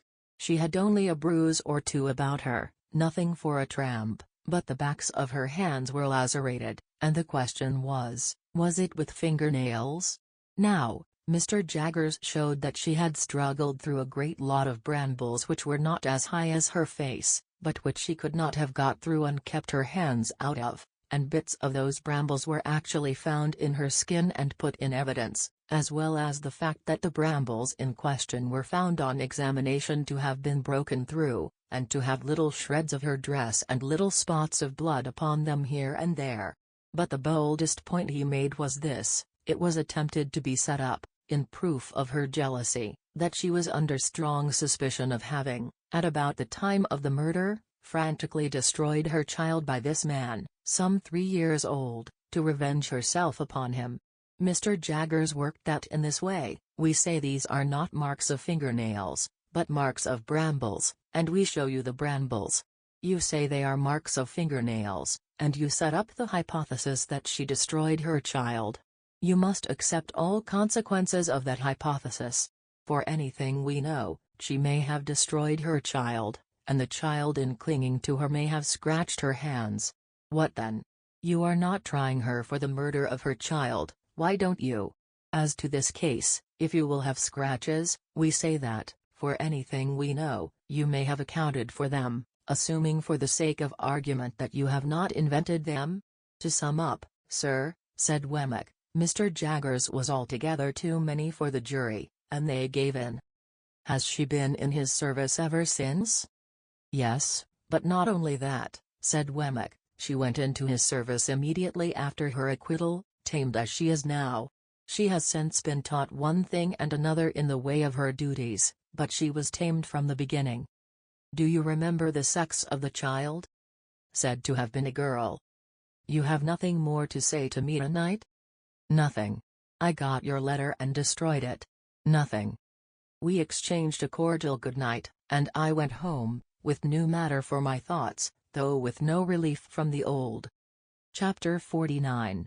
Putting Miss Havisham's note in my pocket, that it might serve as my credentials for so soon reappearing at Sati's house, in case her waywardness should lead her to express any surprise at seeing me, I went down again by the coach next day. But I alighted at the halfway house, and breakfasted there, and walked the rest of the distance, for I sought to get into the town quietly by the unfrequented ways, and to leave it in the same manner. The best light of the day was gone when I passed along the quiet echoing courts behind the High Street. The nooks of ruin where the old monks had once had their refectories and gardens, and where the strong walls were now pressed into the service of humble sheds and stables, were almost as silent as the old monks in their graves. The cathedral chimes had at once a sadder and a more remote sound to me, as I hurried on avoiding observation, than they had ever had before, so, the swell of the old organ was borne to my ears like funeral music, and the rooks, as they hovered about the great tower and swung in the bare high trees of the priory garden, seemed to call to me that the place was changed, and that Estella was gone out of it forever. An elderly woman, whom I had seen before as one of the servants who lived in the supplementary house across the back courtyard, opened the gate. The lighted candle stood in the dark passage within, as of old, and I took it up and ascended the staircase alone. Miss Havisham was not in her own room, but was in the larger room across the landing. Looking in at the door, after knocking in vain, I saw her sitting on the hearth in a ragged chair, close before, and lost in the contemplation of, the ashy fire. Doing as I had often done, I went in, and stood touching the old chimney-piece, where she could see me when she raised her eyes. There was an air of utter loneliness upon her, that would have moved me to pity though she had wilfully done me a deeper injury than I could charge her with. As I stood compassionating her, and thinking how, in the progress of time, I too had come to be a part of the wrecked fortunes of that house, her eyes rested on me. She stared, and said in a low voice, "Is it real?" "It is I, Pip. Mr. Jaggers gave me your note yesterday, and I have lost no time." "Thank you. Thank you." As I brought another of the ragged chairs to the hearth and sat down, I remarked a new expression on her face, as if she were afraid of me. "I want," she said, "to pursue that subject you mentioned to me when you were last here, and to show you that I am not all stone. But perhaps you can never believe, now, that there is anything human in my heart?" When I said some reassuring words, she stretched out her tremulous right hand, as though she was going to touch me, but she recalled it again before I understood the action, or knew how to receive it. "You said, speaking for your friend, that you could tell me how to do something useful and good. Something that you would like done, is it not?" Something that I would like done very much." "What is it?" I began explaining to her that secret history of the partnership. I had not got far into it, when I judged from her looks that she was thinking in a discursive way of me, rather than of what I said. It seemed to be so, for, when I stopped speaking, many moments passed before she showed that she was conscious of the fact. "Do you break off," she asked then, with her former air of being afraid of me, "because you hate me too much to bear to speak to me?" "No, no," I answered. "How can you think so, Miss Havisham? I stopped because I thought you were not following what I said." "Perhaps I was not," she answered, putting a hand to her head. "Begin again, and let me look at something else. Stay. Now tell me." She set her hand upon her stick in the resolute way that sometimes was habitual to her, and looked at the fire with a strong expression of forcing herself to attend. I went on with my explanation, and told her how I had hoped to complete the transaction out of my means, but how in this I was disappointed. That part of the subject, I reminded her, involved matters which could form no part of my explanation, for they were the weighty secrets of another. "So," said she, assenting with her head, but not looking at me. "And how much money is wanting to complete the purchase?" I was rather afraid of stating it, for it sounded a large sum. £900. "If I give you the money for this purpose, will you keep my secret as you have kept your own?" "Quite as faithfully." "And your mind will be more at rest?" "Much more at rest." "Are you very unhappy now?" She asked this question, still without looking at me, but in an unwonted tone of sympathy. I could not reply at the moment, for my voice failed me. She put her left arm across the head of her stick, and softly laid her forehead on it. "I am far from happy, Miss Havisham, but I have other causes of disquiet than any you know of. They are the secrets I have mentioned." After a little while, she raised her head, and looked at the fire again. "It is noble in you to tell me that you have other causes of unhappiness. Is it true?" "Too true." "Can I only serve you, Pip, by serving your friend? Regarding that as done, is there nothing I can do for you yourself?" "Nothing." "I thank you for the question. I thank you even more for the tone of the question. But there is nothing." She presently rose from her seat, and looked about the blighted room for the means of writing. There were none there, and she took from her pocket a yellow set of ivory tablets, mounted in tarnished gold, and wrote upon them with a pencil in a case of tarnished gold that hung from her neck. "You are still on friendly terms with Mr. Jaggers?" "Quite. I dined with him yesterday." "This is an authority to him to pay you that money, to lay out at your irresponsible discretion for your friend. I keep no money here, but if you would rather Mr. Jaggers knew nothing of the matter, I will send it to you." "Thank you, Miss Havisham, I have not the least objection to receiving it from him." She read me what she had written, and it was direct and clear, and evidently intended to absolve me from any suspicion of profiting by the receipt of the money. I took the tablets from her hand, and it trembled again, and it trembled more as she took off the chain to which the pencil was attached, and put it in mine. All this she did without looking at me. My name is on the first leaf.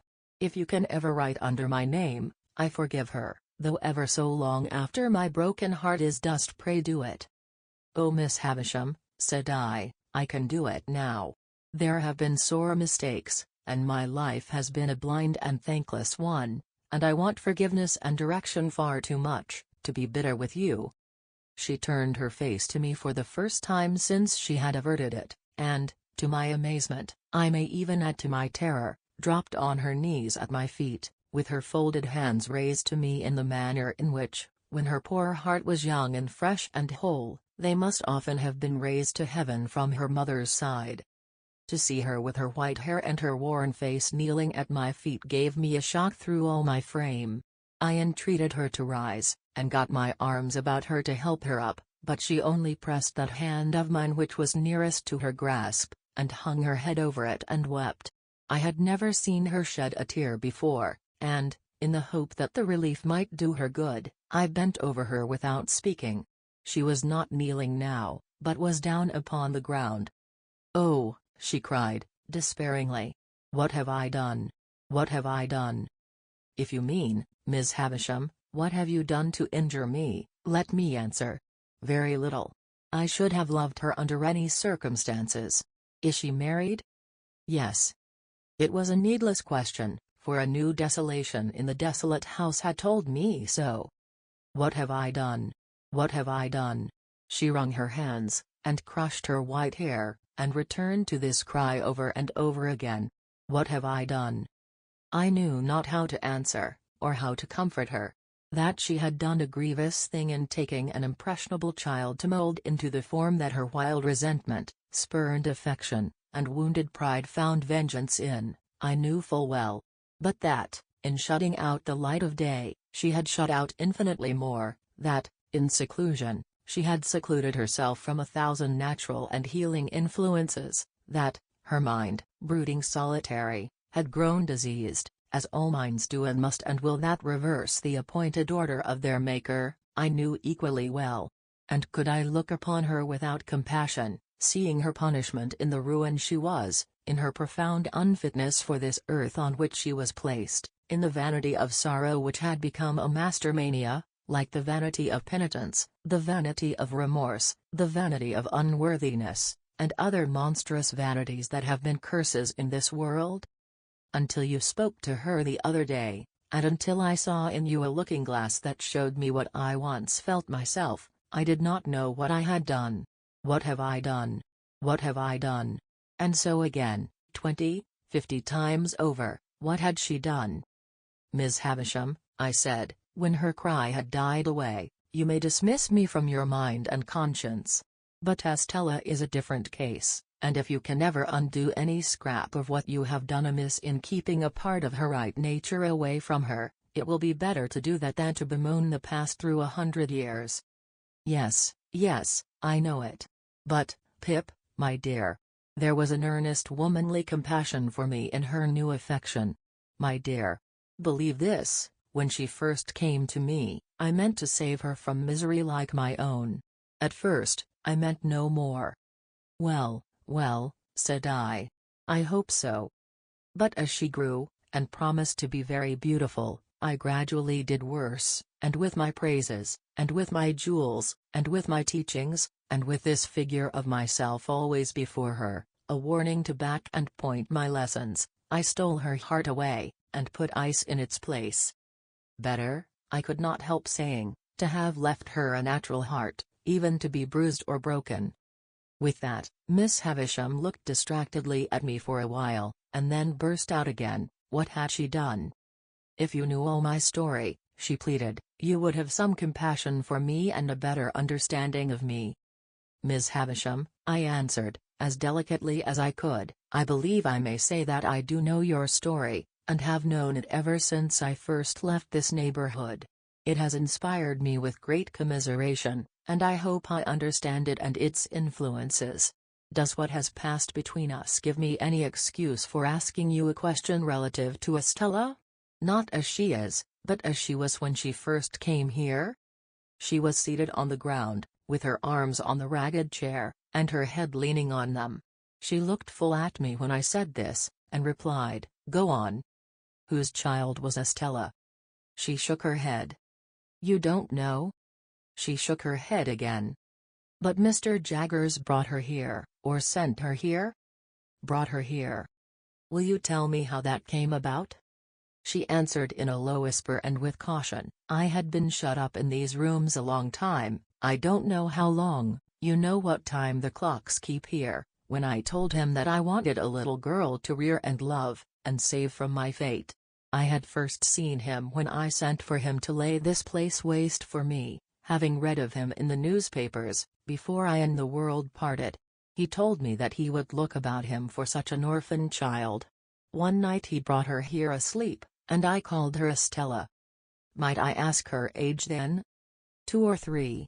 She herself knows nothing, but that she was left an orphan and I adopted her.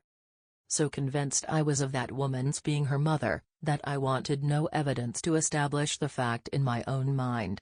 But, to any mind, I thought, the connection here was clear and straight.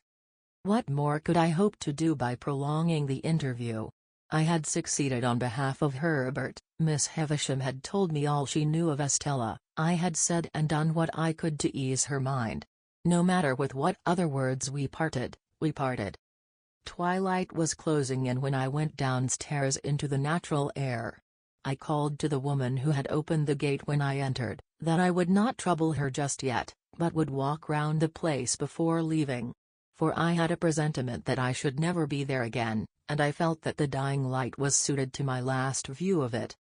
By the wilderness of casks that I had walked on long ago, and on which the rain of years had fallen since, rotting them in many places, and leaving miniature swamps and pools of water upon those that stood on end, I made my way to the ruined garden. I went all round it, round by the corner where Herbert and I had fought our battle, round by the paths where Estella and I had walked. So cold, so lonely, so dreary all. Taking the brewery on my way back, I raised the rusty latch of a little door at the garden end of it, and walked through. I was going out at the opposite door, not easy to open now, for the damp wood had started and swelled, and the hinges were yielding, and the threshold was encumbered with a growth of fungus, when I turned my head to look back. A childish association revived with wonderful force in the moment of the slight action, and I fancied that I saw Miss Havisham hanging to the beam.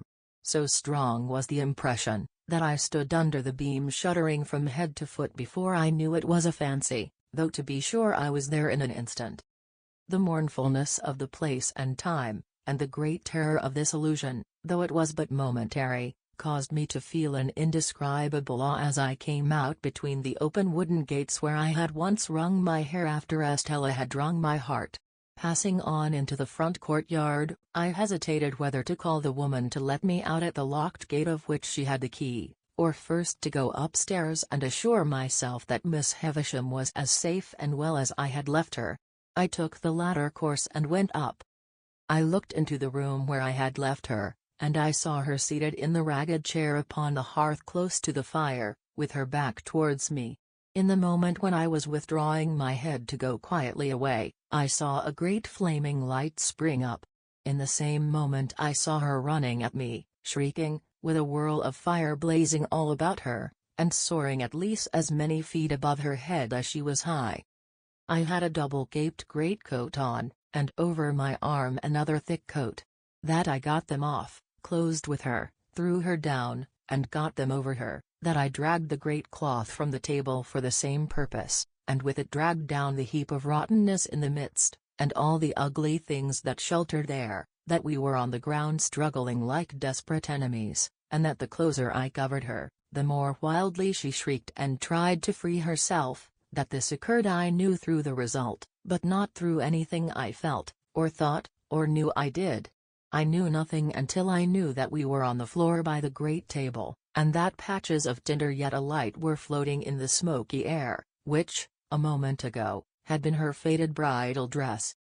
Then, I looked round and saw the disturbed beetles and spiders running away over the floor, and the servants coming in with breathless cries at the door. I still held her forcibly down with all my strength, like a prisoner who might escape, and I doubt if I even knew who she was, or why we had struggled, or that she had been in flames, or that the flames were out, until I saw the patches of tinder that had been her garments no longer alight but falling in a black shower around us. She was insensible, and I was afraid to have her moved, or even touched.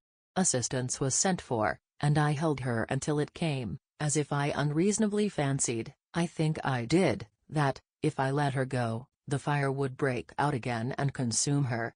When I got up, on the surgeons coming to her with other aid, I was astonished to see that both my hands were burned, for, I had no knowledge of it through the sense of feeling. On examination it was pronounced that she had received serious hurts, but that they of themselves were far from hopeless. The danger lay mainly in the nervous shock. By the surgeon's directions, her bed was carried into that room and laid upon the great table, which happened to be well suited to the dressing of her injuries. When I saw her again, an hour afterwards, she lay, indeed, where I had seen her strike her stick, and had heard her say that she would lie one day. Though every vestige of her dress was burned, as they told me, she still had something of her old ghastly bridal appearance, for they had covered her to the throat with white cotton wool, and as she lay with a white sheet loosely overlying that, the phantom air of something that had been and was changed was still upon her. I found, on questioning the servants, that Estella was in Paris, and I got a promise from the surgeon that he would write to her by the next post. Miss Havisham's family I took upon myself, intending to communicate with Mr. Matthew Pocket only, and leave him to do as he liked about informing the rest. This I did next day, through Herbert, as soon as I returned to town. There was a stage, that evening, when she spoke collectedly of what had happened, though with a certain terrible vivacity. Towards midnight she began to wander in her speech, and after that it gradually set in that she said innumerable times in a low solemn voice, "What have I done?" And then, when she first came, I meant to save her from misery like mine. And then, take the pencil and write under my name, "I forgive her." She never changed the order of these 3 sentences, but she sometimes left out a word in one or other of them, never putting in another word, but always leaving a blank and going on to the next word. As I could do no service there, and as I had, nearer home, that pressing reason for anxiety and fear which even her wanderings could not drive out of my mind, I decided, in the course of the night, that I would return by the early morning coach, walking on a mile or so, and being taken up clear of the town. At about 6 o'clock of the morning, therefore, I leaned over her and touched her lips with mine, just as they said, not stopping for being touched, "Take the pencil and write under my name, I forgive her." Chapter 50. My hands had been dressed twice or thrice in the night, and again in the morning. My left arm was a good deal burned to the elbow, and, less severely, as high as the shoulder. It was very painful, but the flames had set in that direction, and I felt thankful it was no worse. My right hand was not so badly burnt but that I could move the fingers.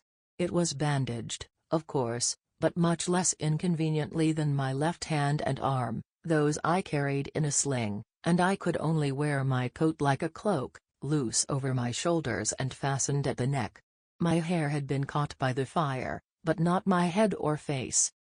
When Herbert had been down to Hammersmith and seen his father, he came back to me at our chambers, and devoted the day to attending on me.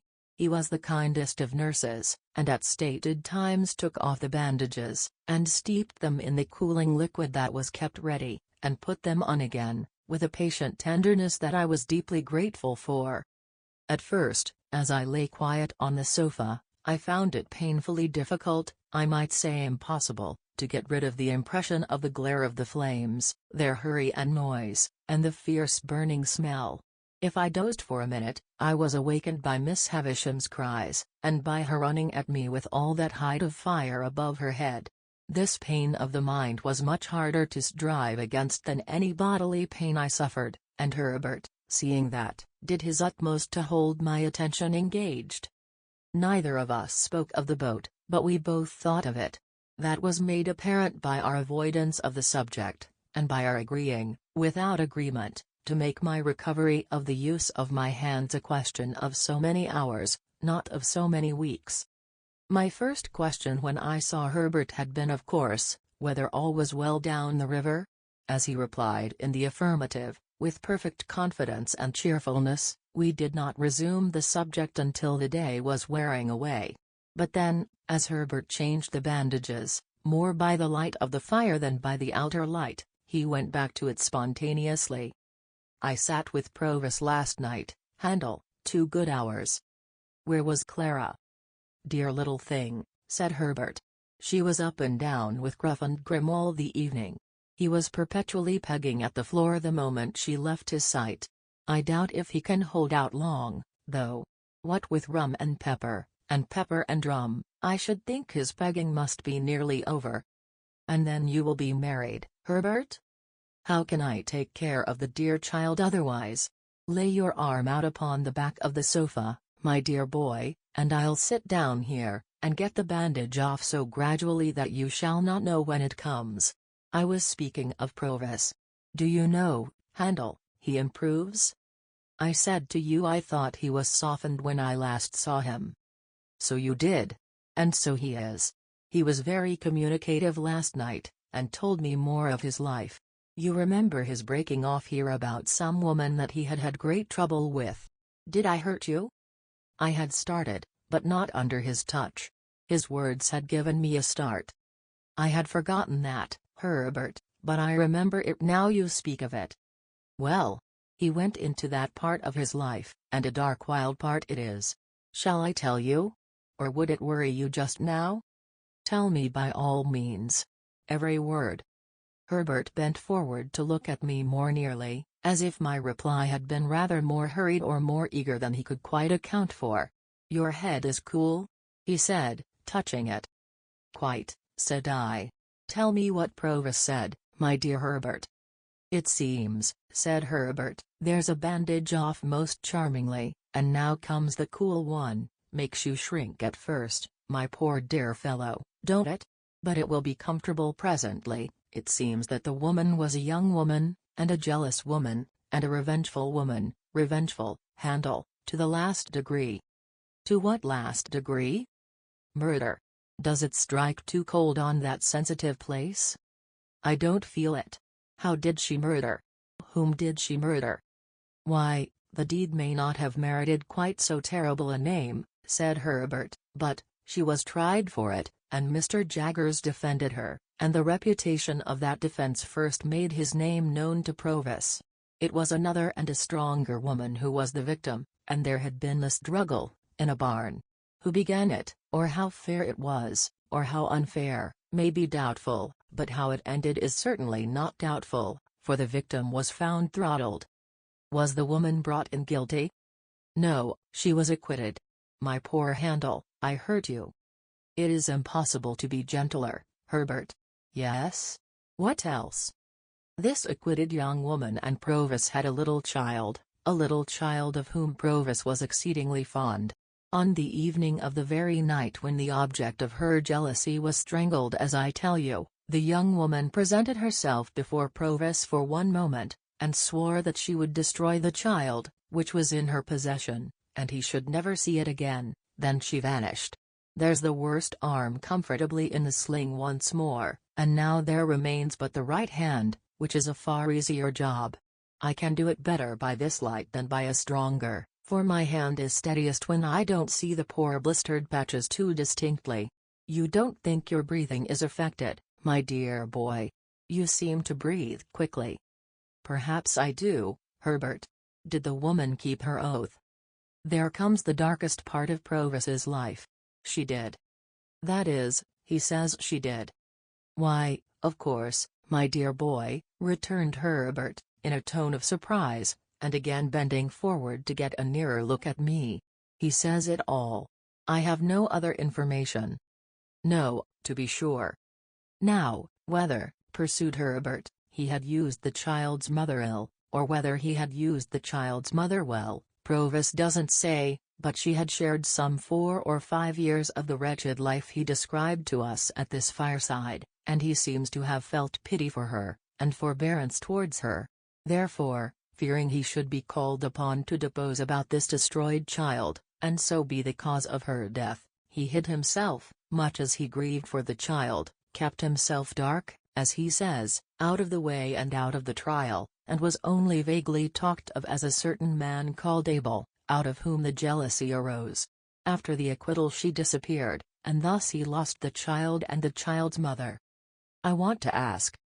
A moment, my dear boy, and I have done. That evil genius, Compeyson, the worst of scoundrels among many scoundrels, knowing of his keeping out of the way at that time and of his reasons for doing so, of course afterwards held the knowledge over his head as a means of keeping him poorer and working him harder.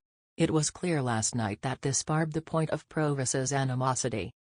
I want to know, said I, and particularly, Herbert, whether he told you when this happened? Particularly. Let me remember, then, what he said as to that. His expression was, around score a year ago, and most directly after I took up Compeyson. How old were you when you came upon him in the little churchyard? I think in my 7th year. It had happened some 3 or 4 years then, he said, and you brought into his mind the little girl so tragically lost, who would have been about your age. Herbert, said I, after a short silence, in a hurried way, can you see me best by the light of the window, or the light of the fire? By the firelight, answered Herbert, coming close again. Look at me. I do look at you, my dear boy. Touch me. I do touch you, my dear boy. You are not afraid that I am in any fever, or that my head is much disordered by the accident of last night? And no, my dear boy, said Herbert, after taking time to examine me. You are rather excited, but you are quite yourself. I know I'm quite myself. And the man we have in hiding down the river, is Estella's father. Chapter 51. What purpose I had in view when I was hot on tracing out and proving Estella's parentage, I cannot say. It will presently be seen that the question was not before me in a distinct shape until it was put before me by a wiser head than my own. But when Herbert and I had held our momentous conversation, I was seized with a feverish conviction that I ought to hunt the matter down, that I ought not to let it rest, but that I ought to see Mr. Jaggers, and come at the bare truth. I really do not know whether I felt that I did this for Estella's sake, or whether I was glad to transfer to the man in whose preservation I was so much concerned some rays of the romantic interest that had so long surrounded me. Perhaps the latter possibility may be the nearer to the truth. Anyway, I could scarcely be withheld from going out to Gerrard Street that night. Herbert's representations that, if I did, I should probably be laid up and stricken useless, when our fugitive's safety would depend upon me, alone restrained my impatience. On the understanding, again and again reiterated, that, come what would, I was to go to Mr. Jaggers tomorrow, I at length submitted to keep quiet, and to have my hurts looked after, and to stay at home.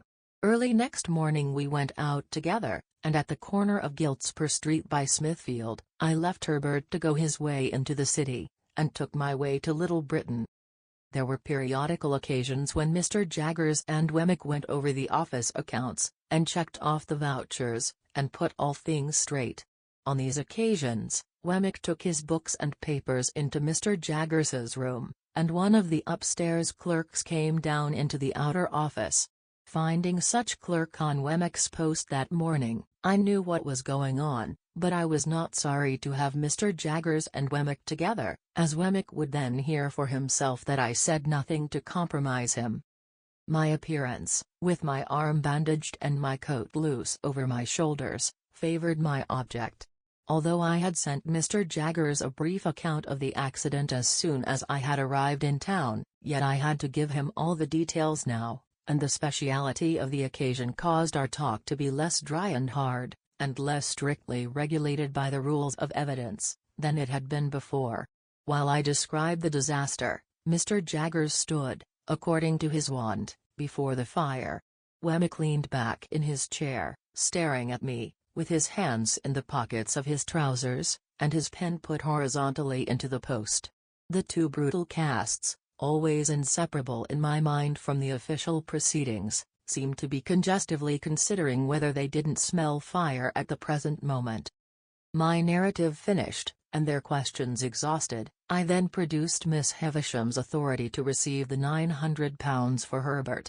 Mr. Jaggers's eyes retired a little deeper into his head when I handed him the tablets, but he presently handed them over to Wemmick, with instructions to draw the cheque for his signature. While that was in course of being done, I looked on at Wemmick as he wrote, and Mr. Jaggers, poising and swaying himself on his well-polished boots, looked on at me. "I am sorry, Pip," said he, as I put the cheque in my pocket, when he had signed it, "that we do nothing for you." "Miss Havisham was good enough to ask me," I returned, "whether she could do nothing for me, and I told her no." "Everybody should know his own business," said Mr. Jaggers. And I saw Wemmick's lips form the words portable property. "I should not have told her no, if I had been you," said Mr. Jaggers, "but every man ought to know his own business best." "Every man's business," said Wemmick, rather reproachfully towards me, "is portable property." As I thought the time was now come for pursuing the theme I had at heart, I said, turning on Mr. Jaggers. "I did ask something of Miss Havisham, however, sir. I asked her to give me some information relative to her adopted daughter, and she gave me all she possessed." "Did she?" said Mr. Jaggers, bending forward to look at his boots and then straightening himself. "Ha! I don't think I should have done so, if I had been Miss Havisham. But she ought to know her own business best. I know more of the history of Miss Havisham's adopted child than Miss Havisham herself does, sir. I know her mother." Mr. Jaggers looked at me inquiringly, and repeated, "Mother?" "I have seen her mother within these 3 days." "Yes?" said Mr. Jaggers. "And so have you, sir. And you have seen her still more recently." "Yes?" said Mr. Jaggers. "Perhaps I know more of Estella's history than even you do," said I. "I know her father too."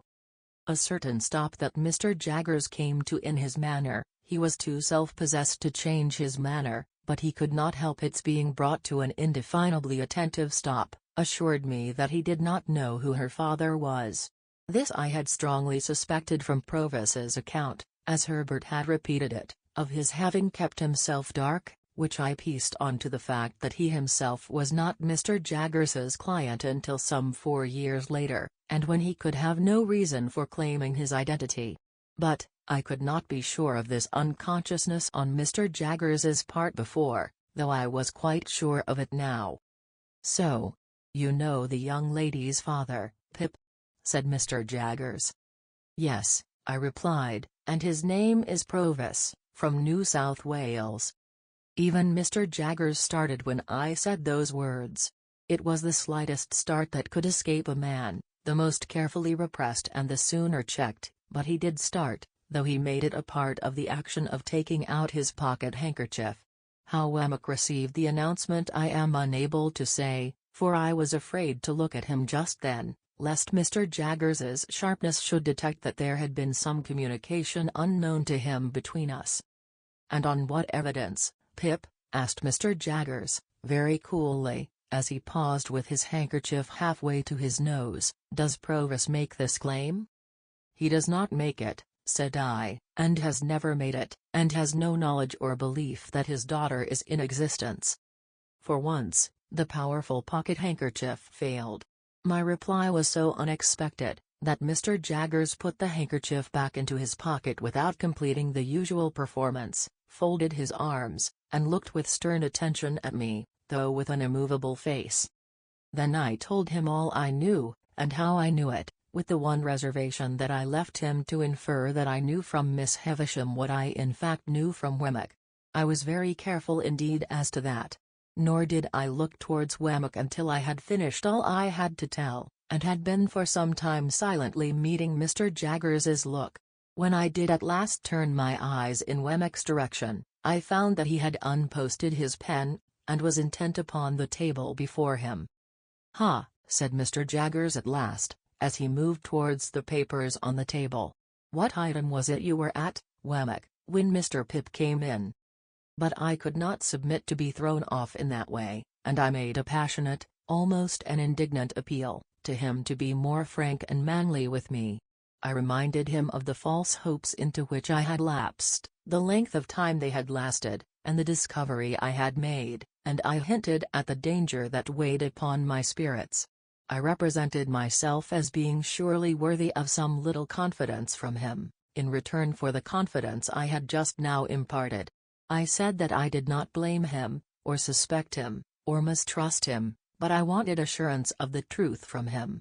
And if he asked me why I wanted it, and why I thought I had any right to it, I would tell him, little as he cared for such poor dreams, that I had loved Estella dearly and long, and that although I had lost her, and must live a bereaved life, whatever concerned her was still nearer and dearer to me than anything else in the world. And seeing that Mr. Jaggers stood quite still and silent, and apparently quite obdurate, under this appeal, I turned to Wemmick, and said, "Wemmick, I know you to be a man with a gentle heart. I have seen your pleasant home, and your old father, and all the innocent, cheerful playful ways with which you refresh your business life. And I entreat you to say a word for me to Mr. Jaggers, and to represent to him that, all circumstances considered, he ought to be more open with me. I have never seen two men look more oddly at one another than Mr. Jaggers and Wemmick did after this apostrophe. At first, a misgiving crossed me that Wemmick would be instantly dismissed from his employment, but it melted as I saw Mr. Jaggers relax into something like a smile, and Wemmick become bolder. "What's all this?" said Mr. Jaggers. "You with an old father, and you with pleasant and playful ways?" "Well," returned Wemmick, "if I don't bring 'em here, what does it matter?" "Pip," said Mr. Jaggers, laying his hand upon my arm, and smiling openly, "this man must be the most cunning impostor in all London." "Not a bit of it," returned Wemmick, growing bolder and bolder. "I think you're another." Again they exchanged their former odd looks, each apparently still distrustful that the other was taking him in. "You with a pleasant home?" said Mr. Jaggers. "Since it don't interfere with business," returned Wemmick, "let it be so. Now, I look at you, sir, I shouldn't wonder if you might be planning and contriving to have a pleasant home of your own one of these days, when you're tired of all this work." Mr. Jaggers nodded his head retrospectively 2 or 3 times, and actually drew a sigh. "Pip," said he, "we won't talk about poor dreams, you know more about such things than I, having much fresher experience of that kind. But now about this other matter. I'll put a case to you. Mind, I admit nothing." He waited for me to declare that I quite understood that he expressly said that he admitted nothing. "Now, Pip," said Mr. Jaggers, "put this case. Put the case that a woman, under such circumstances as you have mentioned, held her child concealed, and was obliged to communicate the fact to her legal adviser, on his representing to her that he must know, with an eye to the latitude of his defense, how the fact stood about that child. Put the case that, at the same time he held a trust to find a child for an eccentric rich lady to adopt and bring up. I follow you, sir. Put the case that he lived in an atmosphere of evil, and that all he saw of children was their being generated in great numbers for certain destruction. Put the case that he often saw children solemnly tried at a criminal bar, where they were held up to be seen. Put the case that he habitually knew of their being imprisoned, whipped, transported, neglected, cast out, qualified in all ways for the hangman, and growing up to be hanged. Put the case that pretty nigh all the children he saw in his daily business life he had reason to look upon as so much spawn, to develop into the fish that were to come to his net, to be prosecuted, defended, forsworn, made orphans, bedeviled somehow. I follow you, sir. Put the case, Pip, that here was one pretty little child out of the heap who could be saved, whom the father believed dead, and dared make no stir about, as to whom, over the mother, the legal adviser had this power. I know what you did, and how you did it. You came so and so, you did such and such things to divert suspicion. I have tracked you through it all, and I tell it you all. Part with the child, unless it should be necessary to produce it to clear you, and then it shall be produced. Give the child into my hands, and I will do my best to bring you off. If you are saved, your child is saved too. If you are lost, your child is still saved. Put the case that this was done, and that the woman was cleared. I understand you perfectly. But that I make no admissions? That you make no admissions. And Wemmick repeated, no admissions. Put the case, Pip, that passion and the terror of death had a little shaken the woman's intellects, and that when she was set at liberty, she was scared out of the ways of the world, and went to him to be sheltered. Put the case that he took her in, and that he kept down the old, wild, violent nature whenever he saw an inkling of its breaking out, by asserting his power over her in the old way. Do you comprehend the imaginary case? Quite. Put the case that the child grew up, and was married for money. That the mother was still living. That the father was still living. That the mother and father, unknown to one another, were dwelling within so many miles, furlongs, yards if you like, of one another. That the secret was still a secret, except that you had got wind of it. put that last case to yourself very carefully?" "I do." I asked Wemmick to put it to himself very carefully. And Wemmick said, "I do." "For whose sake would you reveal the secret? For the father's? I think he would not be much the better for the mother." "For the mother's? I think if she had done such a deed she would be safer where she was." "For the daughter's? I think it would hardly serve her to establish her parentage for the information of her husband, and to drag her back to disgrace, after an escape of 20 years, pretty secure to last for life. But add the case that you had loved her, Pip, and had made her the subject of those poor dreams which have, at one time or another, been in the heads of more men than you think likely, then I tell you that you had better, and would much sooner when you had thought well of it, chop off that bandaged left hand of yours with your bandaged right hand, and then pass the chopper on to Wemmick there, to cut that off too." I looked at Wemmick, whose face was very grave. He gravely touched his lips with his forefinger. I did the same. Mr. Jaggers did the same. "Now, Wemmick," said the latter then, resuming his usual manner, "what item was it you were at when Mr. Pip came in?" Standing by for a little, while they were at work, I observed that the odd looks they had cast at one another were repeated several times, with this difference now, that each of them seemed suspicious, not to say conscious, of having shown himself in a weak and unprofessional light to the other. For this reason, I suppose, they were now inflexible with one another, Mr. Jaggers being highly dictatorial, and Wemmick obstinately justifying himself whenever there was the smallest point in abeyance for a moment. I had never seen them on such ill terms, for generally they got on very well indeed together. But they were both happily relieved by the opportune appearance of Mike, the client with the fur cap and the habit of wiping his nose on his sleeve, whom I had seen on the very first day of my appearance within those walls. This individual, who, either in his own person or in that of some member of his family, seemed to be always in trouble, which in that place meant Newgate, called to announce that his eldest daughter was taken up on suspicion of shoplifting.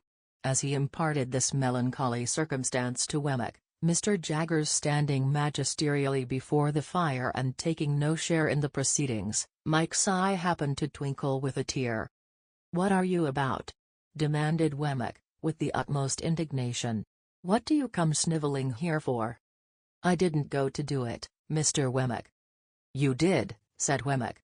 "How dare you? You're not in a fit state to come here, if you can't come here without spluttering like a bad pen." "What do you mean by it?" "A man can't help his feelings, Mr. Wemmick," pleaded Mike. "His what?" demanded Wemmick, quite savagely. "Say that again." "Now look here, my man," said Mr. Jaggers, advancing a step, and pointing to the door. "Get out of this office. I'll have no feelings here. Get out."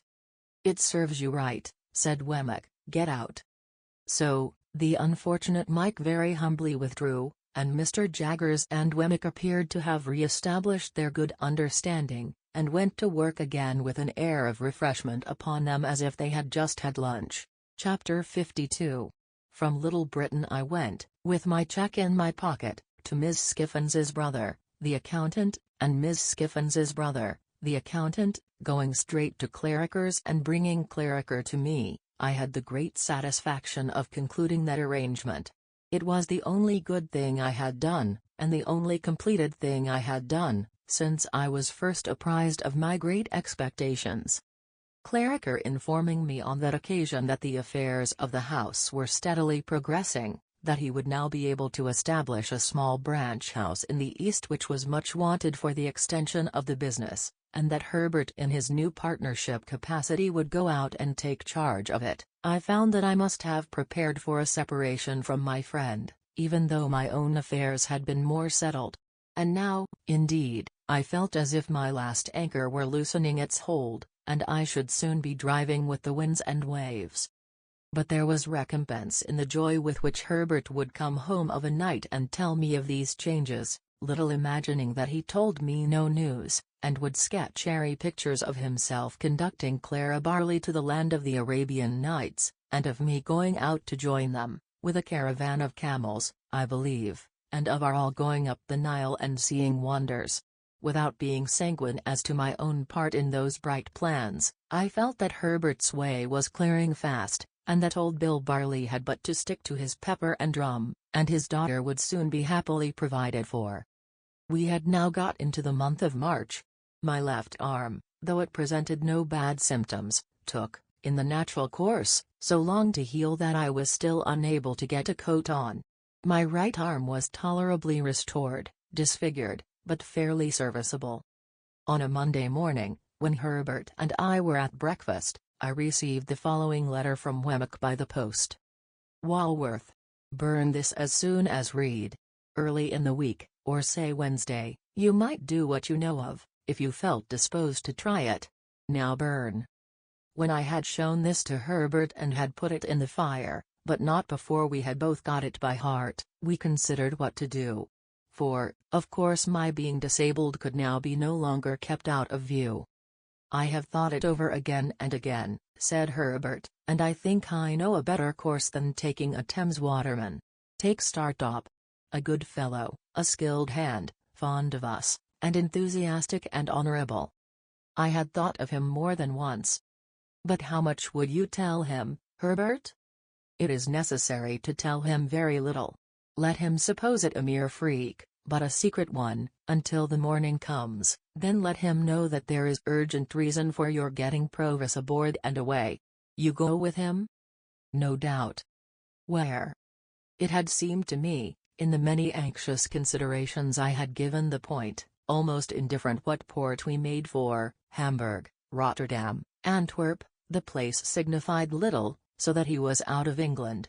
Any foreign steamer that fell in our way and would take us up would do. I had always proposed to myself to get him well down the river in the boat, certainly well beyond Gravesend, which was a critical place for search or inquiry if suspicion were afoot. As foreign steamers would leave London at about the time of high water, our plan would be to get down the river by a previous ebb tide, and lie by in some quiet spot until we could pull off to one. The time when one would be due where we lay, wherever that might be, could be calculated pretty nearly, if we made inquiries beforehand. Herbert assented to all this, and we went out immediately after breakfast to pursue our investigations. We found that a steamer for Hamburg was likely to suit our purpose best, and we directed our thoughts chiefly to that vessel. But we noted down what other foreign steamers would leave London with the same tide, and we satisfied ourselves that we knew the build and color of each. We then separated for a few hours, I, to get at once such passports as were necessary, Herbert, to see Startop at his lodgings. We both did what we had to do without any hindrance, and when we met again at 1 o'clock reported it done. I, for my part, was prepared with passports. Herbert had seen Startop, and he was more than ready to join. Those two should pull a pair of oars, we settled, and I would steer, our charge would be sitter, and keep quiet. As speed was not our object, we should make way enough. We arranged that Herbert should not come home to dinner before going to Millpond Bank that evening, that he should not go there at all tomorrow evening, Tuesday, that he should prepare Provis to come down to some stairs hard by the house, on Wednesday, when he saw us approach, and not sooner, that all the arrangements with him should be concluded that Monday night, and that he should be communicated with no more in any way, until we took him on board. These precautions well understood by both of us, I went home. On opening the outer door of our chambers with my key, I found a letter in the box, directed to me, a very dirty letter, though not ill-written. It had been delivered by hand, of course, since I left home, and its contents were these.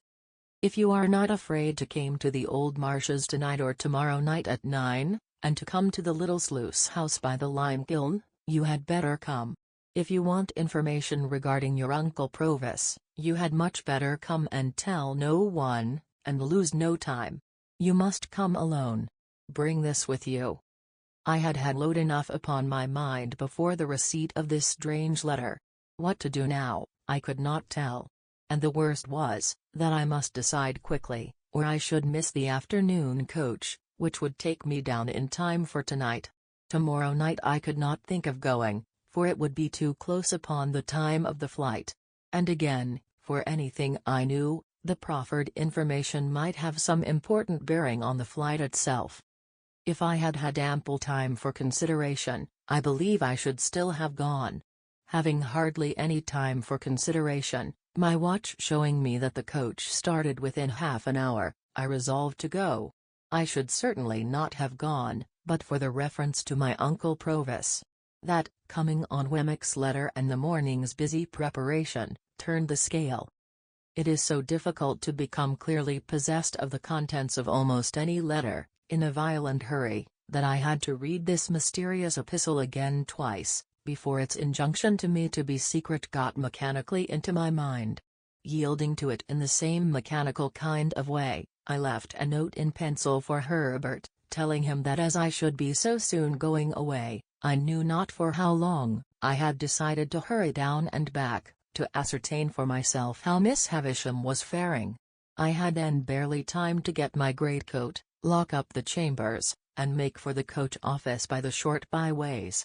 If I had taken a hackney chariot and gone by the streets, I should have missed my aim. Going as I did, I caught the coach just as it came out of the yard.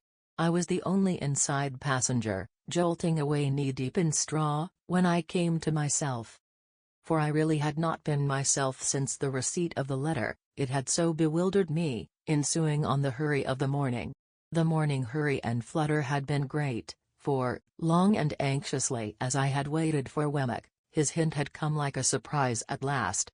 And now I began to wonder at myself for being in the coach, and to doubt whether I had sufficient reason for being there, and to consider whether I should get out presently and go back, and to argue against ever heeding an anonymous communication, and, in short, to pass through all those phases of contradiction and indecision to which I suppose very few hurried people are strangers. Still, the reference to Provis by name mastered everything. I reasoned as I had reasoned already without knowing it. If that be reasoning, in case any harm should befall him through my not going, how could I ever forgive myself? It was dark before we got down, and the journey seemed long and dreary to me, who could see little of it inside, and who could not go outside in my disabled state. Avoiding the Blue Boar, I put up at an inn of minor reputation down the town, and ordered some dinner. While it was preparing, I went to Sati's house and inquired for Miss Havisham. She was still very ill, though considered something better. My inn had once been a part of an ancient ecclesiastical house, and I dined in a little octagonal common room, like a font. As I was not able to cut my dinner, the old landlord with a shining bald head did it for me. This bringing us into conversation, he was so good as to entertain me with my own story, of course with the popular feature that Pumblechook was my earliest benefactor and the founder of my fortunes. "Do you know the young man?" said I. "Know him?" repeated the landlord. "Ever since he was no height at all. Does he ever come back to this neighborhood?" "Eh, he comes back," said the landlord, "to his great friends, now and again, and gives the cold shoulder to the man that made him." "What man is that?" "Him that I speak of," said the landlord. "Mr. Pumblechook." "Is he ungrateful to no one else?" "No doubt he would be, if he could," returned the landlord, "but he can't." "And why?" "Because Pumblechook done everything for him." "Does Pumblechook say so?" "Say so," replied the landlord. "He ha'n't no call to say so." "But does he say so?" "It would turn a man's blood to white wine vinegar to hear him tell of it, sir," said the landlord. I thought, "Yet Joe, dear Joe, you never tell of it. Long-suffering and loving Joe, you never complain. Nor you, sweet-tempered Biddy."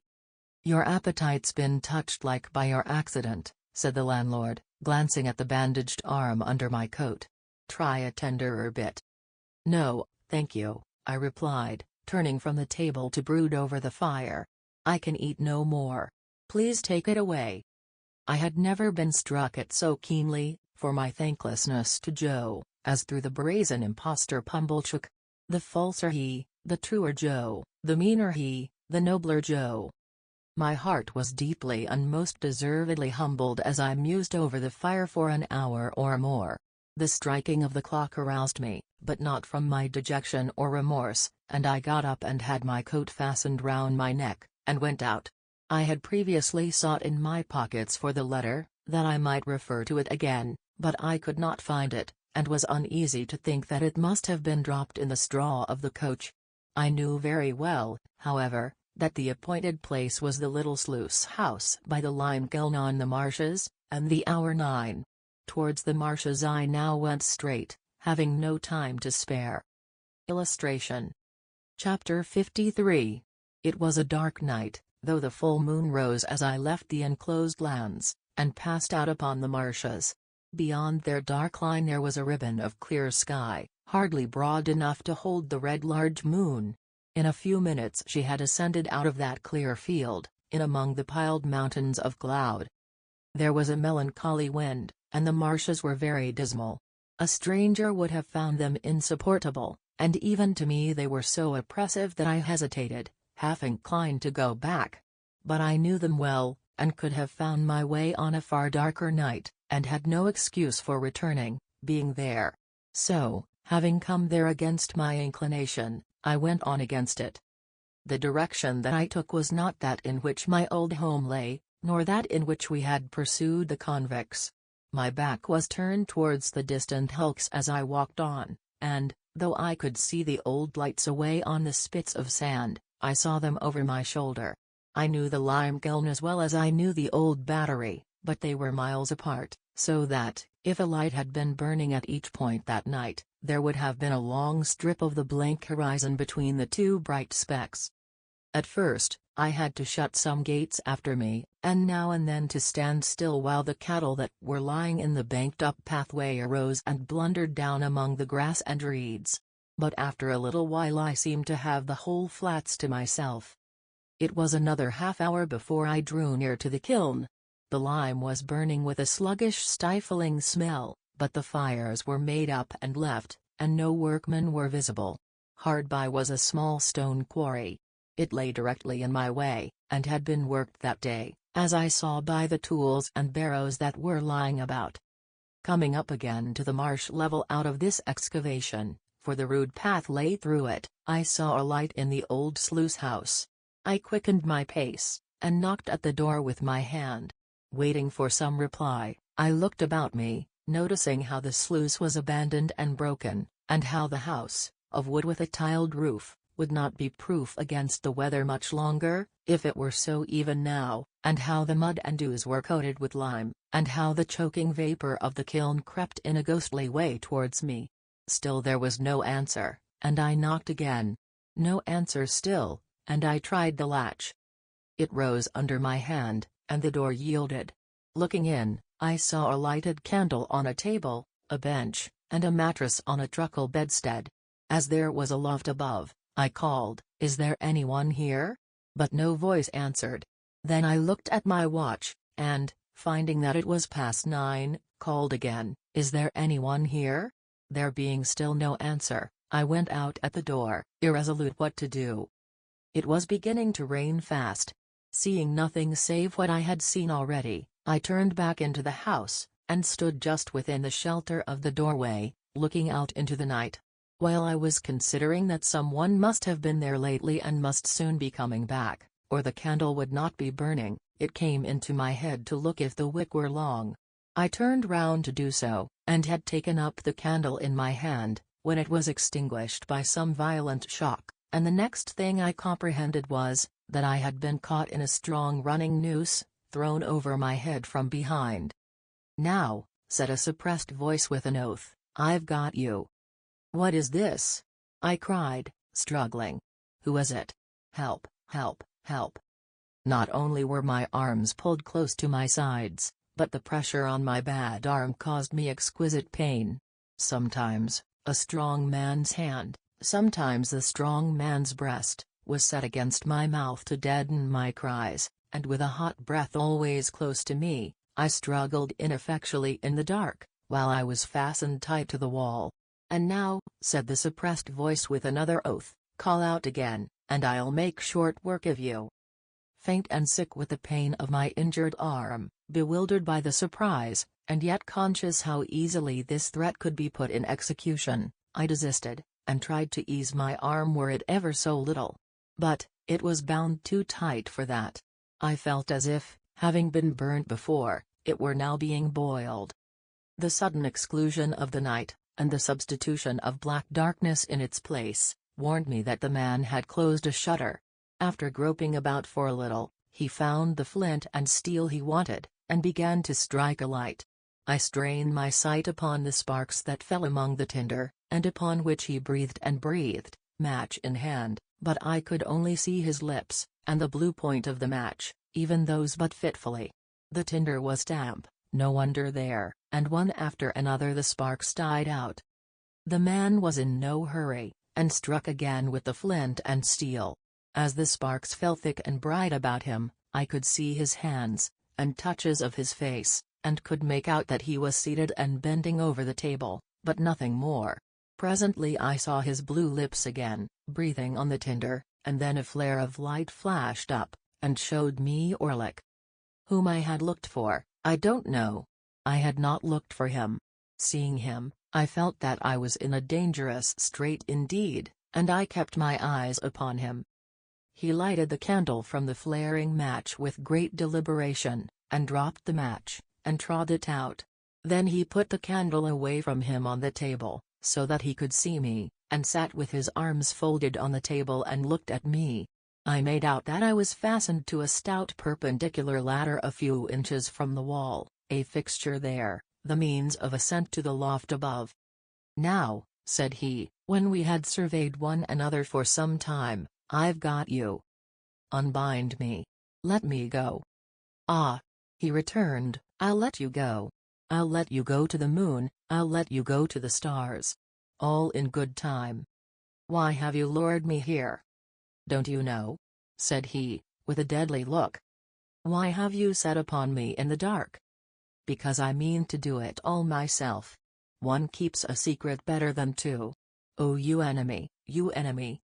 His enjoyment of the spectacle I furnished, as he sat with his arms folded on the table, shaking his head at me and hugging himself, had a malignity in it that made me tremble. As I watched him in silence, he put his hand into the corner at his side, and took up a gun with a brass-bound stock. "Do you know this?" said he, making as if he would take aim at me. "Do you know where you saw it afore? Speak, wolf." "Yes," I answered. Illustration. "You cost me that place." "You did. Speak." "What else could I do?" "You did that, and that would be enough, without more. How dared you to come betwixt me and a young woman I liked?" "When did I?" "When didn't you? It was you as always give old Orlick a bad name to her. You gave it to yourself, you gained it for yourself. I could have done you no harm, if you had done yourself none. You're a liar. And you'll take any pains, and spend any money, to drive me out of this country, will you?" said he, repeating my words to Biddy in the last interview I had with her. "Now, I'll tell you a piece of information. It was never so well worth your while to get me out of this country as it is tonight.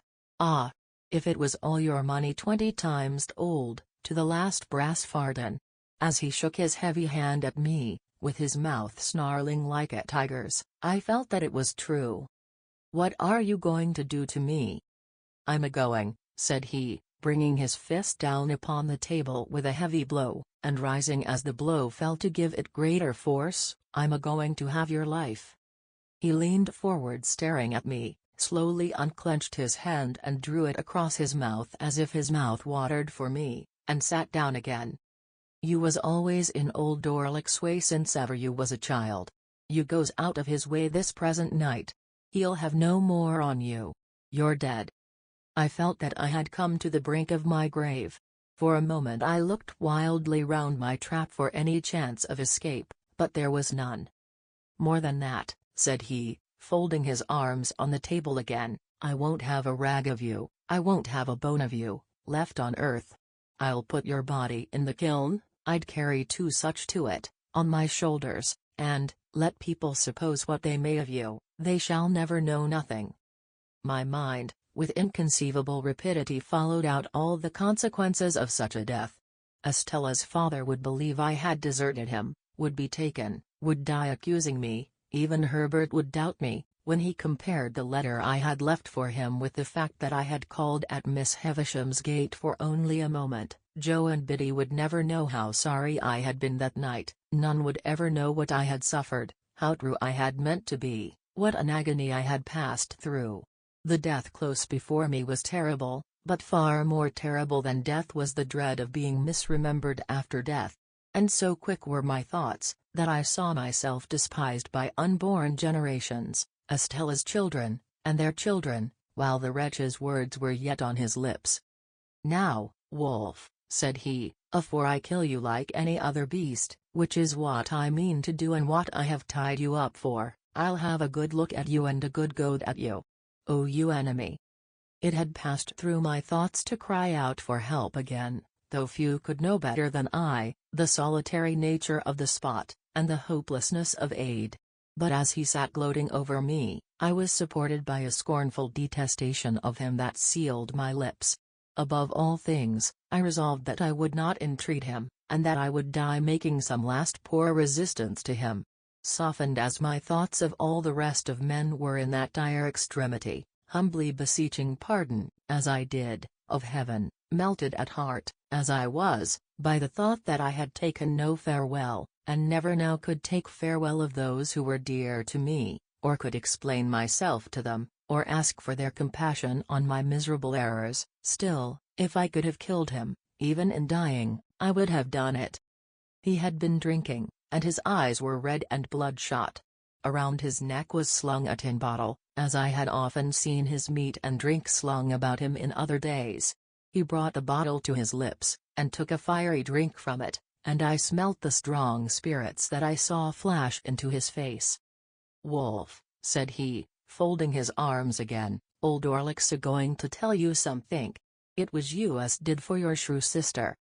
Again my mind, with its former inconceivable rapidity, had exhausted the whole subject of the attack upon my sister, her illness, and her death, before his slow and hesitating speech had formed these words.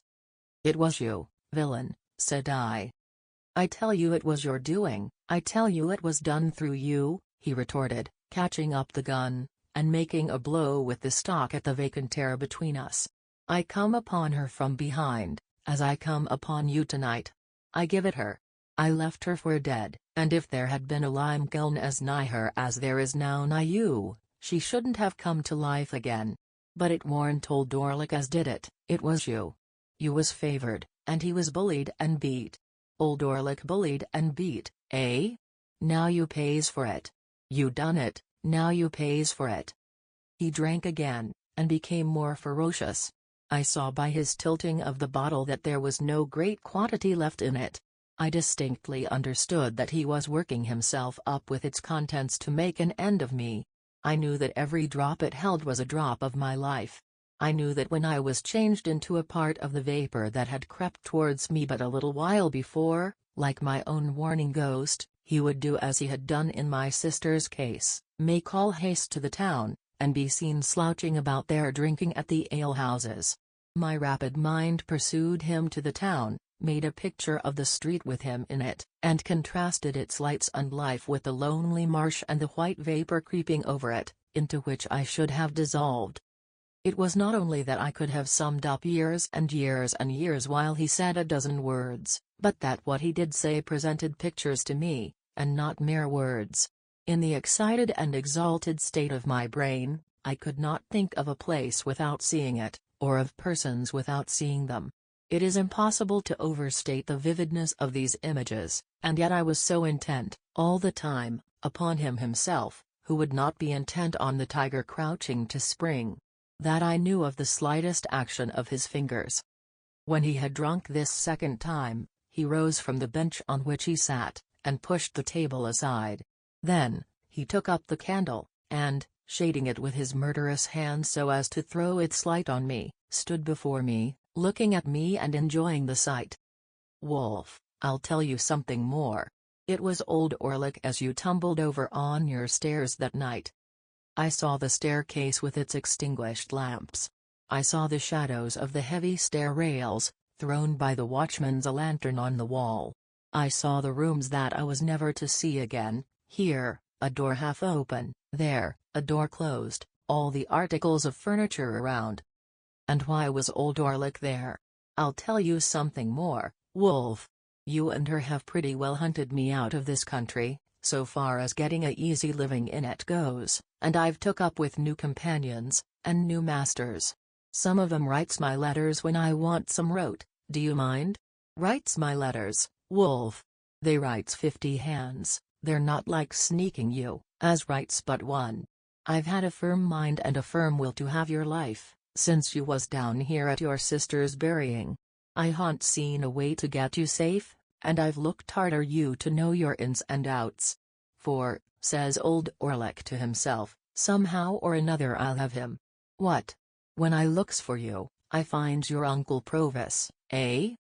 Mill Pond Bank, and Chinks's Basin, and the old green copper rope walk, all so clear and plain. Provis in his rooms, the signal whose use was over, pretty Clara, the good motherly woman, old Bill Barley on his back, all drifting by, as on the swift stream of my life fast running out to sea. You with a uncle too? Why, I knowed you at Gargery's when you was so small a wolf that I could have took your weason betwixt this finger and thumb and chucked you away dead, as I'd thoughts o' doing, odd times, when I see you loitering amongst the pollards on a Sunday, and you hadn't found no uncles then. No, not you. But when old Orlick come for to hear that your Uncle Provis had most like wore the leg iron what old Orlick had picked up, filed asunder, on these meshes ever so many year ago, and what he kept by him till he dropped your sister with it, like a bullock, as he means to drop you, hey? When he come for to hear that, hey? In his savage taunting, he flared the candle so close at me that I turned my face aside to save it from the flame. Ah, he cried, laughing, after doing it again, the burnt child dreads the fire. Old Orlick knowed you was burned, old Orlick knowed you was smuggling your Uncle Provis away, old Orlick's a match for you and knowed you'd come tonight. Now I'll tell you something more, Wolf, and this ends it. There's them that's as good a match for your Uncle Provis as old Orlick has been for you. Let him wear them, when he's lost his nevy. Let him wear them, when no man can't find a rag of his dear relation's clothes, nor yet a bone of his body. There's them that can't and that won't have Magwitch, yes, I know the name. Alive in the same land with them, and that's had such sure information of him when he was alive in another land, as that he couldn't and shouldn't leave it unbeknown and put them in danger. P'raps it's them that writes 50 hands, and that's not like sneaking you as writes but one. Where Compeyson, Magwitch, and the gallows. He flared the candle at me again, smoking my face and hair, and for an instant blinding me, and turned his powerful back as he replaced the light on the table. I had thought a prayer, and had been with Joe and Biddy and Herbert, before he turned towards me again. There was a clear space of a few feet between the table and the opposite wall. Within this space, he now slouched backwards and forwards. His great strength seemed to sit stronger upon him than ever before, as he did this with his hands hanging loose and heavy at his sides, and with his eyes scowling at me. I had no grain of hope left. Wild as my inward hurry was, and wonderful the force of the pictures that rushed by me instead of thoughts, I could yet clearly understand that, unless he had resolved that I was within a few moments of surely perishing out of all human knowledge, he would never have told me what he had told. Of a sudden, he stopped, took the cork out of his bottle, and tossed it away. Light as it was, I heard it fall like a plummet. He swallowed slowly, tilting up the bottle by little and little, and now he looked at me no more. The last few drops of liquor he poured into the palm of his hand, and licked up. Then, with a sudden hurry of violence and swearing horribly, he threw the bottle from him, and stooped, and I saw in his hand a stone hammer with a long heavy handle. The resolution I had made did not desert me, for, without uttering one vain word of appeal to him, I shouted out with all my might, and struggled with all my might. It was only my head and my legs that I could move, but to that extent I struggled with all the force, until then unknown, that was within me. In the same instant I heard responsive shouts, saw figures and a gleam of light dash in at the door, heard voices and tumult, and saw Orlick emerge from a struggle of men, as if it were tumbling water, clear the table at a leap, and fly out into the night. After a blank, I found that I was lying unbound, on the floor, in the same place, with my head on someone's knee. My eyes were fixed on the ladder against the wall. When I came to myself, had opened on it before my mind saw it, and thus as I recovered consciousness, I knew that I was in the place where I had lost it. Too indifferent at first, even to look round and ascertain who supported me, I was lying looking at the ladder, when there came between me and it a face. The face of Trob's boy. "I think he's all right," said Trob's boy, in a sober voice, "but ain't he just pale though?" At these words, the face of him who supported me looked over into mine, and I saw my supporter to be Herbert. "Great heaven!" "Softly," said Herbert. "Gently, Handel. Don't be too eager." "And our old comrade, Startop," I cried, as he too bent over me. "Remember what he is going to assist us in," said Herbert, "and be calm." The illusion made me spring up, though I dropped again from the pain in my arm. "The time has not gone by, Herbert, has it? What night is tonight? How long have I been here?" For, I had a strange and strong misgiving that I had been lying there a long time, a day and a night, 2 days and nights, more. "The time has not gone by. It is still Monday night." "Thank God." "And you have all tomorrow, Tuesday, to rest in," said Herbert. "But you can't help groaning, my dear Handel. What hurt have you got? Can you stand?" "Yes, yes," said I can walk. I have no hurt but in this throbbing arm." They laid it bare, and did what they could. It was violently swollen and inflamed, and I could scarcely endure to have it touched. But, they tore up their handkerchiefs to make fresh bandages, and carefully replaced it in the sling, until we could get to the town and obtain some cooling lotion to put upon it. In a little while we had shut the door of the dark and empty sluice house, and were passing through the quarry on our way back. Trob's boy, Trob's overgrown young man now, went before us with a lantern, which was the light I had seen come in at the door. But, the moon was a good 2 hours higher than when I had last seen the sky, and the night, though rainy, was much lighter. The white vapor of the kiln was passing from us as we went by, and as I had thought a prayer before, I thought a thanksgiving now. Entreating Herbert to tell me how he had come to my rescue, which at first he had flatly refused to do, but had insisted on my remaining quiet, I learnt that I had in my hurry dropped the letter, open, in our chambers, where he, coming home to bring with him Startop whom he had met in the street on his way to me, found it, very soon after I was gone. Its tone made him uneasy, and the more so because of the inconsistency between it and the hasty letter I had left for him. His uneasiness increasing instead of subsiding, after a quarter of an hour's consideration, he set off for the coach office with Startop, who volunteered his company, to make inquiry when the next coach went down. Finding that the afternoon coach was gone, and finding that his uneasiness grew into positive alarm, as obstacles came in his way, he resolved to follow in a post-chaise. So he and Startop arrived at the Blue Boar, fully expecting there to find me, or tidings of me, but, finding neither, went on to Miss Havisham's, where they lost me.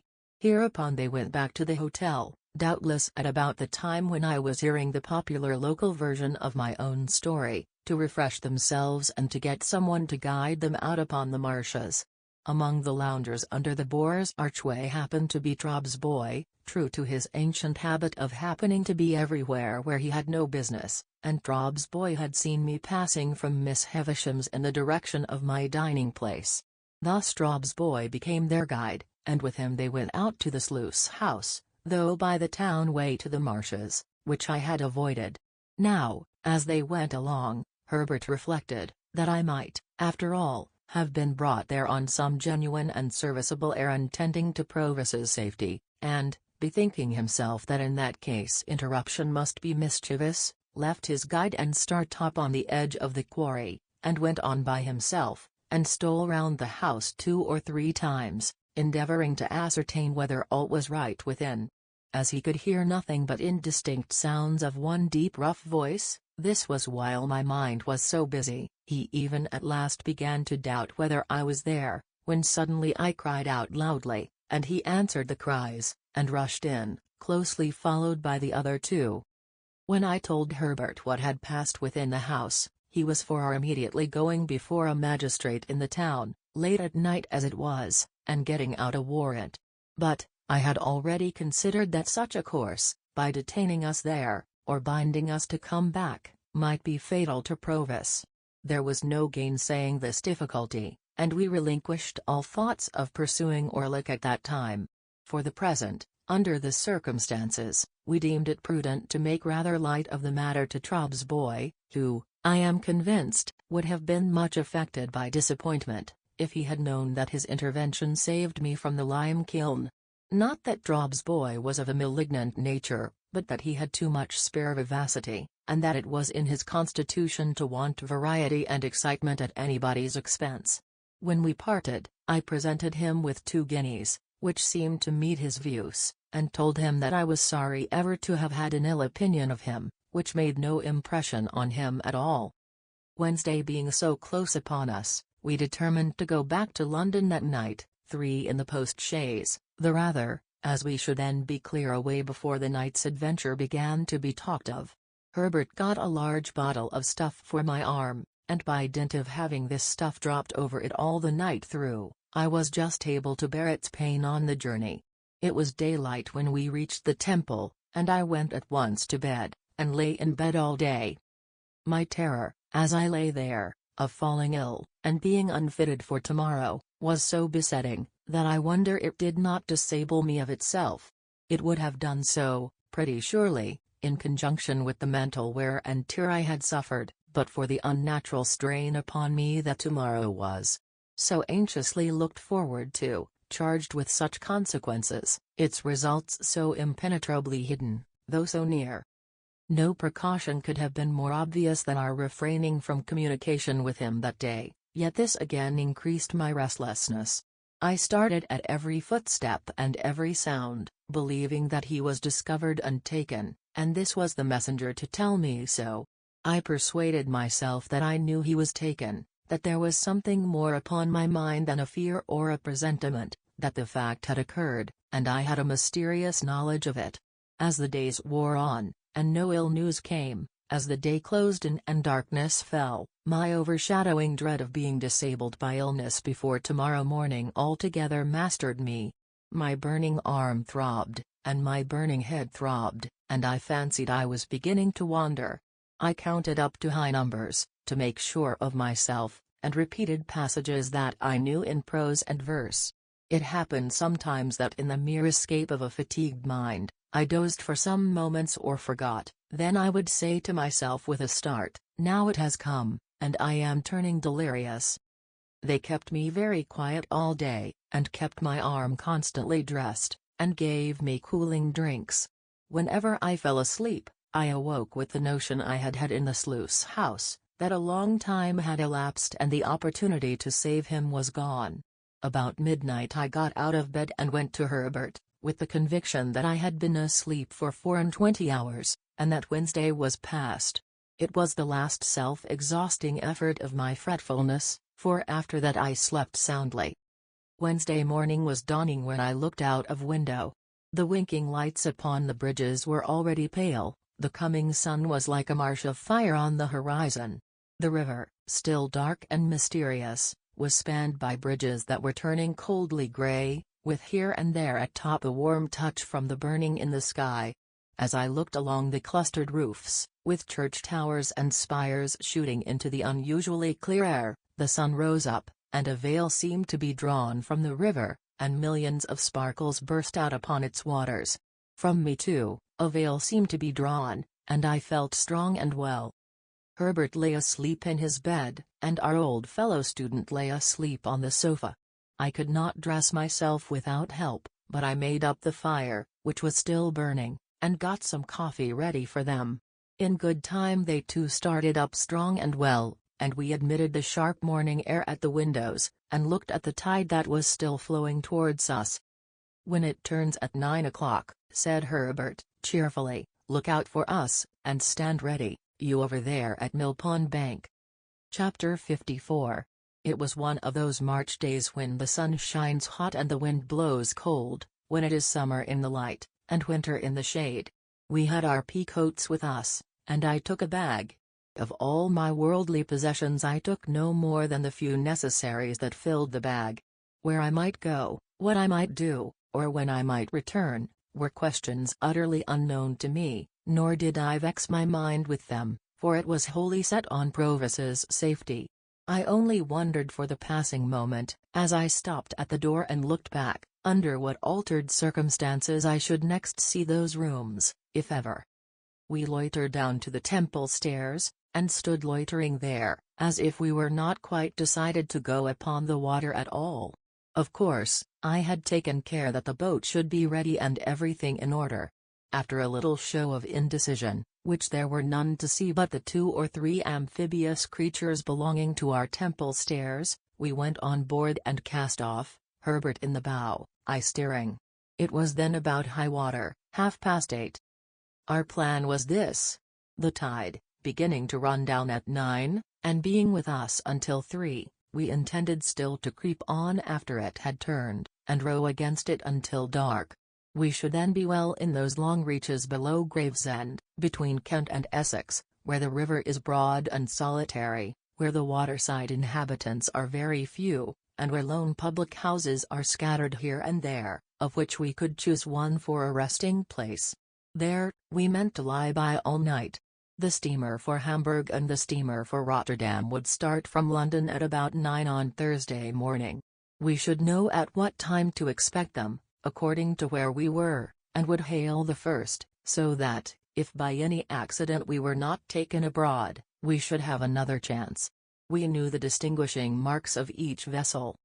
The relief of being at last engaged in the execution of the purpose was so great to me that I felt it difficult to realize the condition in which I had been a few hours before. The crisp air, the sunlight, the movement on the river, and the moving river itself, the road that ran with us, seeming to sympathize with us, animate us, and encourage us on, freshened me with new hope. I felt mortified to be of so little use in the boat, but there were few better oarsmen than my 2 friends, and they rowed with a steady stroke that was to last all day. At that time, the steam traffic on the Thames was far below its present extent, and watermen's boats were far more numerous. Of barges, sailing colliers, and coasting traders, there were perhaps as many as now, but of steamships, great and small, not a tithe or a 20th part so many. Early as it was, there were plenty of scullers going here and there that morning, and plenty of barges dropping down with the tide. The navigation of the river between bridges, in an open boat, was a much easier and commoner matter in those days than it is in these, and we went ahead among many skiffs and wherries briskly. Old London Bridge was soon passed, and Old Billingsgate Market with its oyster boats and Dutchmen, and the White Tower and Traitors' Gate, and we were in among the tiers of shipping. Here were the Leith, Aberdeen, and Glasgow steamers, loading and unloading goods, and looking immensely high out of the water as we passed alongside. Here were colliers by the score and score, with the coal whippers plunging off stages on deck, as counterweights to measures of coal swinging up, which were then rattled over the side into barges. Here, at her moorings was tomorrow's steamer for Rotterdam, of which we took good notice, and here tomorrow's for Hamburg, under whose bowsprit we crossed. And now I, sitting in the stern, could see, with a faster beating heart, Mill Pond Bank and Mill Pond Stairs. "Is he there?" said Herbert. "Not yet." "Right. He was not to come down till he saw us. Can you see his signal?" "Not well from here, but I think I see it. Now I see him. Pull both. Easy, Herbert. Oars." We touched the stairs lightly for a single moment, and he was on board, and we were off again. He had a boat cloak with him, and a black canvas bag, and he looked as like a river pilot as my heart could have wished. "Dear boy," he said, putting his arm on my shoulder, as he took his seat. "Faithful dear boy, well done. Thank I." Again among the tiers of shipping, in and out, avoiding rusty chain cables, frayed hempen hawsers and bobbing buoys, sinking for the moment floating broken baskets, scattering floating chips of wood and shaving, cleaving floating scum of coal, in and out, under the figurehead of the John of Sunderland making a speech to the winds, as is done by many Johns, and the Betsy of Yarmouth with a firm formality of bosom and her knobby eyes starting 2 inches out of her head, in and out, hammers going in shipbuilders' yards, saws going at timber, clashing engines going at things unknown, pumps going in leaky ships, capstans going, ships going out to sea, and unintelligible sea creatures roaring curses over the bulwarks at respondent lightermen, in and out at last upon the clearer river, where the ship's boys might take their fenders in, no longer fishing in troubled waters with them over the side, and where the festooned sails might fly out to the wind. At the stairs where we had taken him abroad, and ever since, I had looked warily for any token of our being suspected. I had seen none. We certainly had not been, and at that time as certainly we were not either attended or followed by any boat. If we had been waited on by any boat, I should have run into shore, and have obliged her to go on, or to make her purpose evident. But we held our own without any appearance of molestation. He had his boat cloak on him, and looked, as I have said, a natural part of the scene. It was remarkable, but perhaps the wretched life he had led accounted for it, that he was the least anxious of any of us. He was not indifferent, for he told me that he hoped to live to see his gentleman one of the best of gentlemen in a foreign country. He was not disposed to be passive or resigned, as I understood it, but he had no notion of meeting danger halfway. When it came upon him, he confronted it, but it must come before he troubled himself. "If you knowed, dear boy," he said to me, "what it is to sit here a longer, my dear boy, and have my smoke, arter having been day by day betwixt 4 walls, you'd envy me. But you don't know what it is." "I think I know the delights of freedom," I answered. "Ah," said he, shaking his head gravely. "But you don't know it equal to me. You must have been under lock and key, dear boy, to know it equal to me, but I ain't a-going to be low." It occurred to me as inconsistent, that, for any mastering idea, he should have endangered his freedom, and even his life. But I reflected that perhaps freedom without danger was too much apart from all the habit of his existence to be to him what it would be to another man. I was not far out, since he said, after smoking a little, "You see, dear boy, when I was over yonder, t'other side the world, I was always a-looking to this side, and it come flat to be there, for all I was a-growing rich. Everybody knowed Magwitch, and Magwitch could come, and Magwitch could go, and nobody's head would be troubled about him. They ain't so easy concerning me here, dear boy, wouldn't be, leastwise, if they knowed where I was." "If all goes well," said I, "you will be perfectly free and safe again within a few hours." "Well," he returned, drawing a long breath, "I hope so." "And think so?" He dipped his hand in the water over the boat's gunwale, and said, smiling with that softened air upon him which was not new to me, "I suppose I think so, dear boy. We'd be puzzled to be more quiet and easy-going than we are at present. But, it's a-flowing so soft and pleasant through the water, p'raps, as makes me think it, I was a-thinking through my smoke just then, that we can no more see to the bottom of the next few hours than we can see to the bottom of this river what I catches hold of. Nor yet we can't no more hold their tide than I can hold this. And it's run through my fingers and gone, you see," holding up his dripping hand. "But for your face I should think you were a little despondent," said I. "Not a bit on it, dear boy. It comes of flowing on so quiet, and of that there rippling at the boat's head making a sort of a Sunday tune. Maybe I'm a-growing a trifle old besides." He put his pipe back in his mouth with an undisturbed expression of face, and sat as composed and contented as if we were already out of England. Yet he was as submissive to a word of advice as if he had been in constant terror, for, when we ran ashore to get some bottles of beer into the boat, and he was stepping out. I hinted that I thought he would be safest where he was, and he said, "Do you, dear boy?" and quietly sat down again. The air felt cold upon the river, but it was a bright day, and the sunshine was very cheering. The tide ran strong, I took care to lose none of it, and our steady stroke carried us on thoroughly well.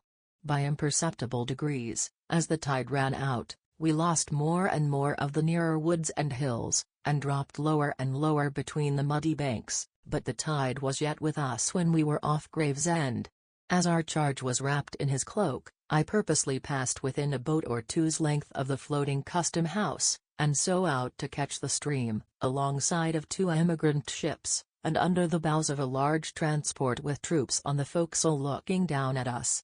And soon the tide began to slacken, and the craft lying at anchor to swing, and presently they had all swung round, and the ships that were taking advantage of the new tide to get up to the pool began to crowd upon us in a fleet, and we kept under the shore, as much out of the strength of the tide now as we could, standing carefully off from low shallows and mud banks. Our oarsmen were so fresh, by dint of having occasionally let her drive with a tide for a minute or two, that a quarter of an hour's rest proved full as much as they wanted. We got ashore among some slippery stones while we ate and drank what we had with us, and looked about. It was like my own marsh country, flat and monotonous, and with a dim horizon, while the winding river turned and turned, and the great floating buoys upon it turned and turned, and everything else seemed stranded and still. For now the last of the fleet of ships was round the last low point we had headed, and the last green barge, straw-laden, with a brown sail, had followed, and some ballast lighters, shaped like a child's first rude imitation of a boat, lay low in the mud, and a little squat shoal lighthouse on open piles stood crippled in the mud on stilts and crutches, and slimy stakes stuck out of the mud, and slimy stones stuck out of the mud, and red landmarks and tide marks stuck out of the mud, and an old landing stage and an old roofless building slipped into the mud, and all about us was stagnation and mud. We pushed off again, and made what way we could. It was much harder work now, but Herbert and Startup persevered, and rowed and rowed and rowed until the sun went down. By that time the river had lifted us a little, so that we could see above the bank. There was the red sun, on the low level of the shore, in a purple haze, fast deepening into black, and there was the solitary flat marsh, and far away there were the rising grounds, between which and us there seemed to be no life, save here and there in the foreground a melancholy gull. As the night was fast falling, and as the moon, being past the full, would not rise early, we held a little council, a short one, for clearly our course was to lie by at the first lonely tavern we could find. So, they plied their oars once more, and I looked out for anything like a house. Thus we held on, speaking little, for 4 or 5 dull miles. It was very cold, and, a collier coming by us, with her galley fire smoking and flaring, looked like a comfortable home. The night was as dark by this time as it would be until morning, and what light we had, seemed to come more from the river than the sky, as the oars in their dipping struck out a few reflected stars.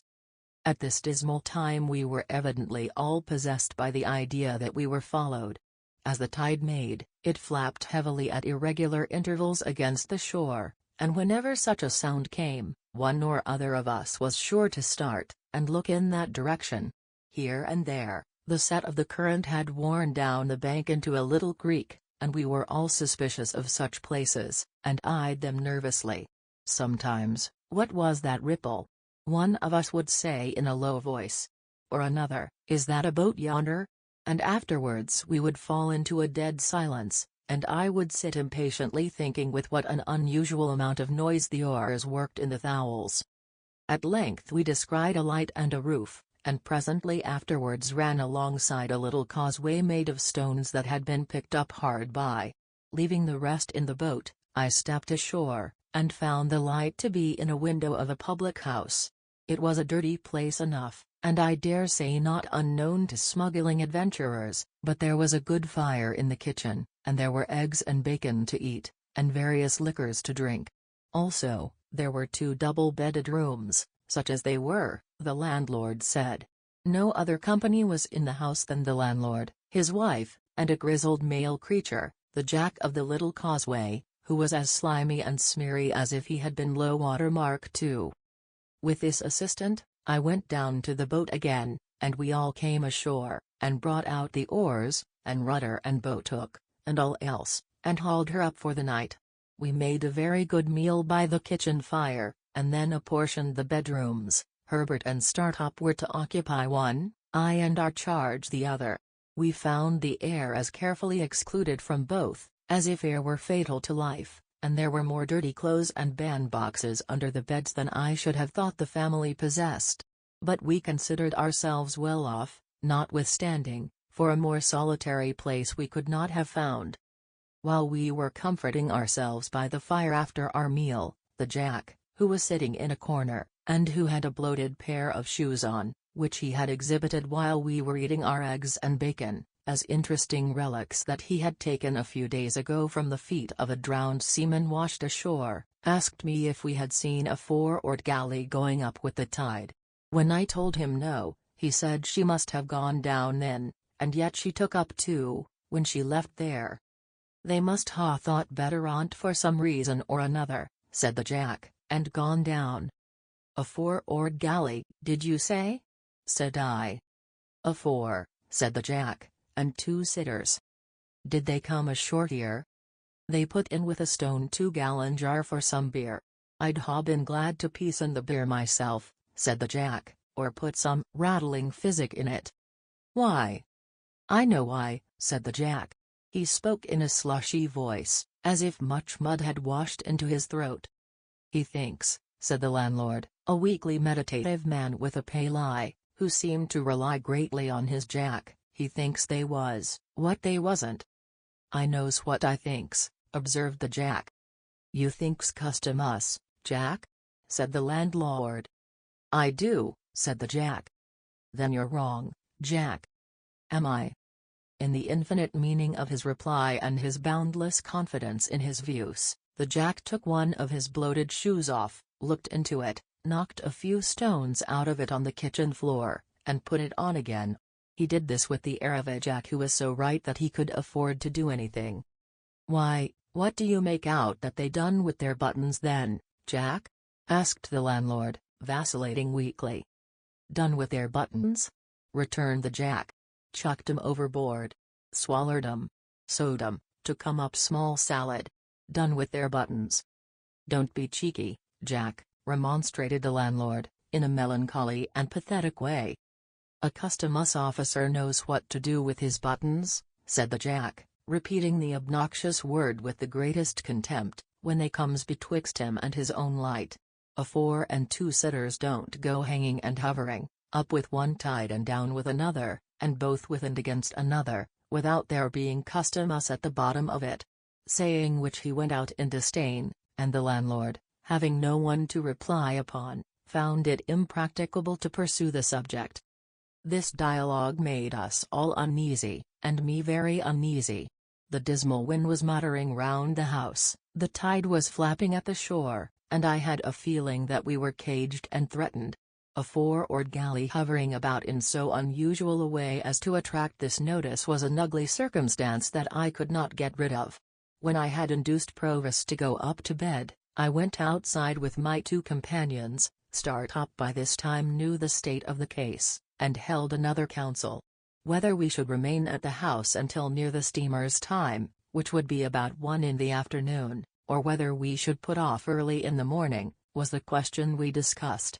On the whole we deemed it the better course to lie where we were, until within an hour or so of the steamer's time, and then to get out in her track, and drift easily with the tide. Having settled to do this, we returned into the house and went to bed. I lay down with the greater part of my clothes on, and slept well for a few hours.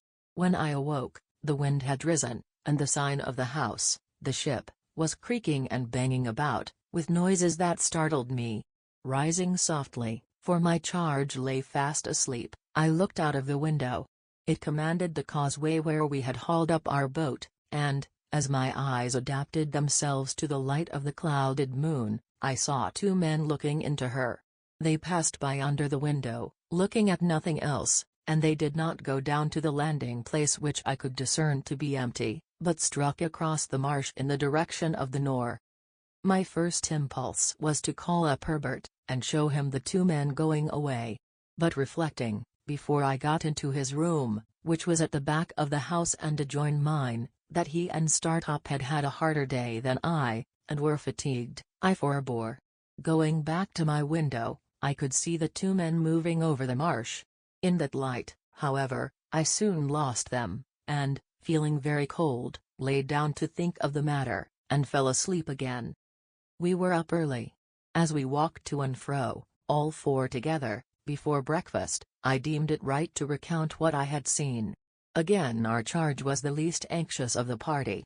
It was very likely that the men belonged to the custom house, he said quietly, and that they had no thought of us. I tried to persuade myself that it was so, as, indeed, it might easily be. However, I proposed that he and I should walk away together to a distant point we could see, and that the boat should take us aboard there, or as near there as might prove feasible, at about noon. This being considered a good precaution, soon after breakfast he and I set forth, without saying anything, at the tavern. He smoked his pipe as we went along, and sometimes stopped to clap me on the shoulder. One would have supposed that it was I who was in danger, not he, and that he was reassuring me. We spoke very little. As we approached the point, I begged him to remain in a sheltered place, while I went on to reconnoiter, for it was towards it that the men had passed in the night. He complied, and I went on alone. There was no boat off the point, nor any boat drawn up anywhere near it, nor were there any signs of the men having embarked there. But, to be sure, the tide was high, and there might have been some footprints under water. When he looked out from his shelter in the distance, and saw that I waved my hat to him to come up, he rejoined me, and there we waited, sometimes lying on the bank, wrapped in our coats, and sometimes moving about to warm ourselves, until we saw our boat coming round. We got aboard easily, and rowed out into the track of the steamer. By that time it wanted but 10 minutes of 1 o'clock, and we began to look out for her smoke. But, it was 1:30 before we saw her smoke, and soon afterwards we saw behind it the smoke of another steamer. As they were coming on at full speed, we got the 2 bags ready, and took that opportunity of saying goodbye to Herbert and Startup. We had all shaken hands cordially, and neither Herbert's eyes nor mine were quite dry, when I saw a 4-oared galley shoot out from under the bank but a little way ahead of us, and row out into the same track. A stretch of shore had been as yet between us and the steamer's smoke, by reason of the bend and wind of the river, but now she was visible, coming head-on. I called to Herbert and Startup to keep before the tide, that she might see us lying by for her, and I adjured Provis to sit quite still, wrapped in his cloak. He answered cheerily, "Trust to me, dear boy," and sat like a statue. Meantime the galley, which was very skillfully handled, had crossed us, let us come up with her, and fallen alongside. Leaving just room enough for the play of the oars, she kept alongside, drifting when we drifted, and pulling a stroke or two when we pulled.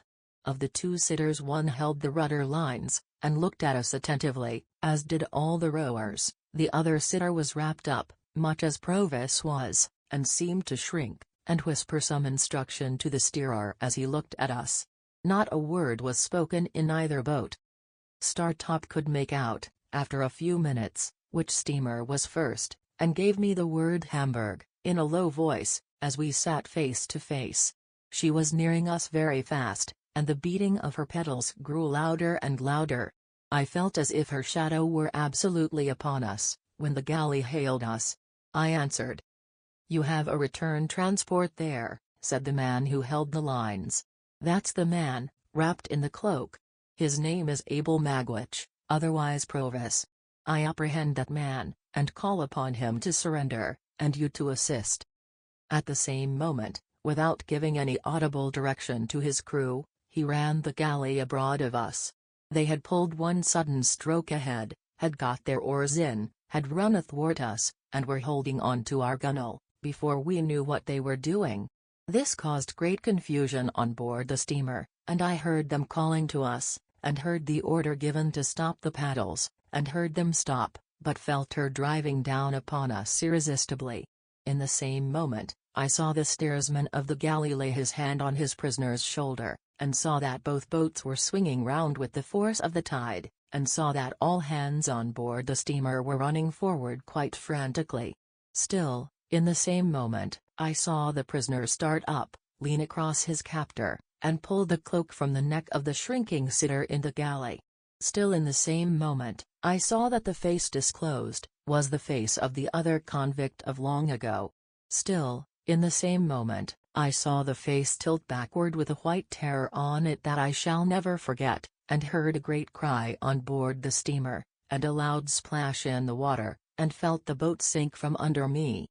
It was but for an instant that I seemed to struggle with 1,000 millwares and 1,000 flashes of light. That instant passed, I was taken on board the galley. Herbert was there, and Startop was there, but our boat was gone, and the 2 convicts were gone.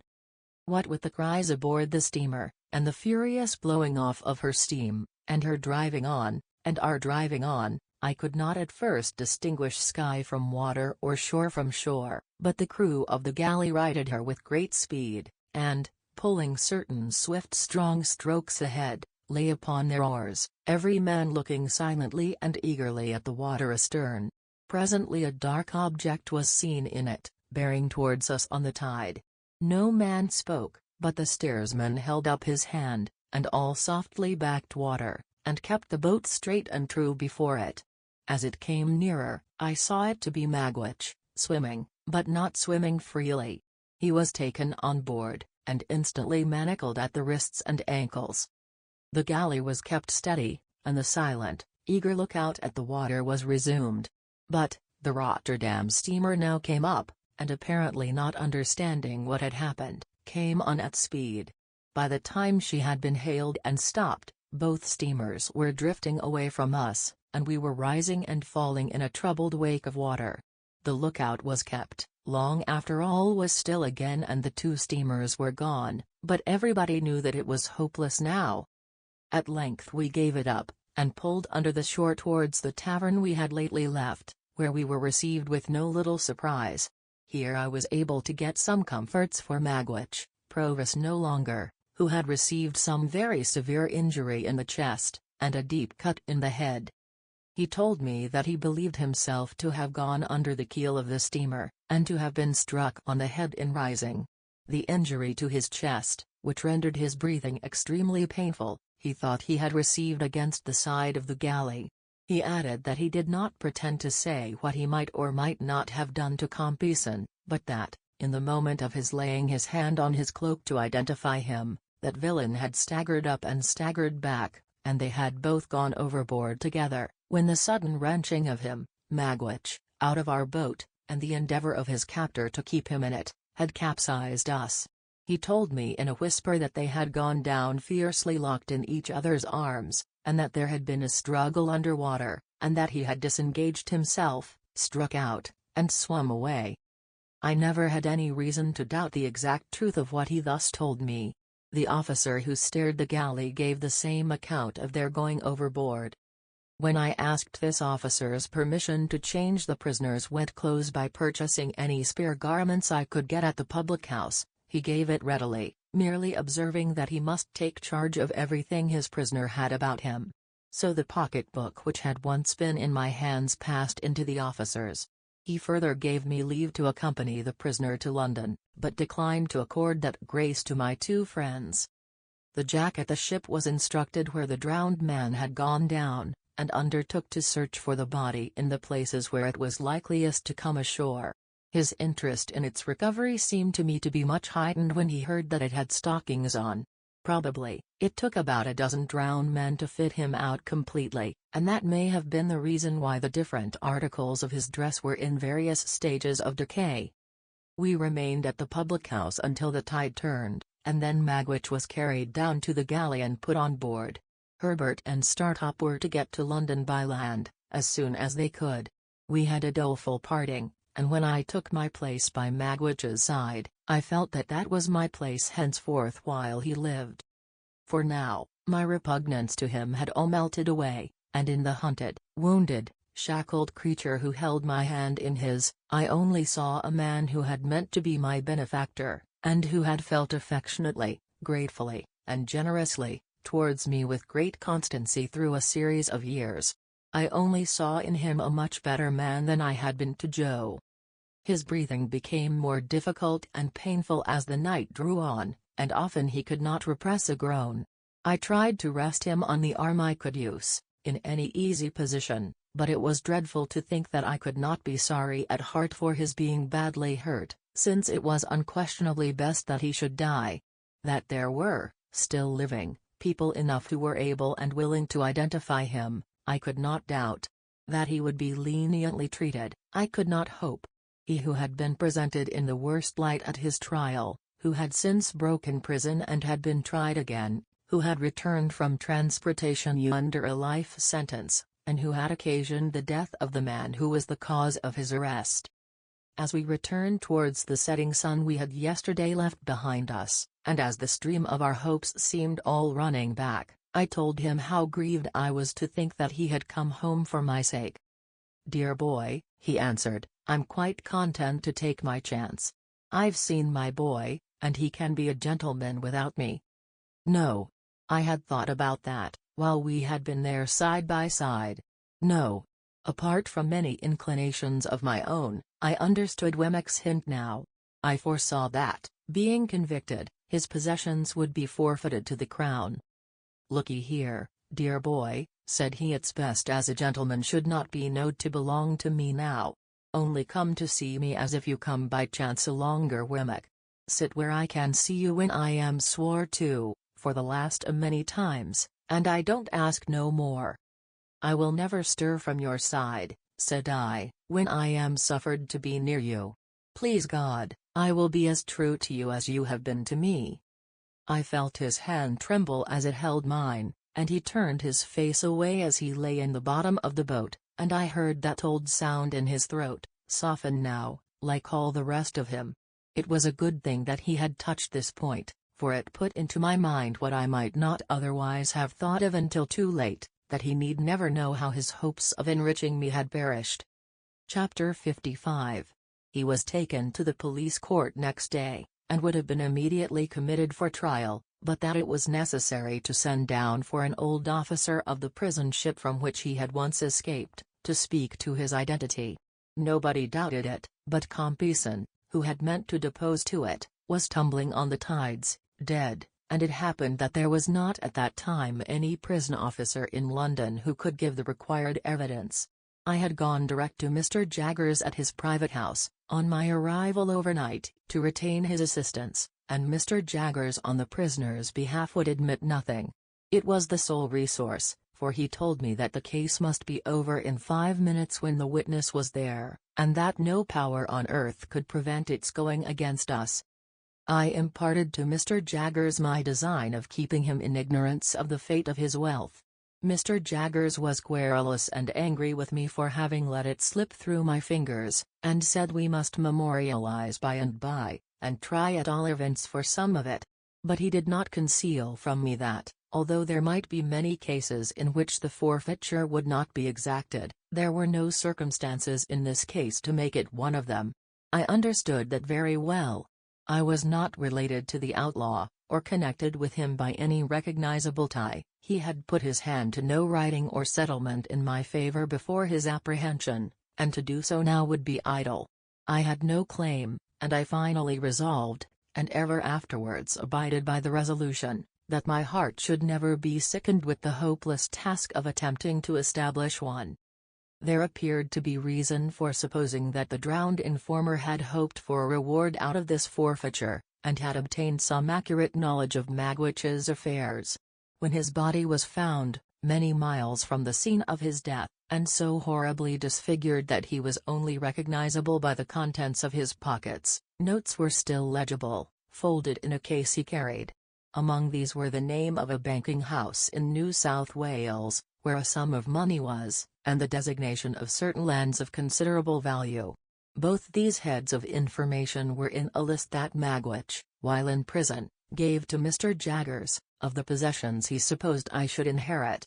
His ignorance, poor fellow, at last served him. He never mistrusted but that my inheritance was quite safe, with Mr. Jaggers's aid. After 3 days' delay, during which the Crown prosecution stood over for the production of the witness from the prison ship, the witness came, and completed the easy case. He was committed to take his trial at the next sessions, which would come on in a month. It was at this dark time of my life that Herbert returned home one evening, a good deal cast down, and said, "My dear Handel, I fear I shall soon have to leave you." His partner having prepared me for that, I was less surprised than he thought. "We shall lose a fine opportunity if I put off going to Cairo, and I am very much afraid I must go, Handel, when you most need me." "Herbert, I shall always need you, because I shall always love you, but my need is no greater now than at another time. You will be so lonely." "I have not leisure to think of that," said I. "You know that I am always with him to the full extent of the time allowed, and that I should be with him all day long, if I could. And when I come away from him, you know that my thoughts are with him." The dreadful condition to which he was brought, was so appalling to both of us, that we could not refer to it in plainer words. "My dear fellow," said Herbert, "let the near prospect of our separation, for it is very near, be my justification for troubling you about yourself. Have you thought of your future?" "No, for I have been afraid to think of any future." "But yours cannot be dismissed, indeed, my dear Handel, it must not be dismissed. I wish you would enter on it now, as far as a few friendly words go, with me." "I will," said I. "In this branch house of ours, Handel, we must have a—" I saw that his delicacy was avoiding the right word, so I said, "a clerk." "A clerk. And I hope it is not at all unlikely that he may expand, as a clerk of your acquaintance has expanded, into a partner. Now, Handel, in short, my dear boy, will you come to me?" There was something charmingly cordial and engaging in the manner in which, after saying "now, Handel," as if it were the grave beginning of a portentous business exordium, he had suddenly given up that tone, stretched out his honest hand, and spoken like a schoolboy. "Clara and I have talked about it again and again," Herbert pursued, "and the dear little thing begged me only this evening, with tears in her eyes, to say to you that, if you will live with us when we come together, she will do her best to make you happy, and to convince her husband's friend that he is her friend too. We should get on so well, Handel." I thanked her heartily, and I thanked him heartily, but said I could not yet make sure of joining him as he so kindly offered. Firstly, my mind was too preoccupied to be able to take in the subject clearly. Secondly, there was a vague something lingering in my thoughts that will come out very near the end of this slight narrative. But if you thought, Herbert, that you could, without doing any injury to your business, leave the question open for a little while— "For any while," cried Herbert. "6 months, a year?" "Not so long as that," said I. 2 or 3 months at most." Herbert was highly delighted when we shook hands on this arrangement, and said he could now take courage to tell me that he believed he must go away at the end of the week. "And Clara?" said I. "The dear little thing," returned Herbert, "holds dutifully to her father as long as he lasts, but he won't last long. Mrs. Wimple confides to me that he is certainly going." "Not to say an unfeeling thing," said I, "he cannot do better than go." "I am afraid that must be admitted," said Herbert, "and then I shall come back for the dear little thing, and the dear little thing and I will walk quietly into the nearest church. Remember, the blessed darling comes of no family, my dear Handel, and never looked into the Red Book, and hasn't a notion about her grandpapa. What a fortune for the son of my mother!" On the Saturday in that same week, I took my leave of Herbert, full of bright hope, but sad and sorry to leave me, as he sat on one of the seaport mail coaches. I went into a coffee house to write a little note to Clara, telling her he had gone off, sending his love to her over and over again, and then went to my lonely home, if it deserved the name, for it was now no home to me, and I had no home anywhere. On the stairs I encountered Wemmick, who was coming down, after an unsuccessful application of his knuckles to my door. I had not seen him alone since the disastrous issue of the attempted flight, and he had come, in his private and personal capacity, to say a few words of explanation in reference to that failure. The late Compeyson, said Wemmick, had by little and little got at the bottom of half of the regular business now transacted, and it was from the talk of some of his people in trouble, some of his people being always in trouble, that I heard what I did. I kept my ears open, seeming to have them shut, until I heard that he was absent, and I thought that would be the best time for making the attempt. I can only suppose now, that it was a part of his policy, as a very clever man, habitually to deceive his own instruments. You don't blame me, I hope, Mr. Pip? I am sure I tried to serve you, with all my heart. I am as sure of that, Wemmick, as you can be, and I thank you most earnestly for all your interest and friendship. Thank you very much. It's a bad job, said Wemmick, scratching his head, and I assure you I haven't been so cut up for a long time.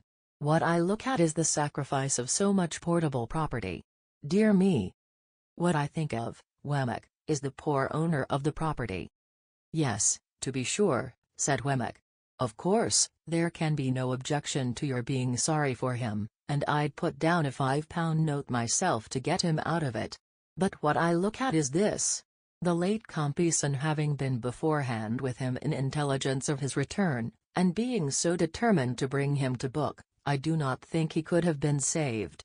Whereas, the portable property certainly could have been saved. That's the difference between the property and the owner, don't you see? I invited Wemmick to come upstairs, and refresh himself with a glass of grog before walking to Walworth. He accepted the invitation. While he was drinking his moderate allowance, he said, with nothing to lead up to it, and after having appeared rather fidgety. What do you think of my meaning to take a holiday on Monday, Mr. Pip? Why, I suppose you have not done such a thing these 12 months. These 12 years, more likely, said Wemmick. Yes. I'm going to take a holiday. More than that, I'm going to take a walk. More than that, I'm going to ask you to take a walk with me. I was about to excuse myself, as being but a bad companion just then, when Wemmick anticipated me. I know your engagements, said he, and I know you are out of sorts, Mr. Pip. But if you could oblige me, I should take it as a kindness. It ain't a long walk, and it's an early one. Say it might occupy you, including breakfast on the walk, from 8 to 12. Couldn't you stretch a point and manage it? He had done so much for me at various times, that this was very little to do for him. I said I could manage it, would manage it, and he was so very much pleased by my acquiescence, that I was pleased too. At his particular request, I appointed to call for him at the castle at 8:30 on Monday morning, and so we parted for the time. Punctual to my appointment, I rang at the castle gate on the Monday morning, and was received by Wemmick himself, who struck me as looking tighter than usual, and having a sleeker hat on. Within, there were 2 glasses of rum and milk prepared, and 2 biscuits. The aged must have been stirring with the lark, for, glancing into the perspective of his bedroom, I observed that his bed was empty. When we had fortified ourselves with the rum and milk and biscuits, and were going out for the walk with that training preparation on us, I was considerably surprised to see Wemmick take up a fishing rod, and put it over his shoulder. "Why, we are not going fishing," said I. "No," returned Wemmick, "but I like to walk with one." I thought this odd, however, I said nothing, and we set off. We went towards Camberwell Green, and when we were thereabouts, Wemmick said suddenly, "Hulloa! Here's a church." There was nothing very surprising in that, but again, I was rather surprised, when he said, as if he were animated by a brilliant idea, "Let's go in." We went in, Wemmick leaving his fishing rod in the porch, and looked all round. In the meantime, Wemmick was diving into his coat pockets, and getting something out of paper there. "Hulloa," said he. "Here's a couple of pair of gloves. Let's put 'em on." As the gloves were white kid gloves, and as the post office was widened to its utmost extent, I now began to have my strong suspicions. They were strengthened into certainty when I beheld the aged enter at a side door, escorting a lady. "Hulloa," said Wemmick. "Here's Miss Skiffins. Let's have a wedding." That discreet damsel was attired as usual, except that she was now engaged in substituting for her green kid gloves a pair of white. The aged was likewise occupied in preparing a similar sacrifice for the altar of Hymen. The old gentleman, however, experienced so much difficulty in getting his gloves on, that Wemmick found it necessary to put him with his back against a pillar, and then to get behind the pillar himself and pull away at them, while I for my part held the old gentleman round the waist, that he might present an equal and safe resistance. By dint of this ingenious scheme, his gloves were got on to perfection. The clerk and clergyman then appearing, we were ranged in order at those fatal rails. True to his notion of seeming to do it all without preparation, I heard Wemmick say to himself, as he took something out of his waistcoat pocket before the service began, "Hulloa! Here's a ring." I acted in the capacity of backer, or best man, to the bridegroom, while a little limp pew-opener in a soft bonnet like a baby's, made a feint of being the bosom friend of Miss Skiffins. The responsibility of giving the lady away devolved upon the aged, which led to the clergyman's being unintentionally scandalized, and it happened thus. When he said, "Who giveth this woman to be married to this man?" the old gentleman, not in the least knowing what point of the ceremony we had arrived at, stood most amiably beaming at the 10 Commandments. Upon which, the clergyman said again, "Who giveth this woman to be married to this man?" The old gentleman being still in a state of most estimable unconsciousness, the bridegroom cried out in his accustomed voice, "Now aged P. you know, who giveth?" To which the aged replied with great briskness, before saying that he gave, "All right, John, all right, my boy." And the clergyman came to so gloomy a pause upon it, that I had doubts for the moment whether we should get completely married that day. It was completely done, however, and when we were going out of church Wemmick took the cover off the font, and put his white gloves in it, and put the cover on again. Mrs. Wemmick, more heedful of the future, put her white gloves in her pocket and assumed her green. "Now, Mr. Pip," said Wemmick, triumphantly shouldering the fishing rod as we came out, "let me ask you whether anybody would suppose this to be a wedding party?"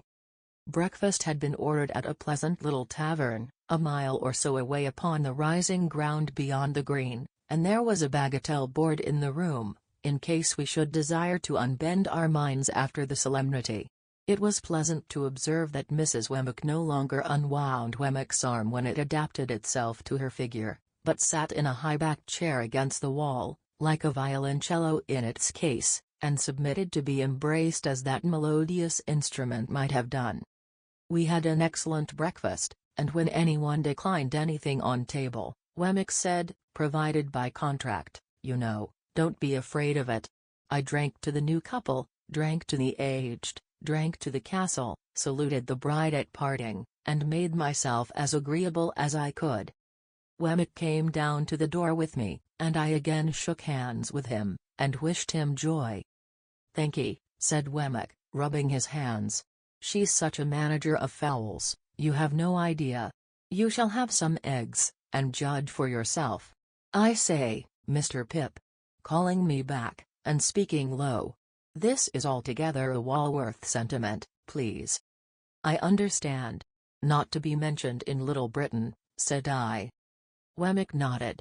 "After what you let out the other day, Mr. Jaggers may as well not know of it. He might think my brain was softening, or something of the kind." Chapter 56. He lay in prison very ill, during the whole interval between his committal for trial and the coming round of the sessions. He had broken 2 ribs, they had wounded one of his lungs, and he breathed with great pain and difficulty, which increased daily. It was a consequence of his hurt that he spoke so low as to be scarcely audible, therefore he spoke very little.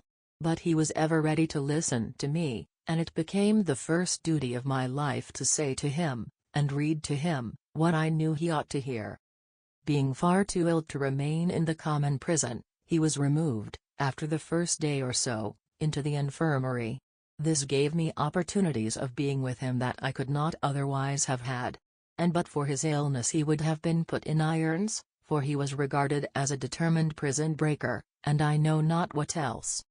Although I saw him every day, it was for only a short time, hence, the regularly recurring spaces of our separation were long enough to record on his face any slight changes that occurred in his physical state.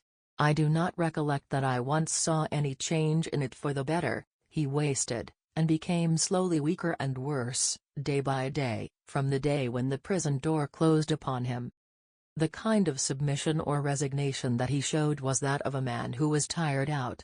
I sometimes derived an impression, from his manner or from a whispered word or two which escaped him, that he pondered over the question whether he might have been a better man under better circumstances.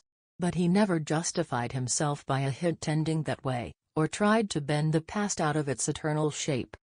It happened on 2 or 3 occasions in my presence, that his desperate reputation was alluded to by one or other of the people in attendance on him. A smile crossed his face then, and he turned his eyes on me with a trustful look, as if he were confident that I had seen some small redeeming touch in him, even so long ago as when I was a little child. As to all the rest, he was humble and contrite, and I never knew him complain. When the sessions came round, Mr. Jaggers caused an application to be made for the postponement of his trial until the following sessions. It was obviously made with the assurance that he could not live so long, and was refused. The trial came on at once, and, when he was put to the bar, he was seated in a chair. No objection was made to my getting close to the dock, on the outside of it, and holding the hand that he stretched forth to me. The trial was very short and very clear. Such things as could be said for him were said, how he had taken to industrious habits, and had thriven lawfully and reputably. But nothing could unsay the fact that he had returned, and was there in presence of the judge and jury. It was impossible to try him for that, and do otherwise than find him guilty. At that time, it was the custom, as I learnt from my terrible experience of that sessions, to devote a concluding day to the passing of sentences, and to make a finishing effect with the sentence of death. But for the indelible picture that my remembrance now holds before me, I could scarcely believe, even as I write these words, that I saw 32 men and women put before the judge to receive that sentence together. Foremost among the 32 was he, seated, that he might get breath enough to keep life in him. The whole scene starts out again in the vivid colors of the moment, down to the drops of April rain on the windows of the court, glittering in the rays of April sun. Penned in the dock, as I again stood outside it at the corner with his hand in mine, were the 32 men and women, some defiant, some stricken with terror, some sobbing and weeping, some covering their faces, some staring gloomily about. There had been shrieks from among the women convicts, but they had been stilled, and a hush had succeeded. The sheriffs with their great chains and nosegays, other civic gewgaws and monsters, criers, ushers, a great gallery full of people, a large theatrical audience, looked on, as the 32 and the judge were solemnly confronted. Then the judge addressed them.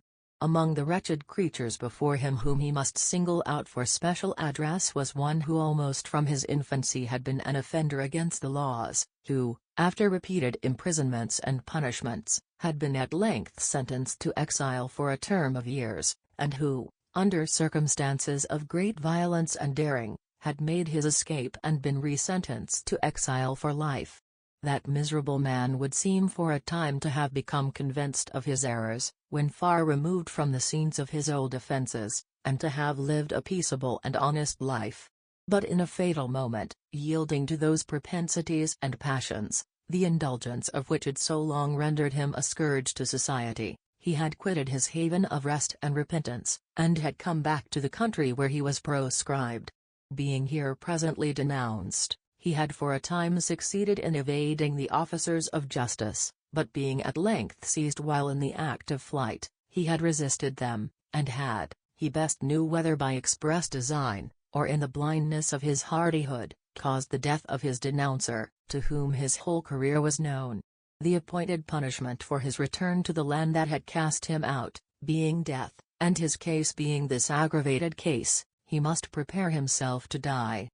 The sun was striking in at the great windows of the court, through the glittering drops of rain upon the glass, and it made a broad shaft of light between the 32 and the judge, linking both together, and perhaps reminding some among the audience how both were passing on, with absolute equality, to the greater judgment that knoweth all things, and cannot err. Rising for a moment, a distinct speck of face in this way of light, the prisoner said, "My lord, I have received my sentence of death from the Almighty, but I bow to yours," and sat down again. There was some hushing, and the judge went on with what he had to say to the rest. Then they were all formally doomed, and some of them were supported out, and some of them sauntered out with a haggard look of bravery, and a few nodded to the gallery, and 2 or 3 shook hands, and others went out chewing the fragments of herb they had taken from the sweet herbs lying about. He went last of all, because of having to be helped from his chair, and to go very slowly, and he held my hand while all the others were removed, and while the audience got up, putting their dresses right, as they might at church or elsewhere, and pointed down at this criminal or at that, and most of all at him and me.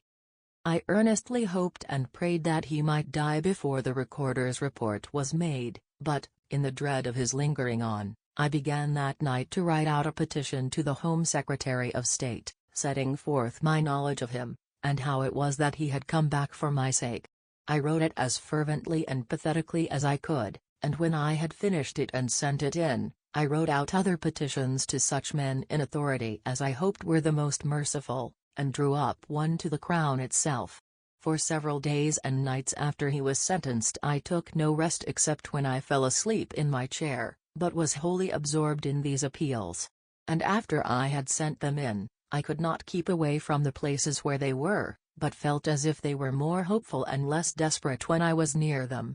In this unreasonable restlessness and pain of mind I would roam the streets of an evening, wandering by those offices and houses where I had left the petitions. To the present hour, the weary western streets of London on a cold, dusty spring night, with their ranges of stern, shut-up mansions, and their long rows of lamps, are melancholy to me from this association. The daily visits I could make him were shortened now, and he was more strictly kept. Seeing, or fancying, that I was suspected of an intention of carrying poison to him, I asked to be searched before I sat down at his bedside, and told the officer who was always there, that I was willing to do anything that would assure him of the singleness of my designs. Nobody was hard with him or with me. There was duty to be done, and it was done, but not harshly. The officer always gave me the assurance that he was worse, and some other sick prisoners in the room, and some other prisoners who attended on them as sick nurses, malefactors, but not incapable of kindness, God be thanked, always joined in the same report. As the days went on, I noticed more and more that he would lie placidly looking at the white ceiling, with an absence of light in his face until some word of mine brightened it for an instant, and then it would subside again. Sometimes he was almost or quite unable to speak, then he would answer me with slight pressures on my hand, and I grew to understand his meaning very well. The number of the days had risen to 10, when I saw a greater change in him than I had seen yet. His eyes were turned towards the door, and lighted up as I entered. "Dear boy," he said, as I sat down by his bed, "I thought you was late. But I knowed you couldn't be that." "It is just the time," said I. "I waited for it at the gate." "You always waits at the gate, don't you, dear boy?" "Yes. Not to lose a moment of the time." "Thank ye, dear boy, thank ye. God bless you. You've never deserted me, dear boy." I pressed his hand in silence, for I could not forget that I had once meant to desert him. "And what's the best of all," he said, "you've been more comfortable a longer me, since I was under a dark cloud, than when the sun shone. That's best of all." He lay on his back, breathing with great difficulty. Do what he would, and love me though he did, the light left his face ever and again, and a film came over the placid look at the white ceiling. "Are you in much pain today?" "I don't complain of none, dear boy." "You never do complain." He had spoken his last words. He smiled, and I understood his touch to mean that he wished to lift my hand, and lay it on his breast. I laid it there, and he smiled again, and put both his hands upon it. The allotted time ran out, while we were thus, but, looking round, I found the governor of the prison standing near me, and he whispered, "You needn't go yet." I thanked him gratefully, and asked, might I speak to him, if he can hear me? The governor stepped aside, and beckoned the officer away. The change, though it was made without noise, drew back the film from the placid look at the white ceiling, and he looked most affectionately at me. "Dear Magwitch, I must tell you now, at last. You understand what I say?" A gentle pressure on my hand. "You had a child once, whom you loved and lost." A stronger pressure on my hand. "She lived, and found powerful friends. She is living now. She is a lady and very beautiful. And I love her." With a last faint effort, which would have been powerless but for my yielding to it and assisting it, he raised my hand to his lips. Then, he gently let it sink upon his breast again, with his own hands lying on it. The placid look at the white ceiling came back, and passed away, and his head dropped quietly on his breast. Mindful, then, of what we had read together, I thought of the two men who went up into the temple to pray, and I knew there were no better words that I could say beside his bed, than "O Lord, be merciful to him a sinner." Chapter 57. Now that I was left wholly to myself, I gave notice of my intention to quit the chambers in the temple as soon as my tenancy could legally determine, and in the meanwhile to underlet them. At once I put bills up in the windows, for I was in debt, and had scarcely any money, and began to be seriously alarmed by the state of my affairs. I ought rather to write that I should have been alarmed if I had had energy and concentration enough to help me to the clear perception of any truth beyond the fact that I was falling very ill. The late stress upon me had enabled me to put off illness, but not to put it away. I knew that it was coming on me now, and I knew very little else, and was even careless as to that. For a day or two, I lay on the sofa, or on the floor, anywhere, according as I happened to sink down, with a heavy head and aching limbs, and no purpose, and no power. Then there came, one night which appeared of great duration, and which teemed with anxiety and horror, and when in the morning I tried to sit up in my bed and think of it, I found I could not do so. Whether I really had been down in Garden Court in the dead of the night, groping about for the boat that I supposed to be there, whether I had 2 or 3 times come to myself on the staircase with great terror, not knowing how I had got out of bed, whether I had found myself lighting the lamp, possessed by the idea that he was coming up the stairs, and that the lights were blown out, whether I had been inexpressibly harassed by the distracted talking, laughing, and groaning of someone, and had half suspected those sounds to be of my own making, whether there had been a closed iron furnace in a dark corner of the room, and a voice had called out, over and over again, that Miss Havisham was consuming within it. These were things that I tried to settle with myself and get into some order, as I lay that morning on my bed. But the vapor of a lime kiln would come between me and them, disordering them all, and it was through the vapor at last that I saw 2 men looking at me. "What do you want?" I asked, starting. "I don't know you." "Well, sir," returned one of them, bending down and touching me on the shoulder, "this is a matter that you'll soon arrange, I dare say, but you're arrested." "What is the debt?" £123, 15, 6. "Jeweller's account, I think." "What is to be done?" "You had better come to my house," said the man. "I keep a very nice house." I made some attempt to get up and dress myself. When I next attended to them, they were standing a little off from the bed, looking at me. I still lay there. "You see my state," said I. "I would come with you if I could, but indeed I am quite unable. If you take me from here, I think I shall die by the way." Perhaps they replied, or argued the point, or tried to encourage me to believe that I was better than I thought. For as much as they hang in my memory by only this one slender thread, I don't know what they did, except that they forbore to remove me. That I had a fever and was avoided, that I suffered greatly, that I often lost my reason, that the time seemed interminable, that I confounded impossible existences with my own identity, that I was a brick in the house wall, and yet entreating to be released from the giddy place where the builders had set me, that I was a steel beam of a vast engine, clashing and whirling over a gulf, and yet that I implored in my own person to have the engine stopped, and my part in it hammered off, that I passed through these phases of disease, I know of my own remembrance, and did in some sort know at the time. That I sometimes struggled with real people, in the belief that they were murderers, and that I would all at once comprehend that they meant to do me good, and would then sink exhausted in their arms, and suffer them to lay me down, I also knew at the time. But, above all, I knew that there was a constant tendency in all these people, who, when I was very ill, would present all kinds of extraordinary transformations of the human face, and would be much dilated in size. Above all, I say, I knew that there was an extraordinary tendency in all these people, sooner or later, to settle down into the likeness of Joe. After I had turned the worst point of my illness, I began to notice that while all its other features changed, this one consistent feature did not change. Whoever came about me, still settled down into Joe. I opened my eyes in the night, and I saw, in the great chair at the bedside, Joe. I opened my eyes in the day, and, sitting on the window seat, smoking his pipe in the shaded open window, still I saw Joe. I asked for cooling drink, and the dear hand that gave it me was Joe's.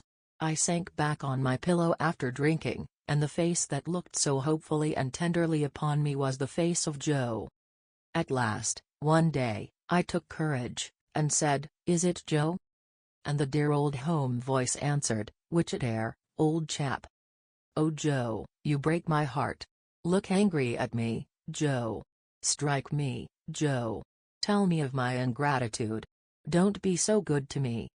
For Joe had actually laid his head down on the pillow at my side, and put his arm round my neck, in his joy that I knew him. "Which dear old Pip, old chap," said Joe, "you and me was ever friends. And when you're well enough to go out for a ride, what larks." After which, Joe withdrew to the window, and stood with his back towards me, wiping his eyes. And as my extreme weakness prevented me from getting up and going to him, I lay there, penitently whispering, "Oh God bless him. Oh God bless this gentle Christian man."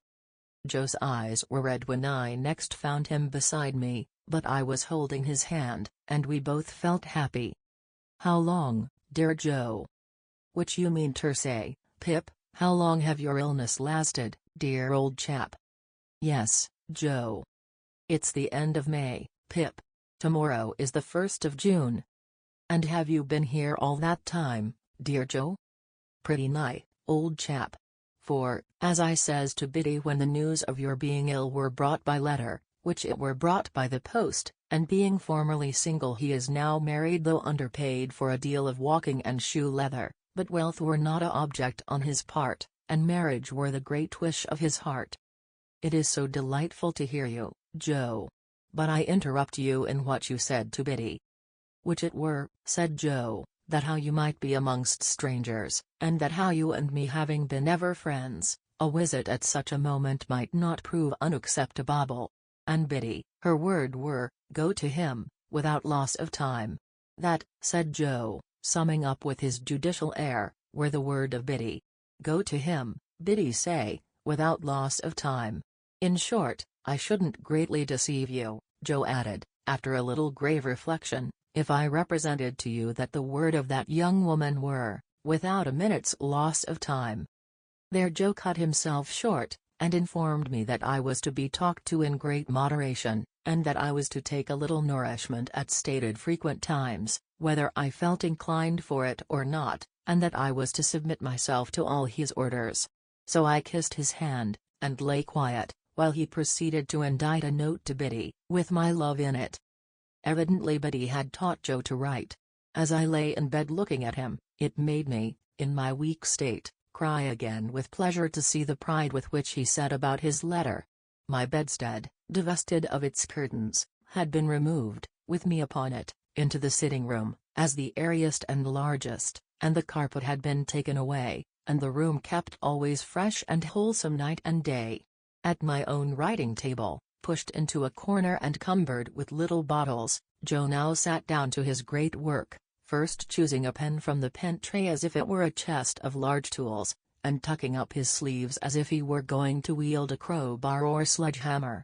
It was necessary for Joe to hold on heavily to the table with his left elbow, and to get his right leg well out behind him, before he could begin, and when he did begin he made every downstroke so slowly that it might have been 6 feet long, while at every upstroke I could hear his pen spluttering extensively.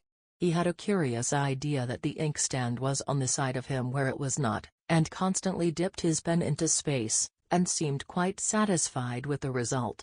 Occasionally, he was tripped up by some orthographical stumbling block, but on the whole he got on very well indeed, and when he had signed his name, and had removed a finishing blot from the paper to the crown of his head with his 2 forefingers, he got up and hovered about the table, trying the effect of his performance from various points of view, as it lay there, with unbounded satisfaction.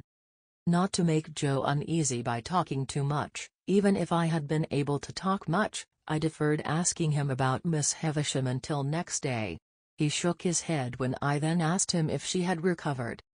"Is she dead, Joe?" "Why, you see, old chap," said Joe, in a tone of remonstrance, and by way of getting at it by degrees, "I wouldn't go so far as to say that, for that's a deal to say, but she ain't." "Living, Joe?" "That's nigher where it is," said Joe, "she ain't living." "Did she linger long, Joe?" "Arter you was took ill, pretty much about what you might call, if you was put to it, a week," said Joe, still determined, on my account, to come at everything by degrees. "Dear Joe, have you heard what becomes of her property?"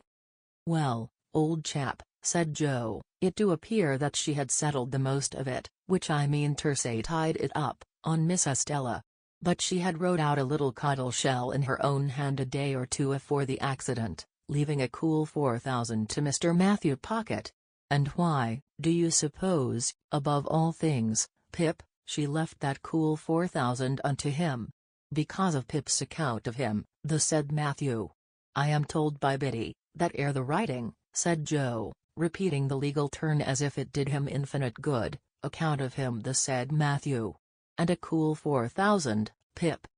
I never discovered from whom Joe derived the conventional temperature of the £4,000, but it appeared to make the sum of money more to him, and he had a manifest relish in insisting on its being cool. This account gave me great joy, as it perfected the only good thing I had done. I asked Joe whether he had heard if any of the other relations had any legacies.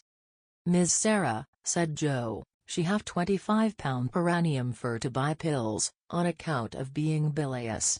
Miss Georgiana, she have £20 down.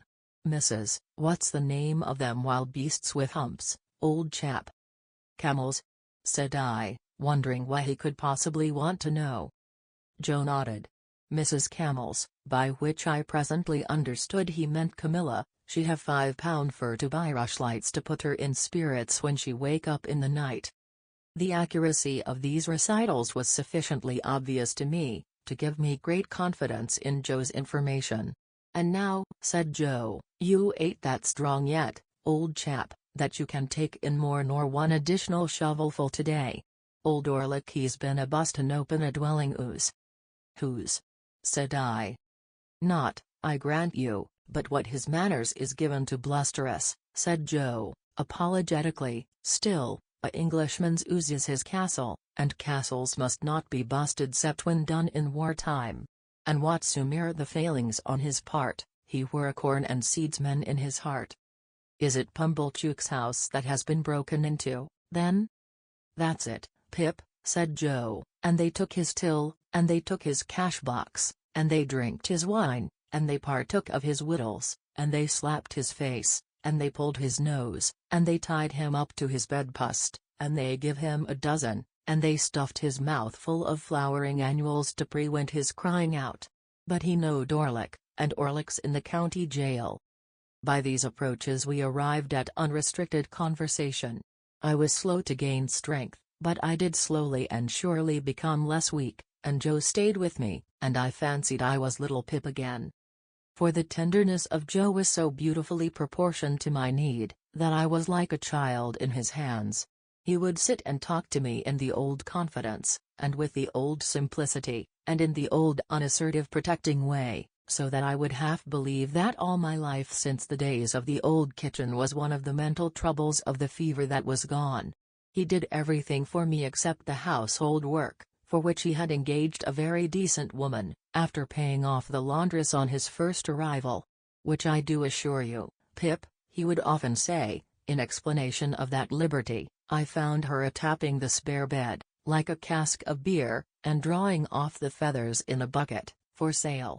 Which she would have tapped your next, and drawed it off with you a-laying on it, and was then a-carrying away the coals grady wally in the soup tureen and vegetable dishes, and the wine and spirits in your Wellington boots. We looked forward to the day when I should go out for a ride, as we had once looked forward to the day of my apprenticeship. And when the day came, and an open carriage was got into the lane, Joe wrapped me up, took me in his arms, carried me down to it, and put me in, as if I were still the small helpless creature to whom he had so abundantly given of the wealth of his great nature. And Joe got in beside me, and we drove away together into the country, where the rich summer growth was already on the trees and on the grass, and sweet summer scents filled all the air. The day happened to be Sunday, and when I looked on the loveliness around me, and thought how it had grown and changed, and how the little wild flowers had been forming, and the voices of the birds had been strengthening, by day and by night, under the sun and under the stars, while poor I lay burning and tossing on my bed, the mere remembrance of having burned and tossed there came like a check upon my peace. But when I heard the Sunday bells, and looked around a little more upon the outspread beauty, I felt that I was not nearly thankful enough, that I was too weak yet to be even that, and I laid my head on Joe's shoulder, as I had laid it long ago when he had taken me to the fair or where not, and it was too much for my young senses. More composure came to me after a while, and we talked as we used to talk, lying on the grass at the old Battery. There was no change whatever in Joe. Exactly what he had been in my eyes then, he was in my eyes still, just as simply faithful, and as simply right. When we got back again, and he lifted me out, and carried me, so easily, across the court and up the stairs, I thought of that eventful Christmas day when he had carried me over the marshes. We had not yet made any allusion to my change of fortune, nor did I know how much of my late history he was acquainted with. I was so doubtful of myself now, and put so much trust in him, that I could not satisfy myself whether I ought to refer to it when he did not. "Have you heard, Joe?" I asked him that evening, upon further consideration, as he smoked his pipe at the window, who my patron was. "I heard," returned Joe, as it were not Miss Havisham, old chap. "Did you hear who it was, Joe?" "Well, I heard as it were a person what sent the person what give you the banknotes at the Jolly Bargeman, Pip." "So it was." "Astonishing," said Joe, in the placidest way. "Did you hear that he was dead, Joe?" I presently asked, with increasing diffidence. "Which? Him as sent the banknotes, Pip?" "Yes. I think," said Joe, after meditating a long time, and looking rather evasively at the window seat, "as I did hear tell that how he were something or another in a general way in that direction." "Did you hear anything of his circumstances, Joe?" "Not particular, Pip." "If you would like to hear, Joe," I was beginning, when Joe got up and came to my sofa. "Looky here, old chap," said Joe, bending over me. "Ever the best of friends, ain't us, Pip?" I was ashamed to answer him. "Very good, then," said Joe, as if I had answered, "That's all right, that's agreed upon. Then why go into subjects, old chap, which as betwixt two sesh must be for ever unnecessary? There's subjects enough as betwixt two sesh, without unnecessary ones. Lord! To think of your poor sister and her rampages. And don't you remember Tickler? "I do indeed, Joe." "Looky here, old chap," said Joe. "I done what I could to keep you in tickler in sunders, but my power were not always fully equal to my inclinations. For when your poor sister had a mind to drop into you, it were not so much," said Joe, in his favorite argumentative way, "that she dropped into me too, if I put myself in opposition to her, but that she dropped into you always heavier for it. I noticed that. It ain't a grab out a man's whisker, not yet a shake or two of a man, to which your sister was quite welcome, that 'ud put a man off from getting a little child out of punishment. But when that little child is dropped into heavier for that grab of whisker or shaking, then that man naturally up and says to himself, 'Where is the good as you are a-doing?' 'I grant you I see the 'arm,' says the man, 'but I don't see the good. I call upon you, sir, therefore, to find out the good.'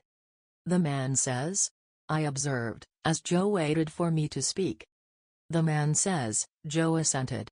"Is he right, that man?" "Dear Joe, he is always right." "Well, old chap," said Joe, "then abide by your words. If he's always right, which in general he's more likely wrong, he's right when he says this: supposing ever you kep any little matter to yourself, when you was a little child, you kep it mostly because you knowed as J. Gargary's power to part you in tickler in sunders were not fully equal to his inclinations. Therefore, think no more of it as betwixt two sesh, and do not let us pass remarks upon unnecessary subjects. Biddy give herself a deal of trouble with me afore I left, for I am almost awful dull, as I should view it in this light, and, viewing it in this light, as I should so put it. Both of which," said Joe, quite charmed with his logical arrangement, "being done, now this to you a true friend, say? Namely, you mustn't go overdoing on it, but you must have your supper and your wine and water, and you must be put betwixt the sheets." The delicacy with which Joe dismissed this theme, and the sweet tact and kindness with which Biddy, who with her woman's wit had found me out so soon, had prepared him for it, made a deep impression on my mind. But whether Joe knew how poor I was, and how my great expectations had all dissolved, like our own marsh mists before the sun, I could not understand. Another thing in Joe that I could not understand when it first began to develop itself, but which I soon arrived at a sorrowful comprehension of, was this: as I became stronger and better, Joe became a little less easy with me. In my weakness and entire dependence on him, the dear fellow had fallen into the old tone, and called me by the old names, the dear old Pip, old chap, that now were music in my ears. I too had fallen into the old ways, only happy and thankful that he let me. But, imperceptibly, though I held by them fast, Joe's hold upon them began to slacken, and whereas I wondered at this, at first, I soon began to understand that the cause of it was in me, and that the fault of it was all mine. Ah! Had I given Joe no reason to doubt my constancy, and to think that in prosperity I should grow cold to him and cast him off? Had I given Joe's innocent heart no cause to feel instinctively that as I got stronger, his hold upon me would be weaker, and that he had better loosen it in time and let me go, before I plucked myself away? It was on the third or fourth occasion of my going out walking in the Temple Gardens leaning on Joe's arm, that I saw this change in him very plainly. We had been sitting in the bright warm sunlight, looking at the river, and I chanced to say as we got up, "See, Joe. I can walk quite strongly. Now, you shall see me walk back by myself." "Which do not overdo it, Pip," said Joe, "but I shall be happy fur to see you able, sir." The last word grated on me, but how could I remonstrate? I walked no further than the gate of the gardens, and then pretended to be weaker than I was, and asked Joe for his arm. Joe gave it me, but was thoughtful. I, for my part, was thoughtful too, for, how best to check this growing change in Joe was a great perplexity to my remorseful thoughts. That I was ashamed to tell him exactly how I was placed, and what I had come down to, I do not seek to conceal, but I hope my reluctance was not quite an unworthy one. He would want to help me out of his little savings, I knew, and I knew that he ought not to help me, and that I must not suffer him to do it. It was a thoughtful evening with both of us. But, before we went to bed, I had resolved that I would wait over tomorrow being Sunday, and would begin my new course with the new week. On Monday morning I would speak to Joe about this change, I would lay aside this last vestige of reserve, I would tell him what I had in my thoughts, that secondly, not yet arrived at, and why I had not decided to go out to Herbert, and then the change would be conquered forever. As I cleared, Joe cleared, and it seemed as though he had sympathetically arrived at a resolution too. We had a quiet day on the Sunday, and we rode out into the country, and then walked in the fields. "I feel thankful that I have been ill, Joe," I said. "Dear old Pip, old chap, you're most come round, sir." "It has been a memorable time for me, Joe." "Likewise for myself, sir," Joe returned. "We have had a time together, Joe, that I can never forget. There were days once, I know, that I did for a while forget, but I never shall forget these." "Pip," said Joe, appearing a little hurried and troubled, "there has been larks. And, dear sir, what have been betwixt us, have been." At night, when I had gone to bed, Joe came into my room, as he had done all through my recovery. He asked me if I felt sure that I was as well as in the morning. "Yes, dear Joe, quite." "And are always getting stronger, old chap?" "Yes, dear Joe, steadily." Joe patted the coverlet on my shoulder with his great good hand, and said, in what I thought a husky voice, "Good night." When I got up in the morning, refreshed and stronger yet, I was full of my resolution to tell Joe all, without delay. I would tell him before breakfast. I would dress at once and go to his room and surprise him, for, it was the first day I had been up early. I went to his room, and he was not there. Not only was he not there, but his box was gone. I hurried then to the breakfast table, and on it found a letter. These were its brief contents. "Not wishful to intrude, I have departed, for you are well again, dear Pip, and will do better without. Joe. P.S. Ever the best of friends." Enclosed in the letter was a receipt for the debt and costs on which I had been arrested. Down to that moment, I had vainly supposed that my creditor had withdrawn, or suspended proceedings until I should be quite recovered. I had never dreamed of Joe's having paid the money, but Joe had paid it, and the receipt was in his name. What remained for me now, but to follow him to the dear old forge, and there to have out my disclosure to him, and my penitent remonstrance with him, and there to relieve my mind and heart of that reserved secondly, which had begun as a vague something lingering in my thoughts, and had formed into a settled purpose. The purpose was, that I would go to Biddy, that I would show her how humbled and repentant I came back, that I would tell her how I had lost all I once hoped for, that I would remind her of our old confidences in my first unhappy time.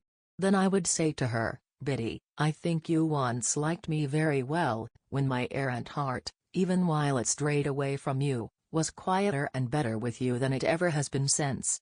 If you can like me only half as well once more, if you can take me with all my faults and disappointments on my head, if you can receive me like a forgiven child, and indeed I am as sorry, Biddy, and have as much need of a hushing voice and a soothing hand, I hope I am a little worthier of you than I was, not much, but a little. And, Biddy, it shall rest with you to say whether I shall work at the forge with Joe, or whether I shall try for any different occupation down in this country, or whether we shall go away to a distant place where an opportunity awaits me which I set aside, when it was offered, until I knew your answer. And now, dear Biddy, if you can tell me that you will go through the world with me, you will surely make it a better world for me, and me a better man for it, and I will try hard to make it a better world for you." Such was my purpose. After 3 days more of recovery, I went down to the old place to put it in execution.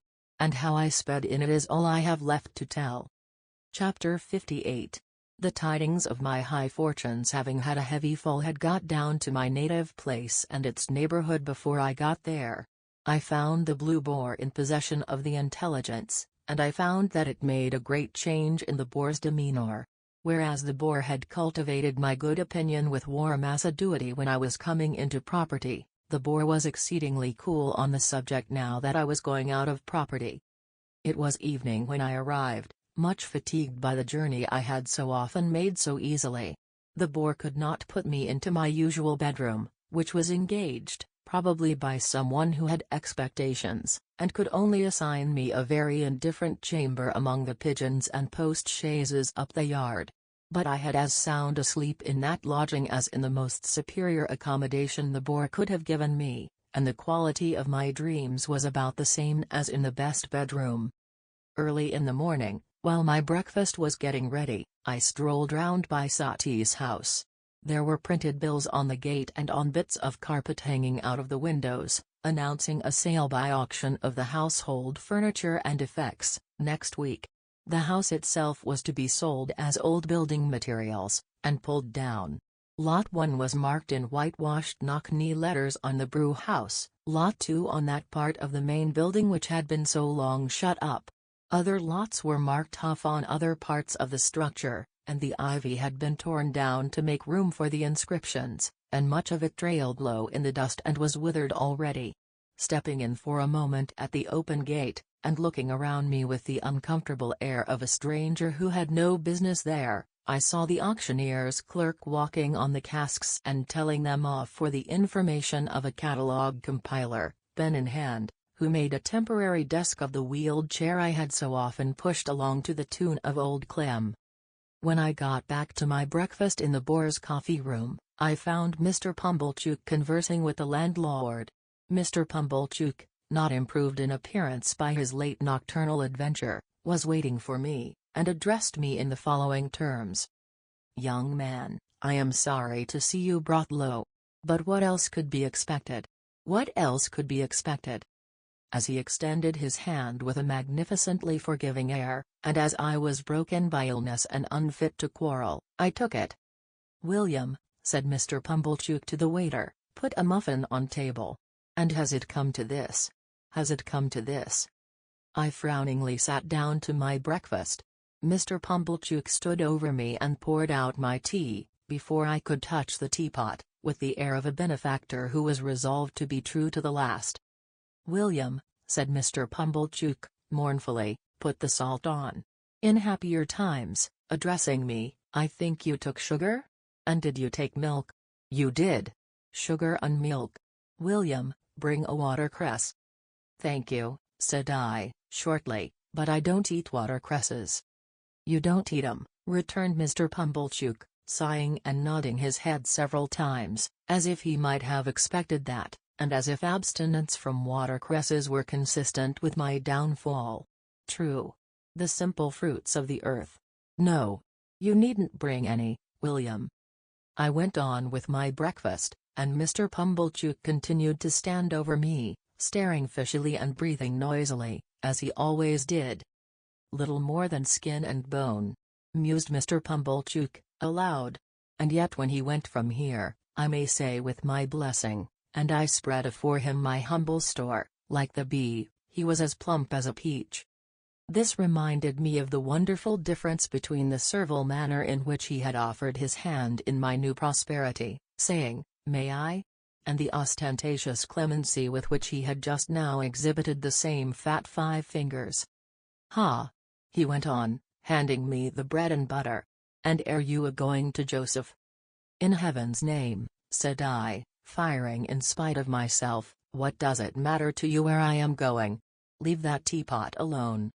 It was the worst course I could have taken, because it gave Pumblechook the opportunity he wanted. "Yes, young man," said he, releasing the handle of the article in question, retiring a step or two from my table, and speaking for the behoof of the landlord and waiter at the door, "I will leave that teapot alone. You are right, young man. For once you are right. I forget myself when I take such an interest in your breakfast, as to wish your frame, exhausted by the debilitating effects of prodigality, to be stimulated by the wholesome nourishment of your forefathers. And yet," said Pumblechook, turning to the landlord and waiter, and pointing me out at arm's length, "this is him as I ever sported with in his days of happy infancy. Tell me not, it cannot be, I tell you this is him." A low murmur from the two replied. The waiter appeared to be particularly affected. "This is him," said Pumblechook, "as I have rode in my shay cart. This is him as I have seen brought up by hand. This is him unto the sister of which I was uncle by marriage, as her name was Georgiana Maria from her own mother, let him deny it if he can." The waiter seemed convinced that I could not deny it, and that it gave the case a black look. "Young man," said Pumblechook, screwing his head at me in the old fashion, "you air a-going to Joseph. What does it matter to me, you ask me, where you air a-going? I say to you, sir, you air a-going to Joseph." The waiter coughed, as if he modestly invited me to get over that. "Now," said Pumblechook, and all this with a most exasperating air of saying in the cause of virtue what was perfectly convincing and conclusive, "I will tell you what to say to Joseph. Here is Squires of the Boar present, known and respected in this town, and here is William, which his father's name was Potkins if I do not deceive myself." "You do not, sir," said William. "In their presence," pursued Pumblechook, "I will tell you, young man, what to say to Joseph. Says you, Joseph, I have this day seen my earliest benefactor and the founder of my fortunes. I will name no names, Joseph, but so they are pleased to call him uptown, and I have seen that man." "I swear I don't see him here," said I. "Say that likewise," retorted Pumblechook. "Say you said that, and even Joseph will probably betray surprise." "There you quite mistake him," said I. "I know better." "Says you," Pumblechook went on, "Joseph, I have seen that man, and that man bears you no malice and bears me no malice. He knows your character, Joseph, and is well acquainted with your pig-headedness and ignorance, and he knows my character, Joseph, and he knows my want of gratitude. Yes, Joseph," says you, here Pumblechook shook his head and hand at me, "he knows my total deficiency of common human gratitude. He knows it, Joseph, as none can. You do not know it, Joseph, having no call to know it, but that man do." Windy Donkey as he was called, it really amazed me that he could have the face to talk thus to mine. "Says you, Joseph, he gave me a little message, which I will now repeat. It was that, in my being brought low, he saw the finger of Providence. He knowed that finger when he saw Joseph, and he saw it plain. It pinted out this writing, Joseph. Reward of ingratitude to his earliest benefactor, and founder of fortunes. But that man said he did not repent of what he had done, Joseph. Not at all. It was right to do it, it was kind to do it, it was benevolent to do it, and he would do it again." "It's pity," said I, scornfully, as I finished my interrupted breakfast, "that the man did not say what he had done and would do again." "Squires of the Boar." Pumblechook was now addressing the landlord, "and William. I have no objections to your mentioning, either uptown or downtown, if such should be your wishes, that it was right to do it, kind to do it, benevolent to do it, and that I would do it again." With those words the impostor shook them both by the hand, with an air, and left the house, leaving me much more astonished than delighted by the virtues of that same indefinite. I was not long after him in leaving the house too, and when I went down the high street I saw him holding forth, no doubt to the same effect, at his shop door to a select group, who honored me with very unfavorable glances as I passed on the opposite side of the way. But, it was only the pleasanter to turn to Biddy and to Joe, whose great forbearance shone more brightly than before, if that could be, contrasted with this brazen pretender. I went towards them slowly, for my limbs were weak, but with a sense of increasing relief as I drew nearer to them, and a sense of leaving arrogance and untruthfulness further and further behind. The June weather was delicious. The sky was blue, the larks were soaring high over the green corn. I thought all that countryside more beautiful and peaceful by far than I had ever known it to be yet.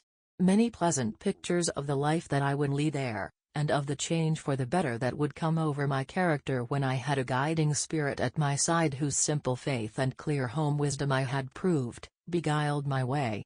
They awakened a tender emotion in me, for my heart was softened by my return, and such a change had come to pass, that I felt like one who was toiling home barefoot from distant travel, and whose wanderings had lasted many years.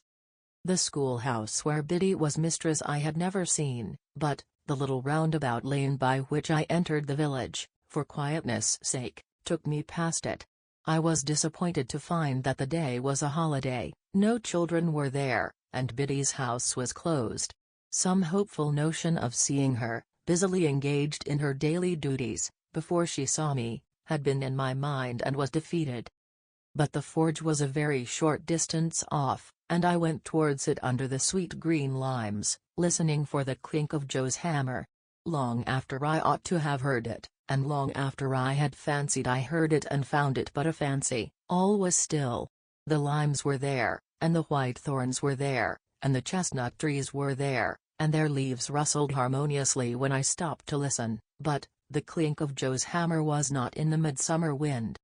Almost fearing, without knowing why, to come in view of the forge, I saw it at last, and saw that it was closed. No gleam of fire, no glittering shower of sparks, no roar of bellows, all shut up, and still. But the house was not deserted, and the best parlor seemed to be in use, for there were white curtains fluttering in its window, and the window was open and gay with flowers. I went softly towards it, meaning to peep over the flowers, when Joe and Biddy stood before me, arm in arm.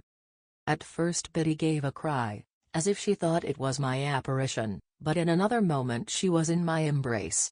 I wept to see her, and she wept to see me, I, because she looked so fresh and pleasant, she, because I looked so worn and white. "But dear Biddy, how smart you are." "Yes, dear Pip." "And Joe, how smart you are." "Yes, dear old Pip, old chap." I looked at both of them, from one to the other, and then, "It's my wedding day," cried Biddy, in a burst of happiness, "and I am married to Joe." They had taken me into the kitchen, and I had laid my head down on the old deal table. Biddy held one of my hands to her lips, and Joe's restoring touch was on my shoulder. "Which he warn't strong enough, my dear, for to be surprised," said Joe. And Biddy said, "I ought to have thought of it, dear Joe, but I was too happy." They were both so overjoyed to see me, so proud to see me, so touched by my coming to them, so delighted that I should have come by accident to make their day complete. My first thought was one of great thankfulness that I had never breathed this last baffled hope to Joe. How often, while he was with me in my illness, had it risen to my lips. How irrevocable would have been his knowledge of it, if he had remained with me but another hour. "Dear Biddy," said I, "you have the best husband in the whole world, and if you could have seen him by my bed you would have, but no, you couldn't love him better than you do." "No, I couldn't indeed," said Biddy. "And, dear Joe, you have the best wife in the whole world, and she will make you as happy as even you deserve to be, you dear, good, noble Joe." Joe looked at me with a quivering lip, and fairly put his sleeve before his eyes. "And Joe and Biddy both, as you have been to church today, and are in charity and love with all mankind, receive my humble thanks for all you have done for me, and all I have so ill repaid. And when I say that I am going away within the hour, for I am soon going abroad, and that I shall never rest until I have worked for the money with which you have kept me out of prison, and have sent it to you, don't think, dear Joe and Biddy, that if I could repay it 1,000 times over, I suppose I could cancel a farthing of the debt I owe you, or that I would do so if I could." They were both melted by these words, and both entreated me to say no more. "But I must say more. Dear Joe, I hope you will have children to love, and that some little fellow will sit in this chimney corner of a winter night, who may remind you of another little fellow gone out of it forever. Don't tell him, Joe, that I was thankless, don't tell him, Biddy, that I was ungenerous and unjust, only tell him that I honored you both, because you were both so good and true, and that, as your child, I said it would be natural to him to grow up a much better man than I did." "I ain't a-going," said Joe, from behind his sleeve, "to tell him nothing o' that nature, Pip. Nor Biddy ain't. nor yet no one ain't. And now, though I know you have already done it in your own kind hearts, pray tell me, both, that you forgive me. Pray let me hear you say the words, that I may carry the sound of them away with me, and then I shall be able to believe that you can trust me, and think better of me, in the time to come." "Oh dear old Pip, old chap," said Joe. "God knows as I forgive you, if I have anything to forgive." "Amen. And God knows I do," echoed Biddy. "Now let me go up and look at my old little room, and rest there a few minutes by myself. And then, when I have eaten and drunk with you, go with me as far as the finger post, dear Joe and Biddy, before we say goodbye." I sold all I had, and put aside as much as I could, for a composition with my creditors, who gave me ample time to pay them in full, and I went out and joined Herbert.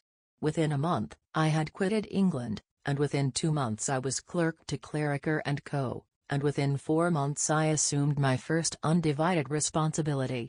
For the beam across the parlor ceiling at Millpond Bank had then ceased to tremble under old Bill Barley's growls and was at peace, and Herbert had gone away to marry Clara, and I was left in sole charge of the eastern branch until he brought her back.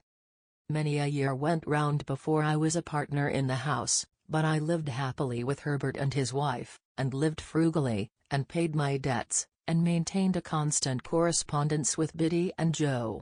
It was not until I became third in the firm, that Clarriker betrayed me to Herbert, but he then declared that the secret of Herbert's partnership had been long enough upon his conscience, and he must tell it.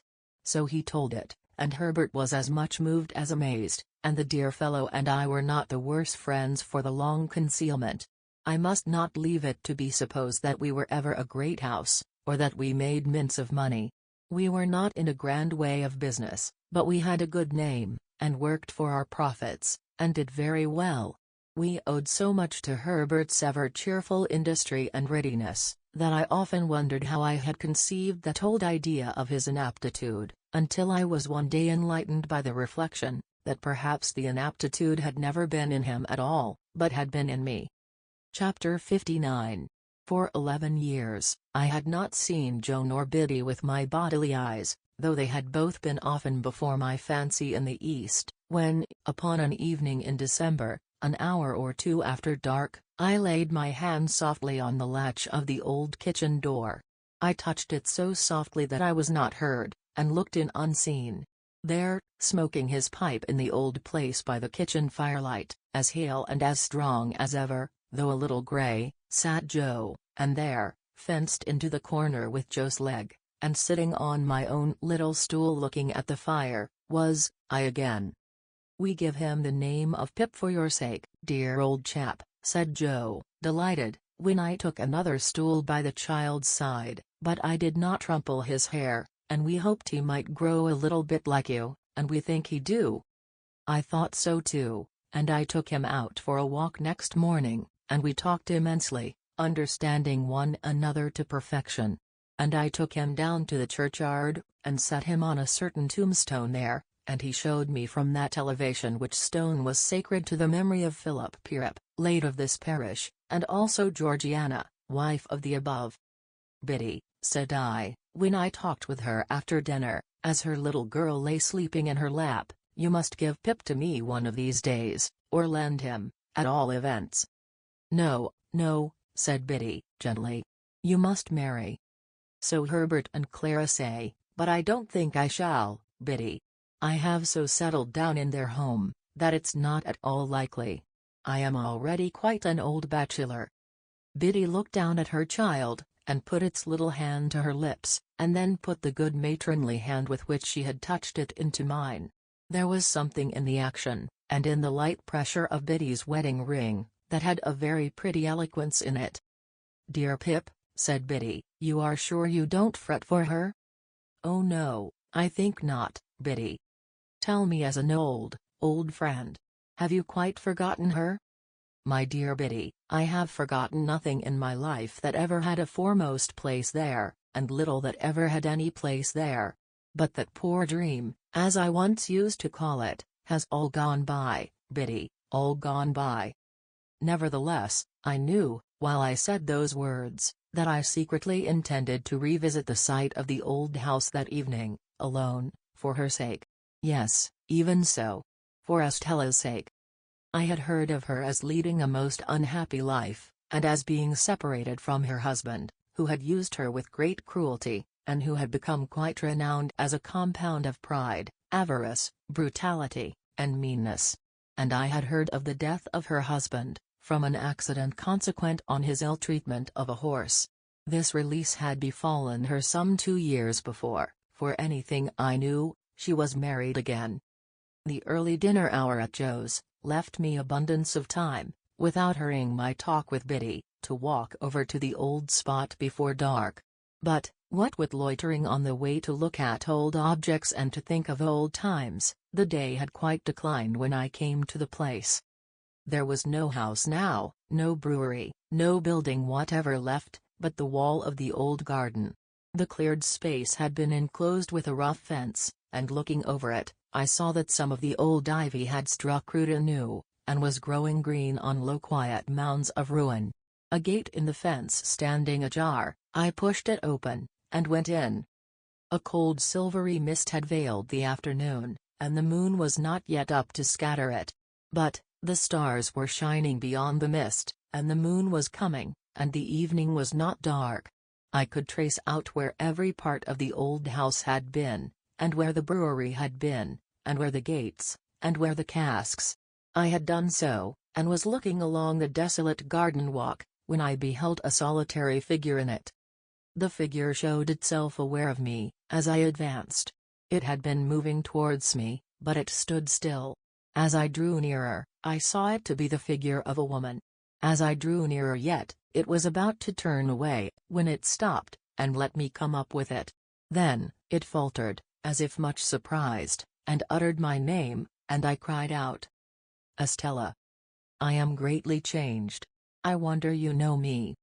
The freshness of her beauty was indeed gone, but its indescribable majesty and its indescribable charm remained. Those attractions in it, I had seen before. What I had never seen before, was the saddened, softened light of the once proud eyes. What I had never felt before was the friendly touch of the once insensible hand. We sat down on a bench that was near, and I said, after so many years, "It is strange that we should thus meet again, Estella, here where our first meeting was. Do you often come back?" "I have never been here since." "Nor I." The moon began to rise, and I thought of the placid look at the white ceiling, which had passed away. The moon began to rise, and I thought of the pressure on my hand when I had spoken the last words he had heard on earth. Estella was the next to break the silence that ensued between us. "I have very often hoped and intended to come back, but have been prevented by many circumstances. Poor, poor old place." The silvery mist was touched with the first rays of the moonlight, and the same rays touched the tears that dropped from her eyes. Not knowing that I saw them, and setting herself to get the better of them, she said quietly, "Were you wondering, as you walked along, how it came to be left in this condition?" "Yes, Estella. The ground belongs to me. It is the only possession I have not relinquished. Everything else has gone from me, little by little, but I have kept this. It was the subject of the only determined resistance I made in all the wretched years." "Is it to be built on?" "At last, it is. I came here to take leave of it before its change." "And you," she said, in a voice of touching interest to a wanderer, "you live abroad still?" "Still." "And do well, I am sure?" "I work pretty hard for a sufficient living, and therefore, yes, I do well." "I have often thought of you," said Estella. "Have you?" "Of late, very often. There was a long hard time when I kept far from me the remembrance of what I had thrown away when I was quite ignorant of its worth. But since my duty has not been incompatible with the admission of that remembrance, I have given it a place in my heart." "You have always held your place in my heart," I answered. And we were silent again until she spoke. "I little thought," said Estella, "that I should take leave of you in taking leave of this spot. I am very glad to do so." "Glad to part again, Estella?" To me, parting is a painful thing. To me, the remembrance of our last parting has been ever mournful and painful. But you said to me," returned Estella, very earnestly, "God bless you, God forgive you. And if you could say that to me then, you will not hesitate to say that to me now, when suffering has been stronger than all other teaching, and has taught me to understand what your heart used to be. I have been bent and broken, but, I hope, into a better shape. Be as considerate and good to me as you were, and tell me we are friends." "We are friends," said I, rising and bending over her, as she rose from the bench. "And will continue friends apart," said Estella. I took her hand in mine, and we went out of the ruined place, and, as the morning mists had risen long ago when I first left the forge, so the evening mists were rising now, and in all the broad expanse of tranquil light they showed to me, I saw no shadow of another parting from her,